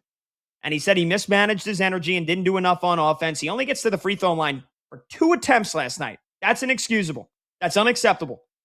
I don't know if Victor Wembanyama is ready to be relied upon as the number one option on offense in this series for San Antonio, and that's what might sink them.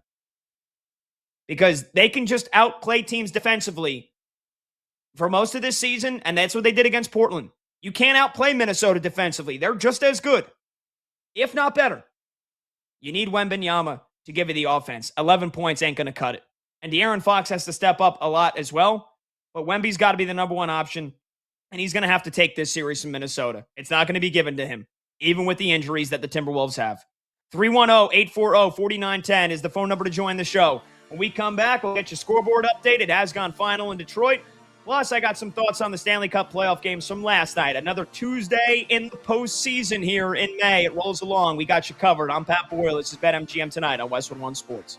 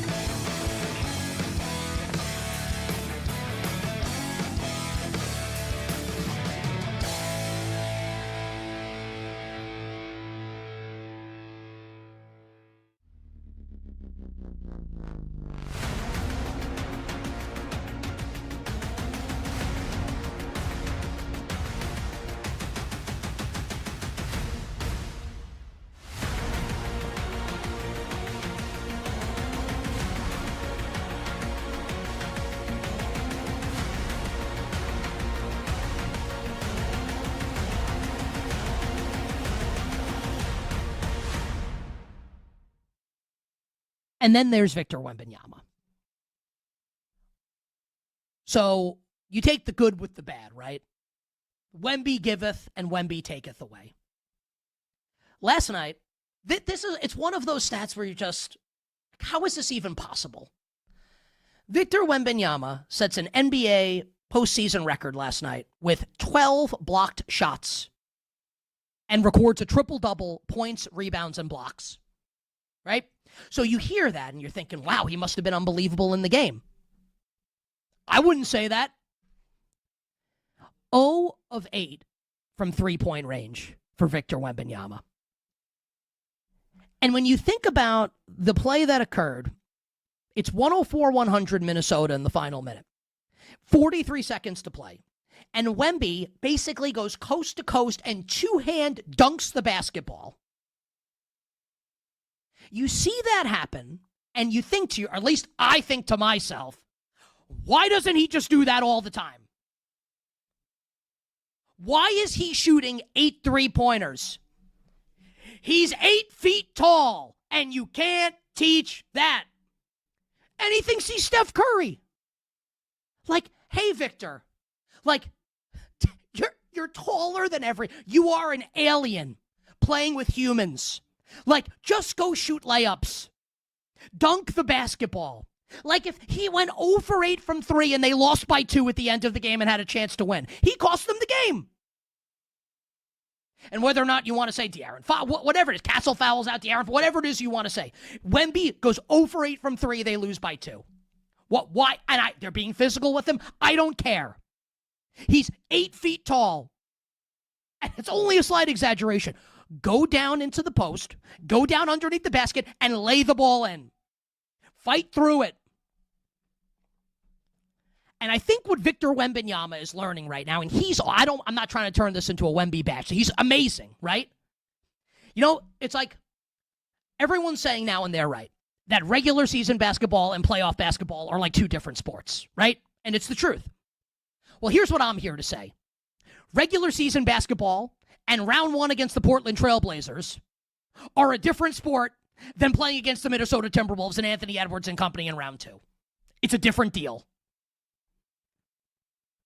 Victor Wembanyama, with 12 blocks and going 0 for 8 from 3, is like he's a Michelin star chef, and you go to the restaurant, and the appetizer is the best appetizer you've ever had in your life. And the drinks are strong and delicious and refreshing. And then the main course comes out, and it's frozen pizza with mozzarella sticks. What's happening here? I do think the Spurs will win the series. Think about everything that went wrong for San Antonio, and they still almost won the game. And it's actually going to hurt me as a sports fan because I love this Wolves team. But San Antonio really should win the series. So, like, yes, it's a brutal loss for the Spurs. And yes, the Wolves deserve a ton of credit, and I lavish them with credit. I think the Spurs are going to win the series and advance to the Western Conference Final. But I'll tell you what, betting note, as far as bets go, tomorrow night, spread 9.5 in game 2, get the hell out of here. Give me the crazy people. I'll take the Minnesota Timberwolves plus the points.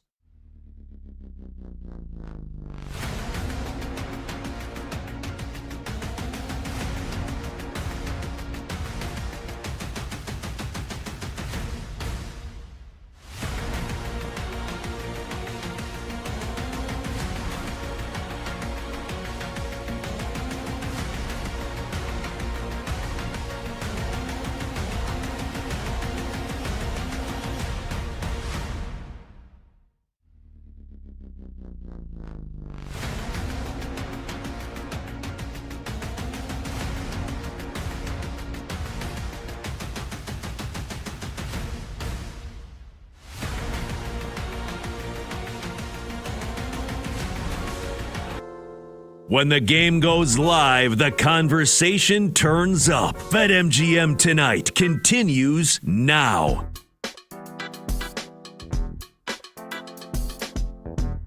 Welcome on back. BetMGM Tonight, Westwood One Sports. I'm Pat Boyle. Phone number to join the show, 310-840-4910. That's 310-840-4910. 49-10. We'll get you a scoreboard update here in just a second, but first, this from our friends at BetMGM. With BetMGM's Hat Trick Jackpot, you have a chance to win your share of $10,000 in bonus bets during each playoff game. Just place an anytime goal scorer wager, and if your guy scores a hat trick, 3+ goals during that game, you will win a share of $10,000 in bonus bets. And so let's get you that scoreboard update here. The one game on the ice tonight, Game 2, second round in the Western Conference playoffs here in the Stanley Cup playoffs, and the Colorado Avalanche, the President's Trophy winners, an absolute wagon, number 1 in offense, number 1 in defense in the regular season, and coming off of that absolutely bonkers Game 1 back on Sunday where there were 15 goals and they beat the Wild 9-6. Ironically enough, no hat trick scorers in that game. They lead the Wild 3-1 going into the third period here in Game 2. And unfortunately, nobody has more than 1 goal right now individually. But still a great game nonetheless. Martin Necas, Gabriel Landeskog, and Nicholas Waugh, the goal scorers for the Avs. And Kirill Kaprizov, the lone goal scorer for the Wild. So 3-1 Avs going into the third period. But hey, if either Necas, Landeskog, or Waugh score a goal in the third, then you maybe just need an empty netter from one of those guys to get that hat trick and hit that hat trick jackpot from our friends at BetMGM.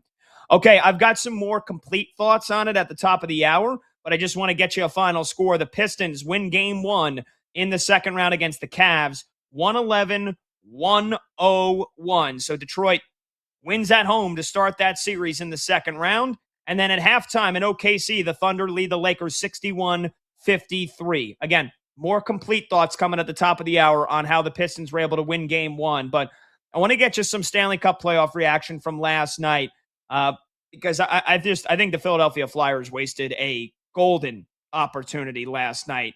If they wanted any chance of pulling off what would have been a huge upset and winning that series against the Carolina Hurricanes, I think they needed to take one of two on the road.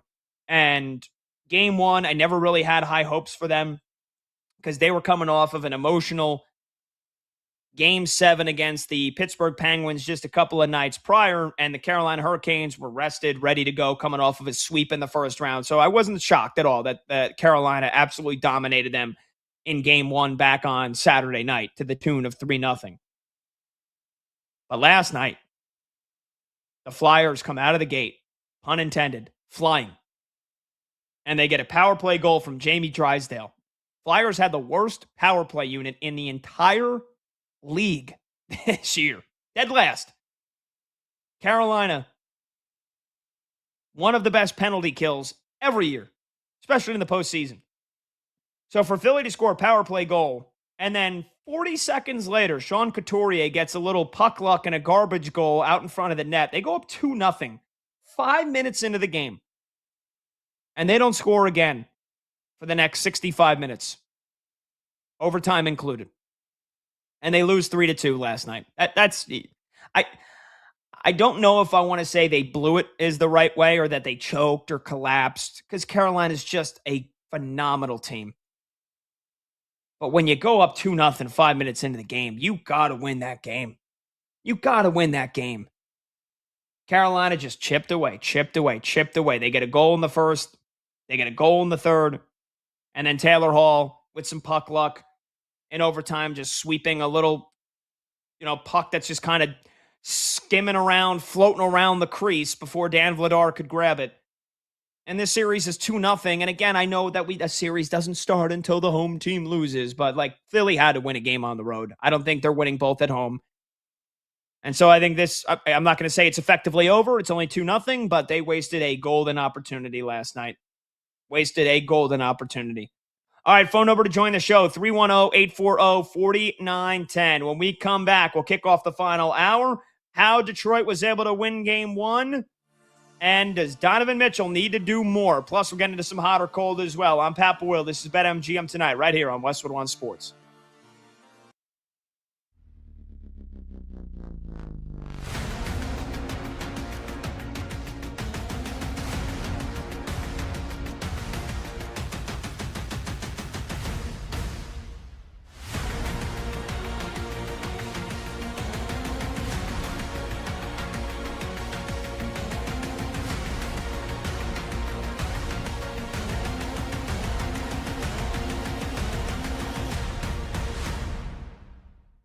But with the way that they've played over this stretch, really, since they lost Game 3 to the Hawks in ridiculous fashion to fall behind 2-1 in the first-round series,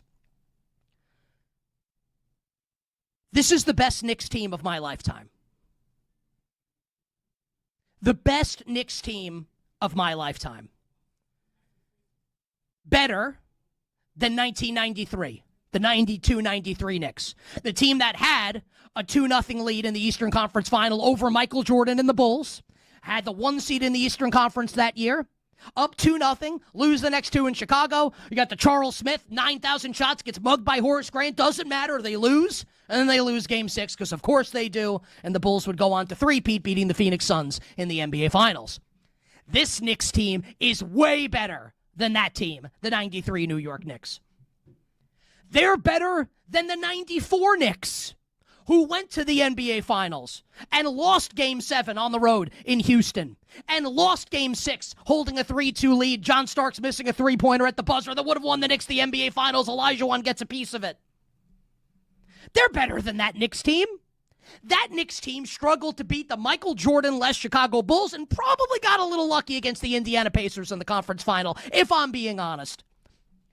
And I mean, are we really going to compare this? And like, every Knicks fans love the 99 team. Obviously, the Allen Houston shot to beat the Heat in Game 5 in Round 1 in an 8-1 upset.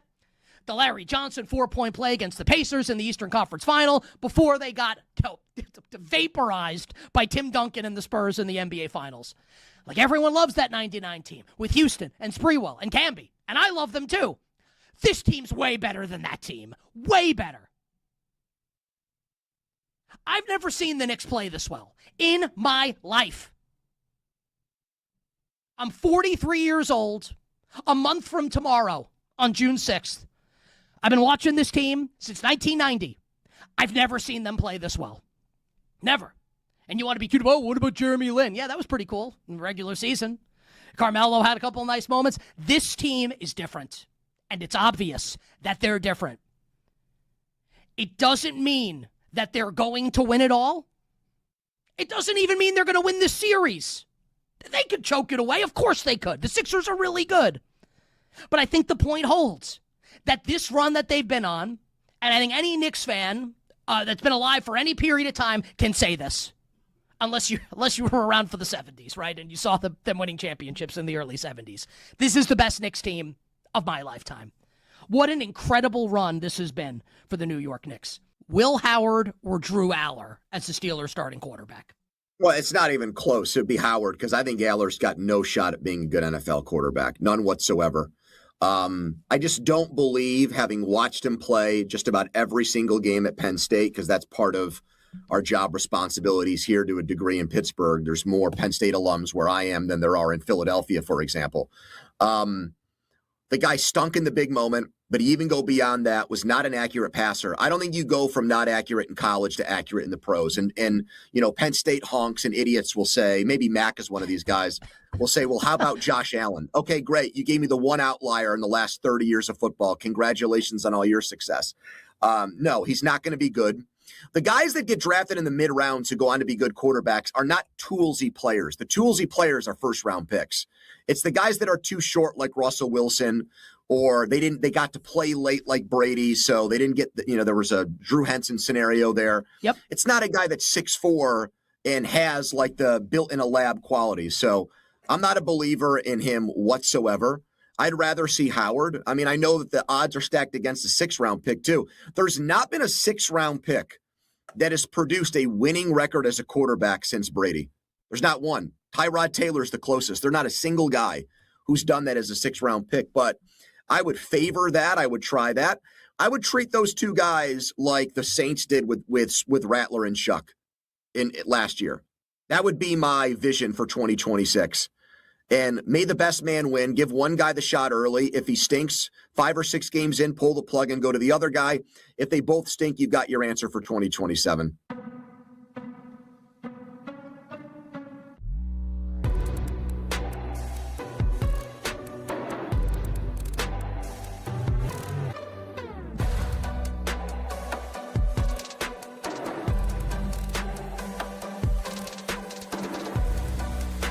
The day shuts down. The games light up. This is BetMGM Tonight on Westwood One Sports.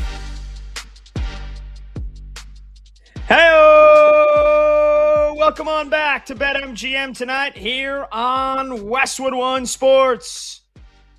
I'm Pat Boyle, and we're brought to you by BetMGM. Make it legendary. Download the app today. Please gamble responsibly. Hour number 5 of this Tuesday night extravaganza starts right now, and you can watch the show live on YouTube. Just search BetMGM Tonight and hit that subscribe button. You can watch the show live on Twitter at BetMGM Tonight. And you can listen to the show on the Westwood One Sports app, the Odyssey app, SiriusXM Channel 375, and hundreds of local affiliates throughout North America. Our talk and text line, we always go open phone lines in the final hour for you. 310-840-4910. You could call or simply just text your thoughts on the show or any of the topics we've dived into so far tonight. Anything about the NBA playoffs, Stanley Cup playoffs, baseball, NFL news, the NFL Referees Association looking like they're going to ratify a new CBA in the next 48 hours. We will not have replacement refs. Hallelujah. You want to join the show? Again, 310-840-4910. And if you do text in, just like you would call in, just tell us your name, what's your first name, where are you from, so that we can get you featured on the show. All right, before we get kicked off with hot or cold here to start the final hour, it has gone final. It's official.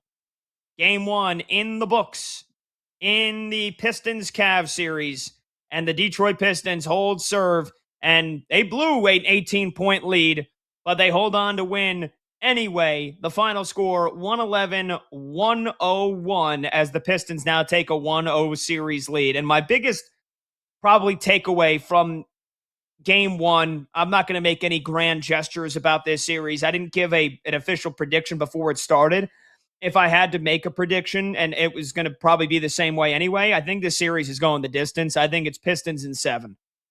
I think these two teams played 7-game series last series because they are they're inconsistent from game to game, both of these teams. Detroit still figuring out how to win, right? I mean, they just won their first postseason series in 18 years. They're still young. They're still inexperienced. And that is why I think ultimately this will go 7 games. I do think they're the better team. I do. And I think, honestly, I think Cleveland's going to be searching after this series ends.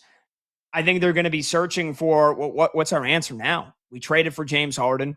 We've got this young, not so young anymore, but still a decently young core of Spida, Donovan Mitchell, Jared Allen, Evan Mobley. You added a James Harden to the mix here. You traded away Darius Garland. So if this doesn't work, like what's the answer?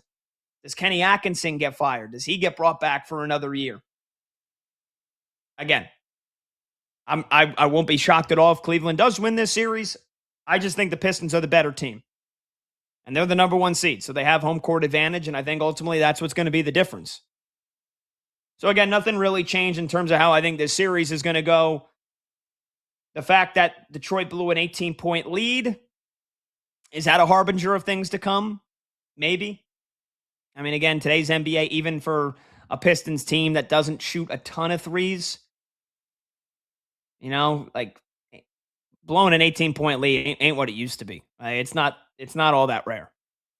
But still, the fact that they were dominating the first half and then all of a sudden this is a tie ball game with 6 minutes to go, that's definitely a cause for concern. I'm not going to say it's not.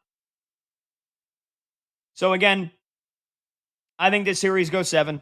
I think the Pistons will win in 7 because I think there's death, there's taxes, and there's James Harden disappearing at the end of series. And James Harden in Game 7 against the Toronto Raptors, it wasn't another James Harden disaster class. I mean, he had 18 points, but he did just go 3 for 9 from the field. He had to get to the free throw line 13 times. But this is James Harden's last best chance to win a title. And I just don't think there's anything about that. My main takeaway is I still don't think there's anything about James Harden's game that has changed to where he's going to lift this team. He's going to be the piece that they were searching for to get them over the top. He's not that guy. You're not that guy, pal. You're not that guy. He hasn't been that guy. He wasn't that guy for years when he was with Houston.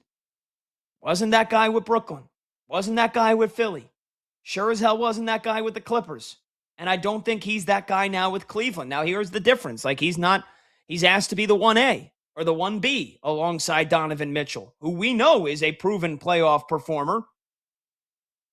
Even though in the last couple of years, his Cavaliers teams have come up shorthanded. In the first round against my Knicks a couple of years ago. Last year in the second round as the 1 seed, they lose to the Pacers, who end up going to the finals. This year, they needed 7 games to get past a inferior Raptors team. But Donovan Mitchell at least has proven that in game 6s, game 7s, when he was with the Utah Jazz, he's capable of 40 points. He's capable of single-handedly winning games. So I get why the Cleveland Cavaliers thought that this partnership could work. And again, I'm not prematurely killing them. I'm not prematurely ending this series. Again, I think it's going 7. I feel like we're going to be having the same conversation at the end of this series about James Harden that we've been having for a decade. When it comes to the postseason, a guy that is a generational scorer, one of the great offensive talents of all time that this league has ever seen, if he can't get to the free throw line, he is rendered, dare I say it, useless. And tonight, he got a pretty favorable whistle. He got to the free throw line another 9 times. That was 9 of his 22 points. Because he went 1 of 7 from deep. And yeah, he had 8 rebounds and 7 assists. You know how many turnovers James Harden had? 7. 7 of the 19 Cavaliers turnovers.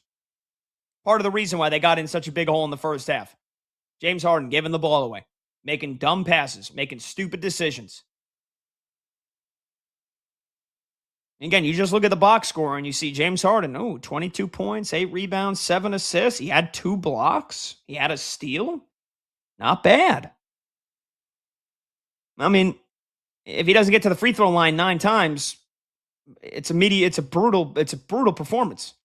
The 7 turnovers, that crushed them. And again, you look at the stats here, you look at the box score. How many points off of turnovers did the Pistons score? 31. 31 points off of 20 Cavaliers turnovers. That's your difference right there. Points off turnovers. Pistons had 31. Cavs had 16. That is a 15-point swing. Because they both shot essentially identical from the field, identical from 3. The Pistons got to the free throw line 19 more times. The rebounds were pretty similar. Points in the paint, dead even. This came down to points off turnovers, and James Harden had the most turnovers in this game. And what do you know? They lose by 10, even after coming all the way back, where he had a pretty big fourth quarter in the beginning of it to get him back tied. But then they melted and faded down the stretch. And that's a tale as old as time when it comes to James Harden teams. 310-840-4910. And another takeaway here from game 1, Pistons beat the Cavs 111-101 to take a 1-0 series lead. I know that he is one of the best defensive players in the entire league. Evan Mobley, 2-time all-defensive team. Guy that won Defensive Player of the Year last season. Finished 10th in the MVP voting last year. I just think Evan Mobley is overrated. I think he's overrated. Tonight he had 14 points, 9 rebounds, 5 assists, and 2 blocks. Evan Mobley was a game worst.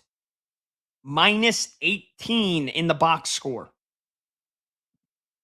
Minus 18 because he offers very little offensively. And you look at what he did this year. Almost identical to the numbers he put up last season offensively. He averaged 18.5 points per game last year. He averaged just over 18 points per game this year. But his field goal percentage was down, and his 3-point percentage, he shot under 30%. And here so far in the postseason, Evan Mobley averaging 18 points per game, so right on his season average. He's shooting 58% from the field, and he's shooting 39% from three.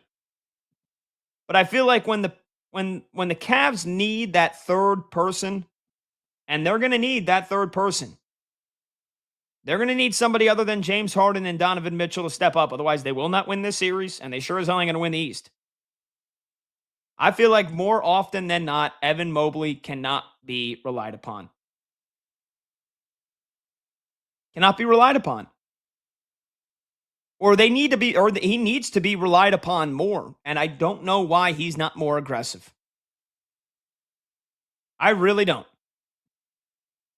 Because a guy that has as much talent as he has, he's 24 years old, he's 6'11", 215 pounds, and he can shoot the three. Now, he hit two of them tonight. He was actually efficient tonight, 6 for 11, but far too often I just see Evan Mobley on the court, and I'm like, how are you not more involved offensively?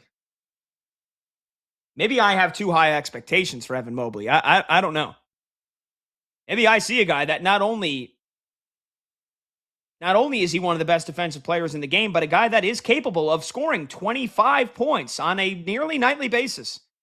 And far too often, he's passive. He's hoping that Donovan Mitchell can carry this team. He's hoping that now James Harden can carry this team. He's hoping that somebody else off the bench can come and hit some threes like Max Strus did tonight, who had 19. Far too often, Evan Mobley is just hoping that somebody else will carry this team offensively, or that he doesn't have to be attempting big-time shots in clutch situations. So I need to see more out of Evan Mobley. Especially on a night like tonight, where his front court running mate, Jared Allen, coming off the monster performance in Game 7, gets 3 fouls in the first quarter and only ends up playing 18 minutes in this game and only scores 2 points. Like, Evan Mobley's got to carry the slack. They got to go to him to dominate in the paint and get to the free throw line. You know how many free throws Evan Mobley took tonight? 0. 0 free throws. 2 big reasons why I said the Cavs lost this game. Points off turnovers, they were a minus 15 in that category, and they took 19 fewer free throws. How does a guy that is 6'11", that can shoot, and that can play physical, how do you not attempt a single free throw when James Harden takes 9? And Tobias Harris on the Pistons takes 8, and Cade Cunningham takes 11. How does Evan Mobley not get to the free throw line a single freaking time, man? That's embarrassing. And that's the type of stuff I'm talking about. Evan Mobley, yeah, he's got a nice mid-range game, good jump shot. You're 6'11", man. Sometimes you just got to get the ball and go to the freaking cup. And that's the type of aggressiveness and aggression that I just don't see. And I just don't think Evan Mobley has that dog in him offensively. And I'm going to need to see it. Otherwise, the Cavaliers, they're not winning this series. 310-840-4910. Meanwhile, for Detroit, Cade Cunningham, not an easy night. Not an efficient night by any stretch. 6 for 19 shooting. That's under 33% from the field. That's pretty terrible. But able to get to the free throw line. And hit 9 out of 11 there. He scored 23 points. He dished out 7 assists. And he only had 4 turnovers. Some of those games in that Magic series, 8, 7, 8, 7, 6 turnovers. Only 4 tonight for Cade. That was big. That was huge. And I can't praise Tobias Harris enough for the role that he has embraced and how much he has stepped up here in the postseason. Another 20-point effort tonight from Tobias Harris.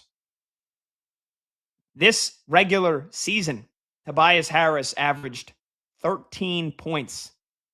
That's even fewer than last year.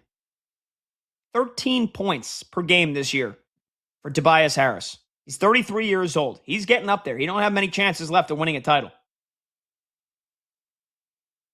Tobias Harris, though, in this postseason, he's gone from 13 points per game in the regular season, and so far in the playoffs, Tobias Harris is averaging 21.5 points per game with over 8 rebounds, and he's shooting 46% from the field. I mean, that's the secondary scoring that Detroit needs. And Tobias Harris is giving it to them now on a nightly basis. This is a guy for years when he was with the Sixers, especially the Knicks played them 2 years ago, and I'm like, Tobias Harris actually, going to hurt the Knicks? Come on. Tobias Harris is playing the best postseason basketball of his entire career right now. And he was awesome again tonight. And finally, Duncan Robinson. Neither of these teams are great three-point shooting teams, but you need three-point shooting in the playoffs. How about Duncan Robinson with 5 triples tonight, 19 points.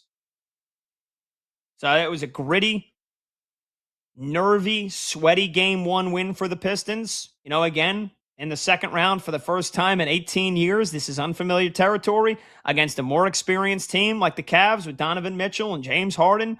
Combined, those two guys have more playoff experience than probably the entire Pistons team combined. And they had an 18-point lead that evaporated in the fourth quarter, and they still find a way to win by 10. That is resolve. That is a gritty win. And that's why I think the Pistons will probably win this series. Again, I think it's going 7. I think it's going the distance, so I still think it's just shy of a coin flip. But that is a hell of a win for the Detroit Pistons to hold on after they blew an 18-point lead.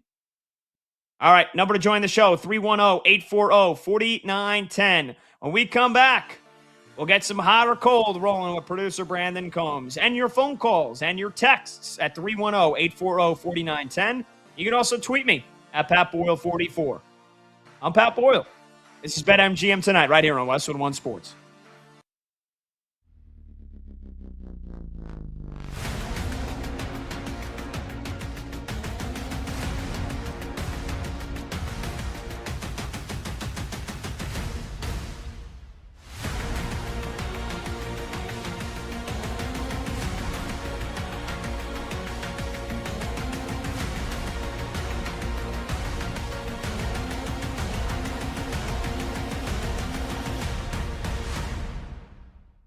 But it is my belief that there's still something there with Anthony Richardson. The NFL is saying there isn't right now, at least to this point, right? I think there is. And perhaps you, the listener and viewer, think that is hubris by yours truly. And how can you say something like that? I'm just telling you, that's my story, and I'm sticking to it. And I back that up with the fact that in a lot of dynasty leagues that I'm in, I have Anthony Richardson on my bench because I believe that there's still something there with this guy.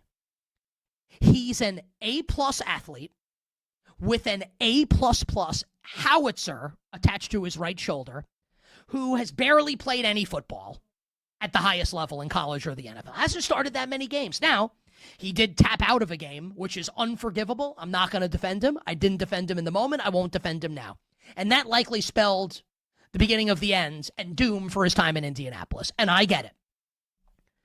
But you can't tell me, with this guy's overwhelming physical traits, that he's not worth a roll of the dice by a number of teams in the NFL.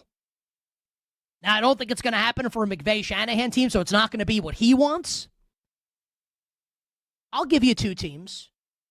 And I won't just give you 2 teams. I'm going to give you 4 teams. But I'm going to give you 2 teams that exist in different buckets that I think should acquire Anthony Richardson.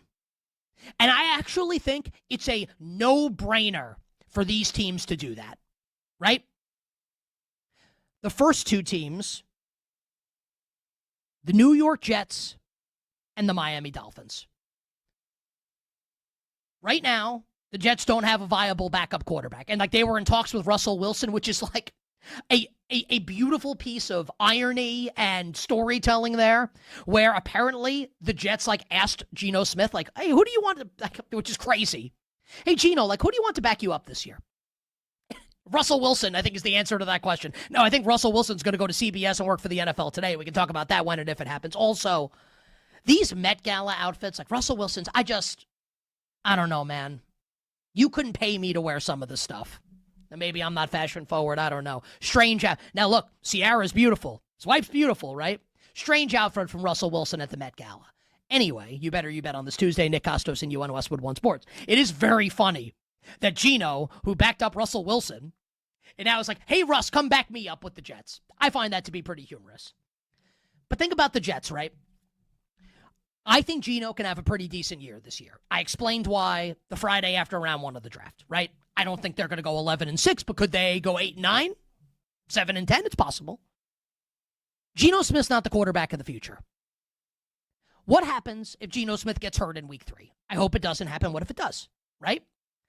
If I'm the Jets and like they didn't take a quarterback early in this draft, don't you want to play someone who maybe if you squint, you could see, could this be our guy? Why not take a shot on Anthony Richardson? Same thing in Miami. Like behind Malik Willis is Quinn Ewers. What happens if Malik Willis, A, gets hurt or B, stinks? Why not see if you can rehabilitate Anthony Richardson? You're not going to have to send them a ham sandwich for him. No one's trading for him. He showed up at workouts because no one's trading for him. You get him for a song, and I'm not even talking a good song. Some Kesha song. Tate McRae. I don't think any of these songs are good. Like you could trade like TikTok by Kesha for Anthony Richardson, and he's your backup quarterback. I think the Jets and the Dolphins make sense. You could maybe put like the Browns into that equation, but Cleveland already has Deshaun Shador and Dylan Gabriel, right? I don't think he makes sense in Cleveland. So that's like the bad team bucket. The like, could he be our quarterback down the line? Unlikely, but I think worth the risk and worth the roll of the dice.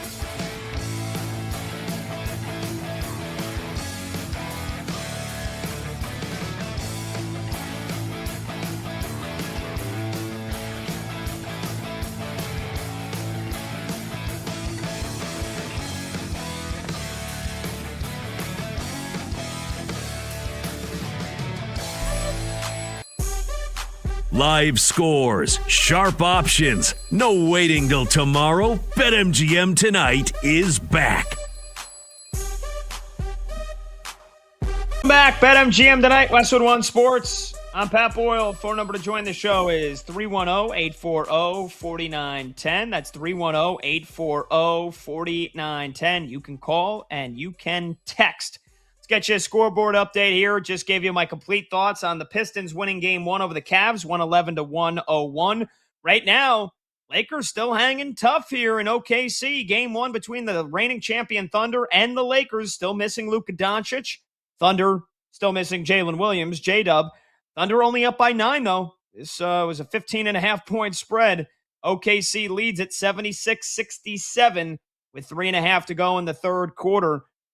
Chet Holmgren leading the way with 20 points and 9 rebounds. SGA has 16 points and 4 assists. He does have 5 turnovers, though. The Lakers have definitely been able to frustrate him to a decent amount. For the Lakers, it's LeBron leading the way. No surprise. 18 points, 6 assists. What is the surprise tonight is just how mediocre Austin Reeves has looked. I don't know if he's still not 100% coming back from that grade 2 oblique strain. I mean, again, he looked pretty good in that Rocket series when he came back, but Austin Reeves just 4 points, 1 for 10 from the field tonight. So I don't know how the Lakers are going to win this game if Austin Reeves is putting up those kinds of numbers, but they are getting production elsewhere. Marcus Smart has 12 points and 6 assists. DeAndre Ayton, I mean, this is like the second coming of DeAndre Ayton. Look, I mean, 10 points, 10 rebounds. Like the guy's been efficient. He's been effective. He hasn't been soft. He's played some good ball this entire postseason, and Rui Hachimura's got a dozen. So Jackson Hayes just got an and one. It looks like the Thunder are going to challenge it, but for the time being, it's 76-69, just a 7-point game. And if that call stands, Jackson Hayes and one free throw for a chance to get it to a 2-possession game. Look out. And then in the third period, we thought it was going to be a big goal fest again. The defense has started to reign supreme, though, that is for sure. But it is the Colorado Avalanche, the President's Trophy winners, the favorites to win the Stanley Cup, taking care of business again here at home in Game 2. They lead the Wild 3-1 with 9 minutes left to go in regulation. Minnesota scored 3 minutes into the game. They haven't scored since. So Colorado's defense finally stepping up here and making their impact felt. Scott Wedgwood in goal, 27 shots faced, 26 saves so far tonight for the Avs. So there's your scoreboard update. All right, let's get to a little hot or cold here with producer Brandon Combs. Combs, before we get hot or cold kicked off, give us an update on the Cubbies going for their 13th straight win at home. It's getting late in Wrigleyville. What's going on between them and the Reds? Bottom of the ninth right now. We're kind of in a delay. The Cubs tied it up in the bottom of the eighth with a Michael Busch home run, which I affectionately called a Busch latte, and you got all girly on me in the break, wanting to know where you could find one. Looking I at didn't get girly on you. I didn't know what a Busch latte was. So Busch with the home run to tie it, but now we're in a delay. Reds pitcher, I think it's Emilio Pagan, threw a pitch and then just fell off the mound holding his hamstring. Never seen a guy tear his hamstring on a pitch before, but that's, tough for him. Jose Franco's warming up right now for the Reds. He's going to get as much time as he needs, but nobody out. Bottom of the ninth. Here we go, baby. Let's do it again. Let's walk it off again. The Cubbies are in that they're in that kind of swing right now, man, where they just keep finding ways to win games. That is a truly special thing when you're watching your baseball team and they're just picking up W's like they're going out of style in different ways, come from behind, winning in dominant fashion, squeaking out close wins. It's like they got that pixie dust, man, and the Cubbies feel like they definitely have it. And now all of a sudden you get an emergency bullpen move here for Cincinnati, and you don't have to face Pagan. That feels like the Cubs are in a pretty damn good spot to win this game. I'm not going to jinx it. Just saying. Yeah. No, I mean, I feel it too. I mean, anytime, especially at Wrigley, anytime the Cubs are close, especially with this lineup, especially with the way they're swinging the bats right now, and you got the top of the order due up. Nico Horner's up right now. He's got a 1-0 count on him as he waits for Franco to get ready. But, the way they're swinging the bats, you just feel like they're going to find a way to win night in and night out. And even when they're down, they're down. They weren't swinging the bats well in the seventh inning, down 2-0. I still felt like, hey, we're still in this damn game, and here we are now, bottom of the ninth, tied, and they're starting to resume play right now. So here we go. Well, no offense, but I'm hoping we get to extra innings because in terms of our segment that we do every day on the show, Let's Go Streaking, I took Ellie De La Cruz. He's 0 for 4. I would need at least a 10th inning to have a chance of him getting a hit. How's the rest of the crew doing, by the way? You long ago, you moved on to tomorrow. You had Josh Young of the Rangers. He had a 3-hit night against the Yanks, even though the Yankees won again. But how's Monty doing? How's Brad doing? Well, so everybody's 0 for except for me. And then Monty is done with Teoscar Hernandez. Last I saw, he was 0 for 4. He had just batted heading into the ninth inning. So unless the Dodgers come back and tie that one in the ninth inning, and they just lost. Monty is done as well. Okay, so Monty's out again. His streak goes back to 0. If you don't get extra innings here, as Nico Horner just walked and Alex Bregman is up now, nobody out, winning run on first. If you don't get another at bat, you'll be at 0. If Miguel Vargas doesn't get a hit, Brad's at 0. I'm fine with everybody being at 0 as I'm back to 1. That's fine with me. Wow. Damn. All right, well, I need extras. I need extras in a big way. Get me a 5th Ellie De La Cruz at bat, please. I'm begging. Okay. All right. Let's get to a little hot or cold here. What are we starting with? Well, this one's courtesy of our guy, Monty. And he said this in one of our breaks, and I was like, ooh, that's a good one. He said, I'd rather give up Shohei the pitcher than Shohei the hitter. And that's what the Dodgers have done in his last couple of starts. I think in 2 of his last 3 starts or 3 of his last 4 starts, he has not been in the lineup. Like, he was not in the lineup tonight. And the Dodgers have scored 2 combined runs in Ohtani's last 3 starts. Dodgers lost all 3 games. 3-0 against the Giants, 2-1 against the Marlins, and Astros 2-1. So, hot or cold, you would rather give up Shohei the pitcher than Shohei the hitter, which, to be fair, he also hasn't had a hit in over a week either. This might be one of the easiest hot or colds we ever do. And I love Monty for putting this one up there because it's a good talking point because the Dodgers did just lose another Ohtani start, which is always headline worthy. But this is, I've never been hotter on anything that we've done so far in the 4+ months of the show. And that's saying something. Yes, I'd rather give up Shohei the pitcher than Shohei the hitter. I mean, come on. To have Ohtani in the lineup every night versus not having him in the rotation 1 out of every 5 games. I mean, he barely pitched last year until the end of the season, and he barely pitched in the postseason, and they still won the World Series, and they still won the division despite all the injuries they had in the starting rotation last year. So, yes, I think he is the greatest hitter on the planet, even though I love me Aaron Judge. I still think Ohtani is the best hitter on the planet, and I do think he's hell-bent on winning the NL Cy Young Award this year, which he's in pretty damn good shape to do that as well. But, the Dodgers need his bat way more than they need his arm. Maybe in a Game 7 World Series, you could make the argument Ohtani on the mound for 7 innings would be more valuable than 4 Ohtani at-bats. Then again, he's going to do both in the postseason. I think this trend actually does continue where on nights he pitches, I think it's going to be way more common, way more frequent that he doesn't hit. But yes, I'd rather give up Shohei the pitcher than Shohei the hitter. 100% without a shadow of a doubt.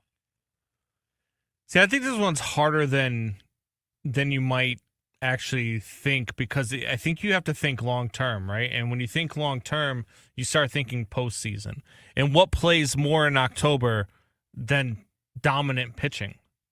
Because dominant pitching in October, it plays. And so I think that this, if I'm the Dodgers, because of this roster, if I'm the Dodgers, I feel like heading into a postseason, I'd rather give up Shohei the hitter than Shohei the pitcher, because if I'm heading into the postseason, I feel like my lineup, even without Shohei Ohtani, is still potent enough to win ball games, but I need Shohei the pitcher. I need Shohei who's given up less than a run per game right now in his starts. Sure, he's 2-2 now. But, I mean, quality start after quality start after quality start. And to get 6 or 7 innings out of a starting pitcher in the playoffs nowadays, it's kind of rare. And Shohei's a guy who can go out there at any given moment and just shut down an entire lineup. And this Dodgers lineup is potent enough to get through without a Shohei Ohtani. So it's one of those where, like, I'm hot on it long term because obviously Shohei the hitter is vastly better than Shohei the pitcher. But if I'm heading into the playoffs, I'd rather have Shohei the pitcher.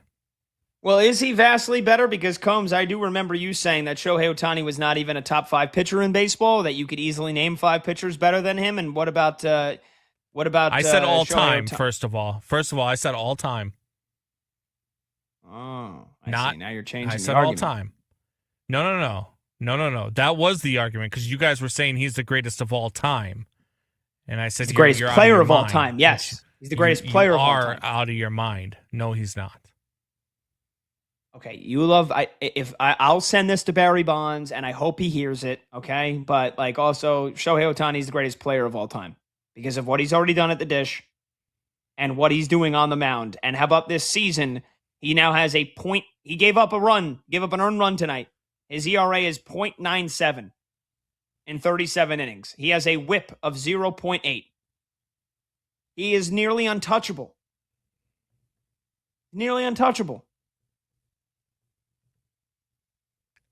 Look, Okay. we could say we've had this argument before. We could have this argument again, Pat, because I'm always down to argue baseball.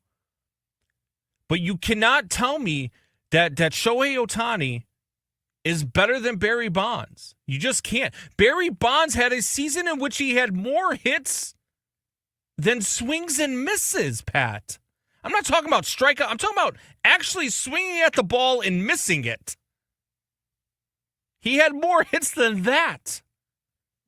Shohei Ohtani strikes out 140 times a season. Come on, Pat. What are we talking? Because he can pitch, I understand what he can do. And I understand the level in which he can do it at. But he is not the greatest of all time. One of them, sure. He is not the greatest player of all time. I mean, how many years did Barry Bonds have 50 home runs and 50 stolen bases?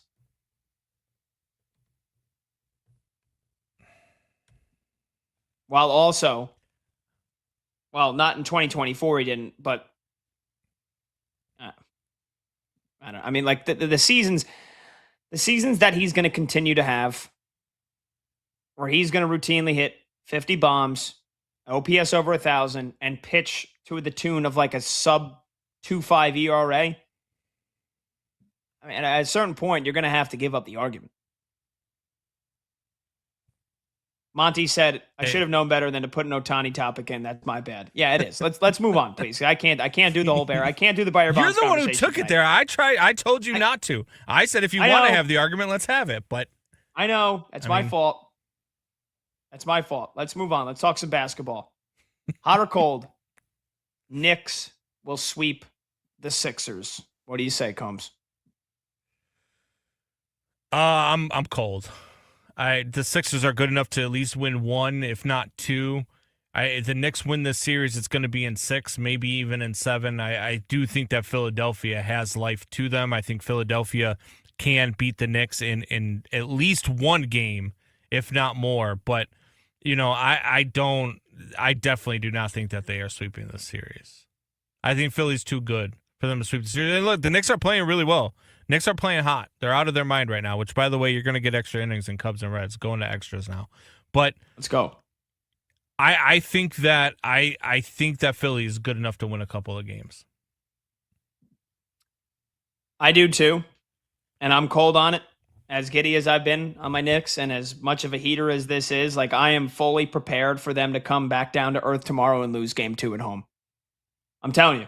Like you want a prediction from a diehard Knicks fan that's been beating his chest for the last couple of days here and saying that the Knicks are going to the finals and that screw it, like the Knicks can win a title this year. Don't be surprised they lose Game 2 tomorrow. I'm telling you right now. I'm telling you right now, don't be surprised they lose Game 2 tomorrow. And then it would be crazier. Not crazier. But like I'll even give you a game-by-game prediction. I think the Knicks will lose Game 2. I think they'll win Game 3 and Game 4 in Philadelphia. And they'll come back to the Garden with a 3-1 lead, and they'll lose that game, and then have to win it in Philadelphia in Game 6. And they'll actually go unbeaten on the road in this series. That's what I think ends up happening. I still think it's Knicks in 6. I said it before the series began. I'm saying it now.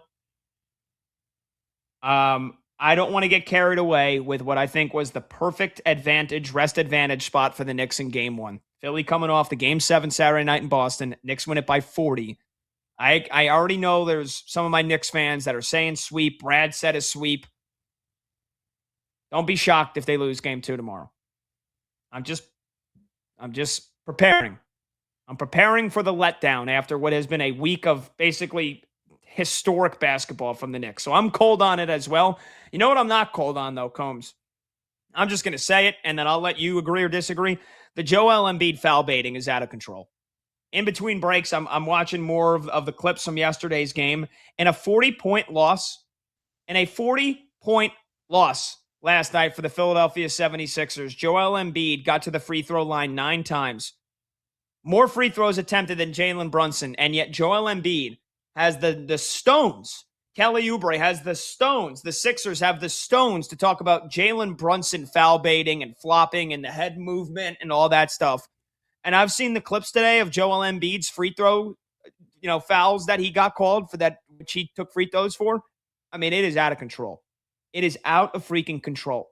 He is ruining the league. Joel Embiid is ruining the league. It's out of control.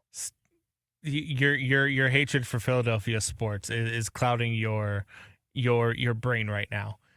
Because first of all, this is what this league is now. We see it all the time. It's not just him. I just watched a clip of SGA doing the same thing in the first half of their playoff game tonight against the Lakers. I mean, every time that he had the ball in his hands, he was flopping like he was. Even when he had shots going up and nobody was even near him, he was taking freaking flops. That's what this league is. That's what LeBron has turned the NBA into.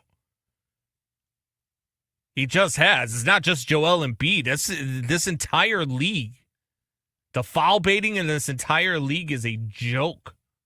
And that's why the product is so watered down, and that's why guys like me, who used to love the NBA, have become casual fans who just watch the playoffs. Because the NBA regular season is a joke, and the foul baiting is a joke, and all of that stuff.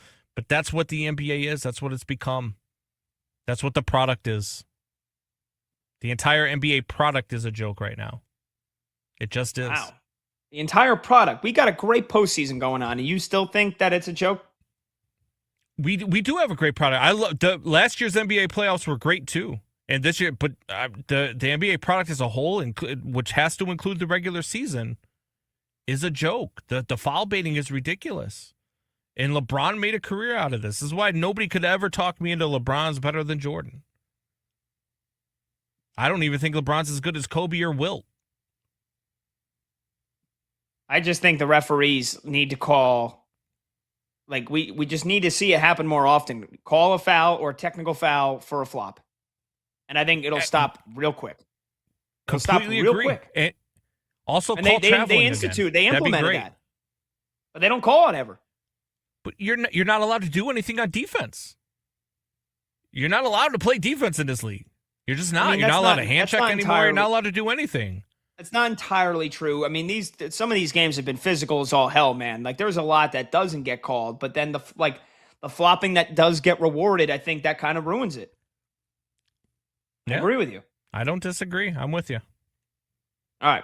We'll take a short break. 310-840-4910. Last chance to get aboard. You can call, you can text. We'll finish off with another one or two hot or cold topics. We'll get you one more scoreboard update when we come back with the Thunder and the Lakers in the fourth quarter and the Wild trying to stage a last-minute comeback against the Avalanche. This is BetMGM tonight. We're coming right back here on Westwood One Sports.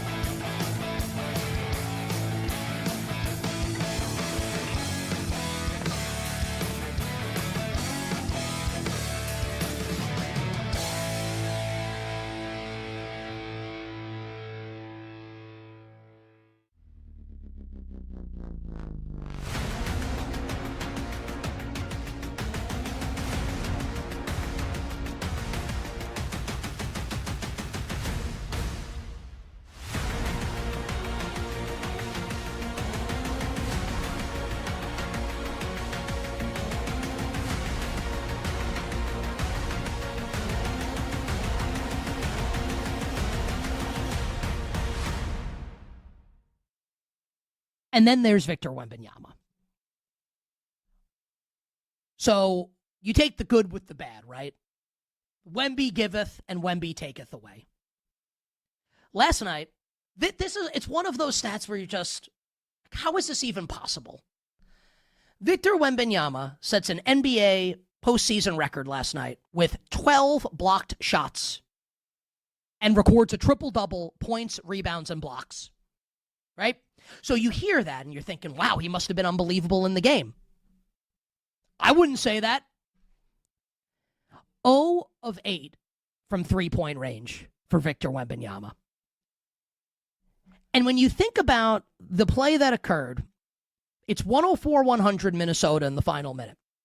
43 seconds to play. And Wemby basically goes coast to coast and two-hand dunks the basketball. You see that happen And you think to you, or at least I think to myself, why doesn't he just do that all the time? Why is he shooting 8 3-pointers? He's 8 feet tall, and you can't teach that. And he thinks he's Steph Curry. Like, hey, Victor, like, you're taller than you are an alien playing with humans. Like, just go shoot layups. Dunk the basketball. Like, if he went 0 for 8 from 3 and they lost by 2 at the end of the game and had a chance to win, he cost them the game. And whether or not you want to say De'Aaron, whatever it is, Castle fouls out De'Aaron, whatever it is you want to say, Wemby goes 0 for 8 from 3, they lose by 2. What? Why? And they're being physical with him. I don't care. He's 8 feet tall. And it's only a slight exaggeration. Go down into the post, go down underneath the basket, and lay the ball in. Fight through it. And I think what Victor Wembanyama is learning right now, and I'm not trying to turn this into a Wemby bash. He's amazing, right? You know, it's like everyone's saying now, and they're right, that regular season basketball and playoff basketball are like 2 different sports, right? And it's the truth. Well, here's what I'm here to say. Regular season basketball and round 1 against the Portland Trailblazers are a different sport than playing against the Minnesota Timberwolves and Anthony Edwards and company in round 2. It's a different deal. Victor Wembanyama, with 12 blocks and going 0 for 8 from 3, is like he's a Michelin star chef, and you go to the restaurant, and the appetizer is the best appetizer you've ever had in your life. And the drinks are strong and delicious and refreshing. And then the main course comes out, and it's frozen pizza with mozzarella sticks. What's happening here? I do think the Spurs will win the series. Think about everything that went wrong for San Antonio, and they still almost won the game. And it's actually going to hurt me as a sports fan because I love this Wolves team. But San Antonio really should win the series. So, like, yes, it's a brutal loss for the Spurs.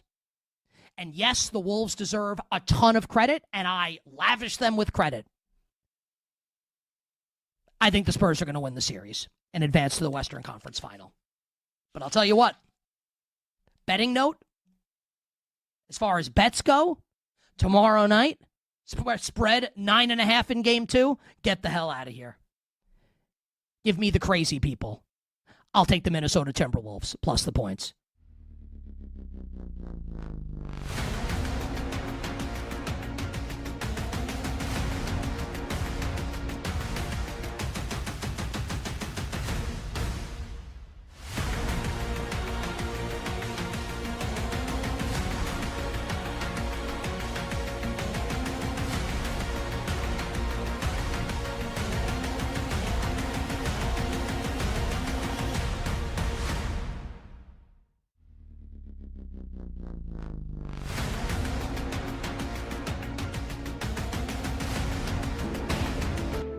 Late games, loud opinions, and money time moments. BetMGM Tonight rolls on.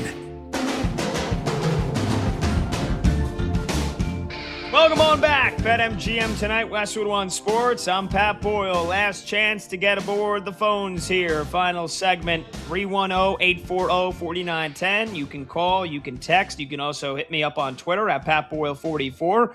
Got my guy Linnell Willingham coming up at the top of the hour, 11 p.m. to 3 a.m. Eastern on Westwood One Sports Night. So make sure you keep it locked right here to Westwood One Sports.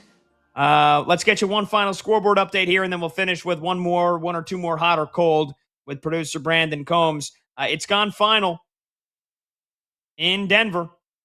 And the President's Trophy winners, they look as good as advertised so far. The Avalanche, another multi-goal victory, another 3-goal victory over the Minnesota Wild.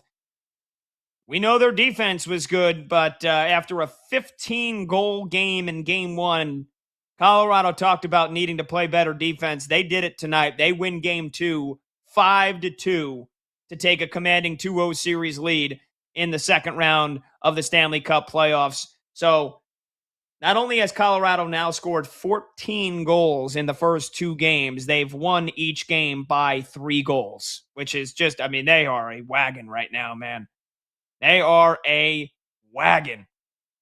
So a 2-0 series lead for the Avs. Again, 5 different goal scorers for Colorado. Martin Necas, who played last year with Carolina, and he's just an absolute grinder, a veteran, hell of a player. Landeskog, who's been with them for a couple of years now. Nicholas Waugh, Nathan McKinnon, one of the best players in the sport, and then Valeri Nichushkin in the empty netter to seal things off. Like, those 5 goal scorers are all incredible players, and they're all on the same team, and they all scored tonight. What a freaking team, man. What a freaking team they are. And then the NBA playoff game's still going right now in Oklahoma City. It's starting to become a blowout. Really, it's just a question of whether or not the Lakers are going to cover that massive spread or not of 15.5 points. But the Thunder lead the Lakers 96-79 with 6 minutes left to go here in the game. Chet Holmgren with 22 points and 10 rebounds. SGA with only 18 points. You know, the MVP who averaged, 33 points per game, 31 points per game in the regular season. Now, at least the Lakers have held them under 20 so far. Meanwhile, for the Lakers, LeBron doing everything he can, 24 points on 11 of 16 shooting. But Austin Reeves is just 2 for 13 from the field. Boy, do they miss Luka Doncic in a big way. Do they miss Luka in a big, big way. So, all right, Rui Hachimura just hit a 3. It's down to a 14-point game. We'll see if the Lakers can get this back into single digits. 310-840-4910. Let's get producer Brandon Combs back in here. Combs, I'm probably getting back to 0 with my streak, by the way. Ellie De La Cruz in the top of the 10th grounds out. So the Cubbies will once again try to win it in the bottom of the 10th, and they walked it off. Cubbies have walked it off. They win again. They walked it off, and not only did Ellie De La Cruz leave you hitless, he had a ground ball hit to him straight up the middle, and he booted it. And from second base, Dansby Swanson scored to win the game. Wow. Unbelievable. The way this team keeps winning and the fashion in which they keep winning is just, it's incredible, Pat. Like, with all of the injuries that they've had and everything that they've dealt with this pitching staff, it's insane to me that this team keeps finding ways to win. There's just, right now, there's something special about it. I hope that it lasts all year long. I hope this is 2016 all over again. But I'm just gonna enjoy it while it lasts, because wow, this is incredible. It's fun to watch, man. They've won 17 of their last 20 now. 17 of their last 20, 13 in a row at home. They're now 24-12, and still the third best record in baseball because my Yankees won again tonight. They're 25-11. The Braves are playing right now. They're 25-11. But man, 7 wins in a row, 13 in a row at home, 17 of their last 20. I said before the season began, my World Series prediction was Yankees-Cubs. Through 36 games, it looks pretty damn good. I'll tell you that much. From your lips to God's ears, Pat. But I'm telling you this. Anybody listening out there, fans of the show, anybody watching on Twitch, anybody watching on YouTube, if that happens, that's going to be a couple of weeks of this show you will not want to miss. Because me and Pat will be at each other's throats the entire 7-game series. I promise you. That's damn right. Damn right. Damn right, baby. All right, fun show. Hell of a show. Another great night in the postseason. We'll see if the Lakers can make it close. But the Avalanche look like a wagon. They're as good as advertised. And the Pistons hold on to win Game 1. Linnell Willingham's coming up next on Westwood One Sports. We'll see you tomorrow at 6 p.m. Eastern. Thanks to producer Brandon Combs. Thanks to my video producer, Monty, Mike Montgomery. Thanks to Chloe Pratt, Zach Kroll, and Max Sheedy. And, of course, my co-host, Brad Evans. I'm Pat Boyle. We'll see you tomorrow, 6 p.m. Eastern. BetMGM tonight, right here on Westwood One Sports.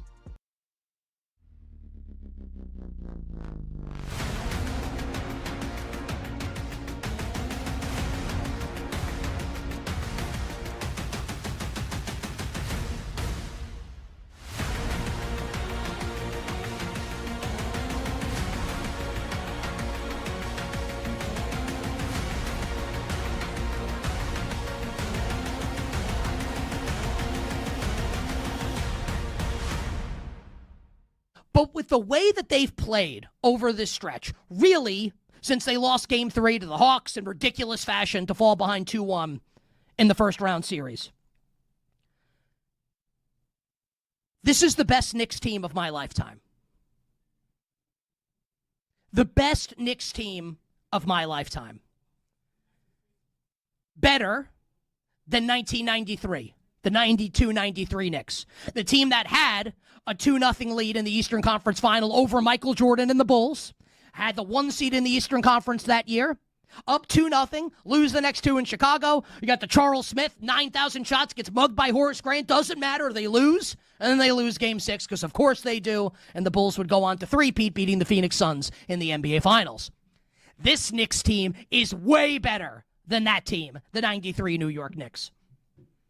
They're better than the 94 Knicks, who went to the NBA Finals and lost Game 7 on the road in Houston and lost Game 6 holding a 3-2 lead. John Starks missing a three-pointer at the buzzer that would have won the Knicks the NBA Finals. Elijah One gets a piece of it. They're better than that Knicks team. That Knicks team struggled to beat the Michael Jordan-less Chicago Bulls and probably got a little lucky against the Indiana Pacers in the conference final, if I'm being honest. And I mean, are we really going to compare this? And like every Knicks fans love the 99 team. Obviously, the Allen Houston shot to beat the Heat in Game 5 in Round 1 in an 8-1 upset. The Larry Johnson 4-point play against the Pacers in the Eastern Conference Final before they got vaporized by Tim Duncan and the Spurs in the NBA Finals.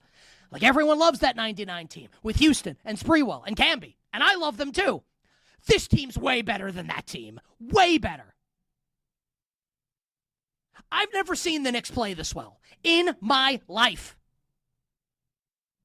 I'm 43 years old, a month from tomorrow on June 6th. I've been watching this team since 1990. I've never seen them play this well. Never. And you want to be cute about, what about Jeremy Lin? Yeah, that was pretty cool in the regular season. Carmelo had a couple of nice moments. This team is different, and it's obvious that they're different. It doesn't mean that they're going to win it all. It doesn't even mean they're going to win the series. They could choke it away. Of course they could. The Sixers are really good. But I think the point holds that this run that they've been on, and I think any Knicks fan that's been alive for any period of time can say this, unless you were around for the 70s, right? And you saw them winning championships in the early 70s. This is the best Knicks team of my lifetime. What an incredible run this has been for the New York Knicks. Will Howard or Drew Aller as the Steelers starting quarterback? Well, it's not even close. It'd be Howard because I think Aller's got no shot at being a good NFL quarterback. None whatsoever. I just don't believe, having watched him play just about every single game at Penn State, because that's part of our job responsibilities here to a degree in Pittsburgh. There's more Penn State alums where I am than there are in Philadelphia, for example. The guy stunk in the big moment, but he even go beyond that, was not an accurate passer. I don't think you go from not accurate in college to accurate in the pros. And you know, Penn State honks and idiots will say, maybe Mac is one of these guys, will say, well, how about Josh Allen? Okay, great. You gave me the one outlier in the last 30 years of football. Congratulations on all your success. No, he's not going to be good. The guys that get drafted in the mid-rounds who go on to be good quarterbacks are not toolsy players. The toolsy players are first-round picks. It's the guys that are too short, like Russell Wilson, or they got to play late like Brady, so they didn't get, there was a Drew Henson scenario there. Yep. It's not a guy that's 6'4" and has like the built-in-a-lab qualities. So I'm not a believer in him whatsoever. I'd rather see Howard. I mean, I know that the odds are stacked against a 6th-round pick, too. There's not been a 6th-round pick that has produced a winning record as a quarterback since Brady.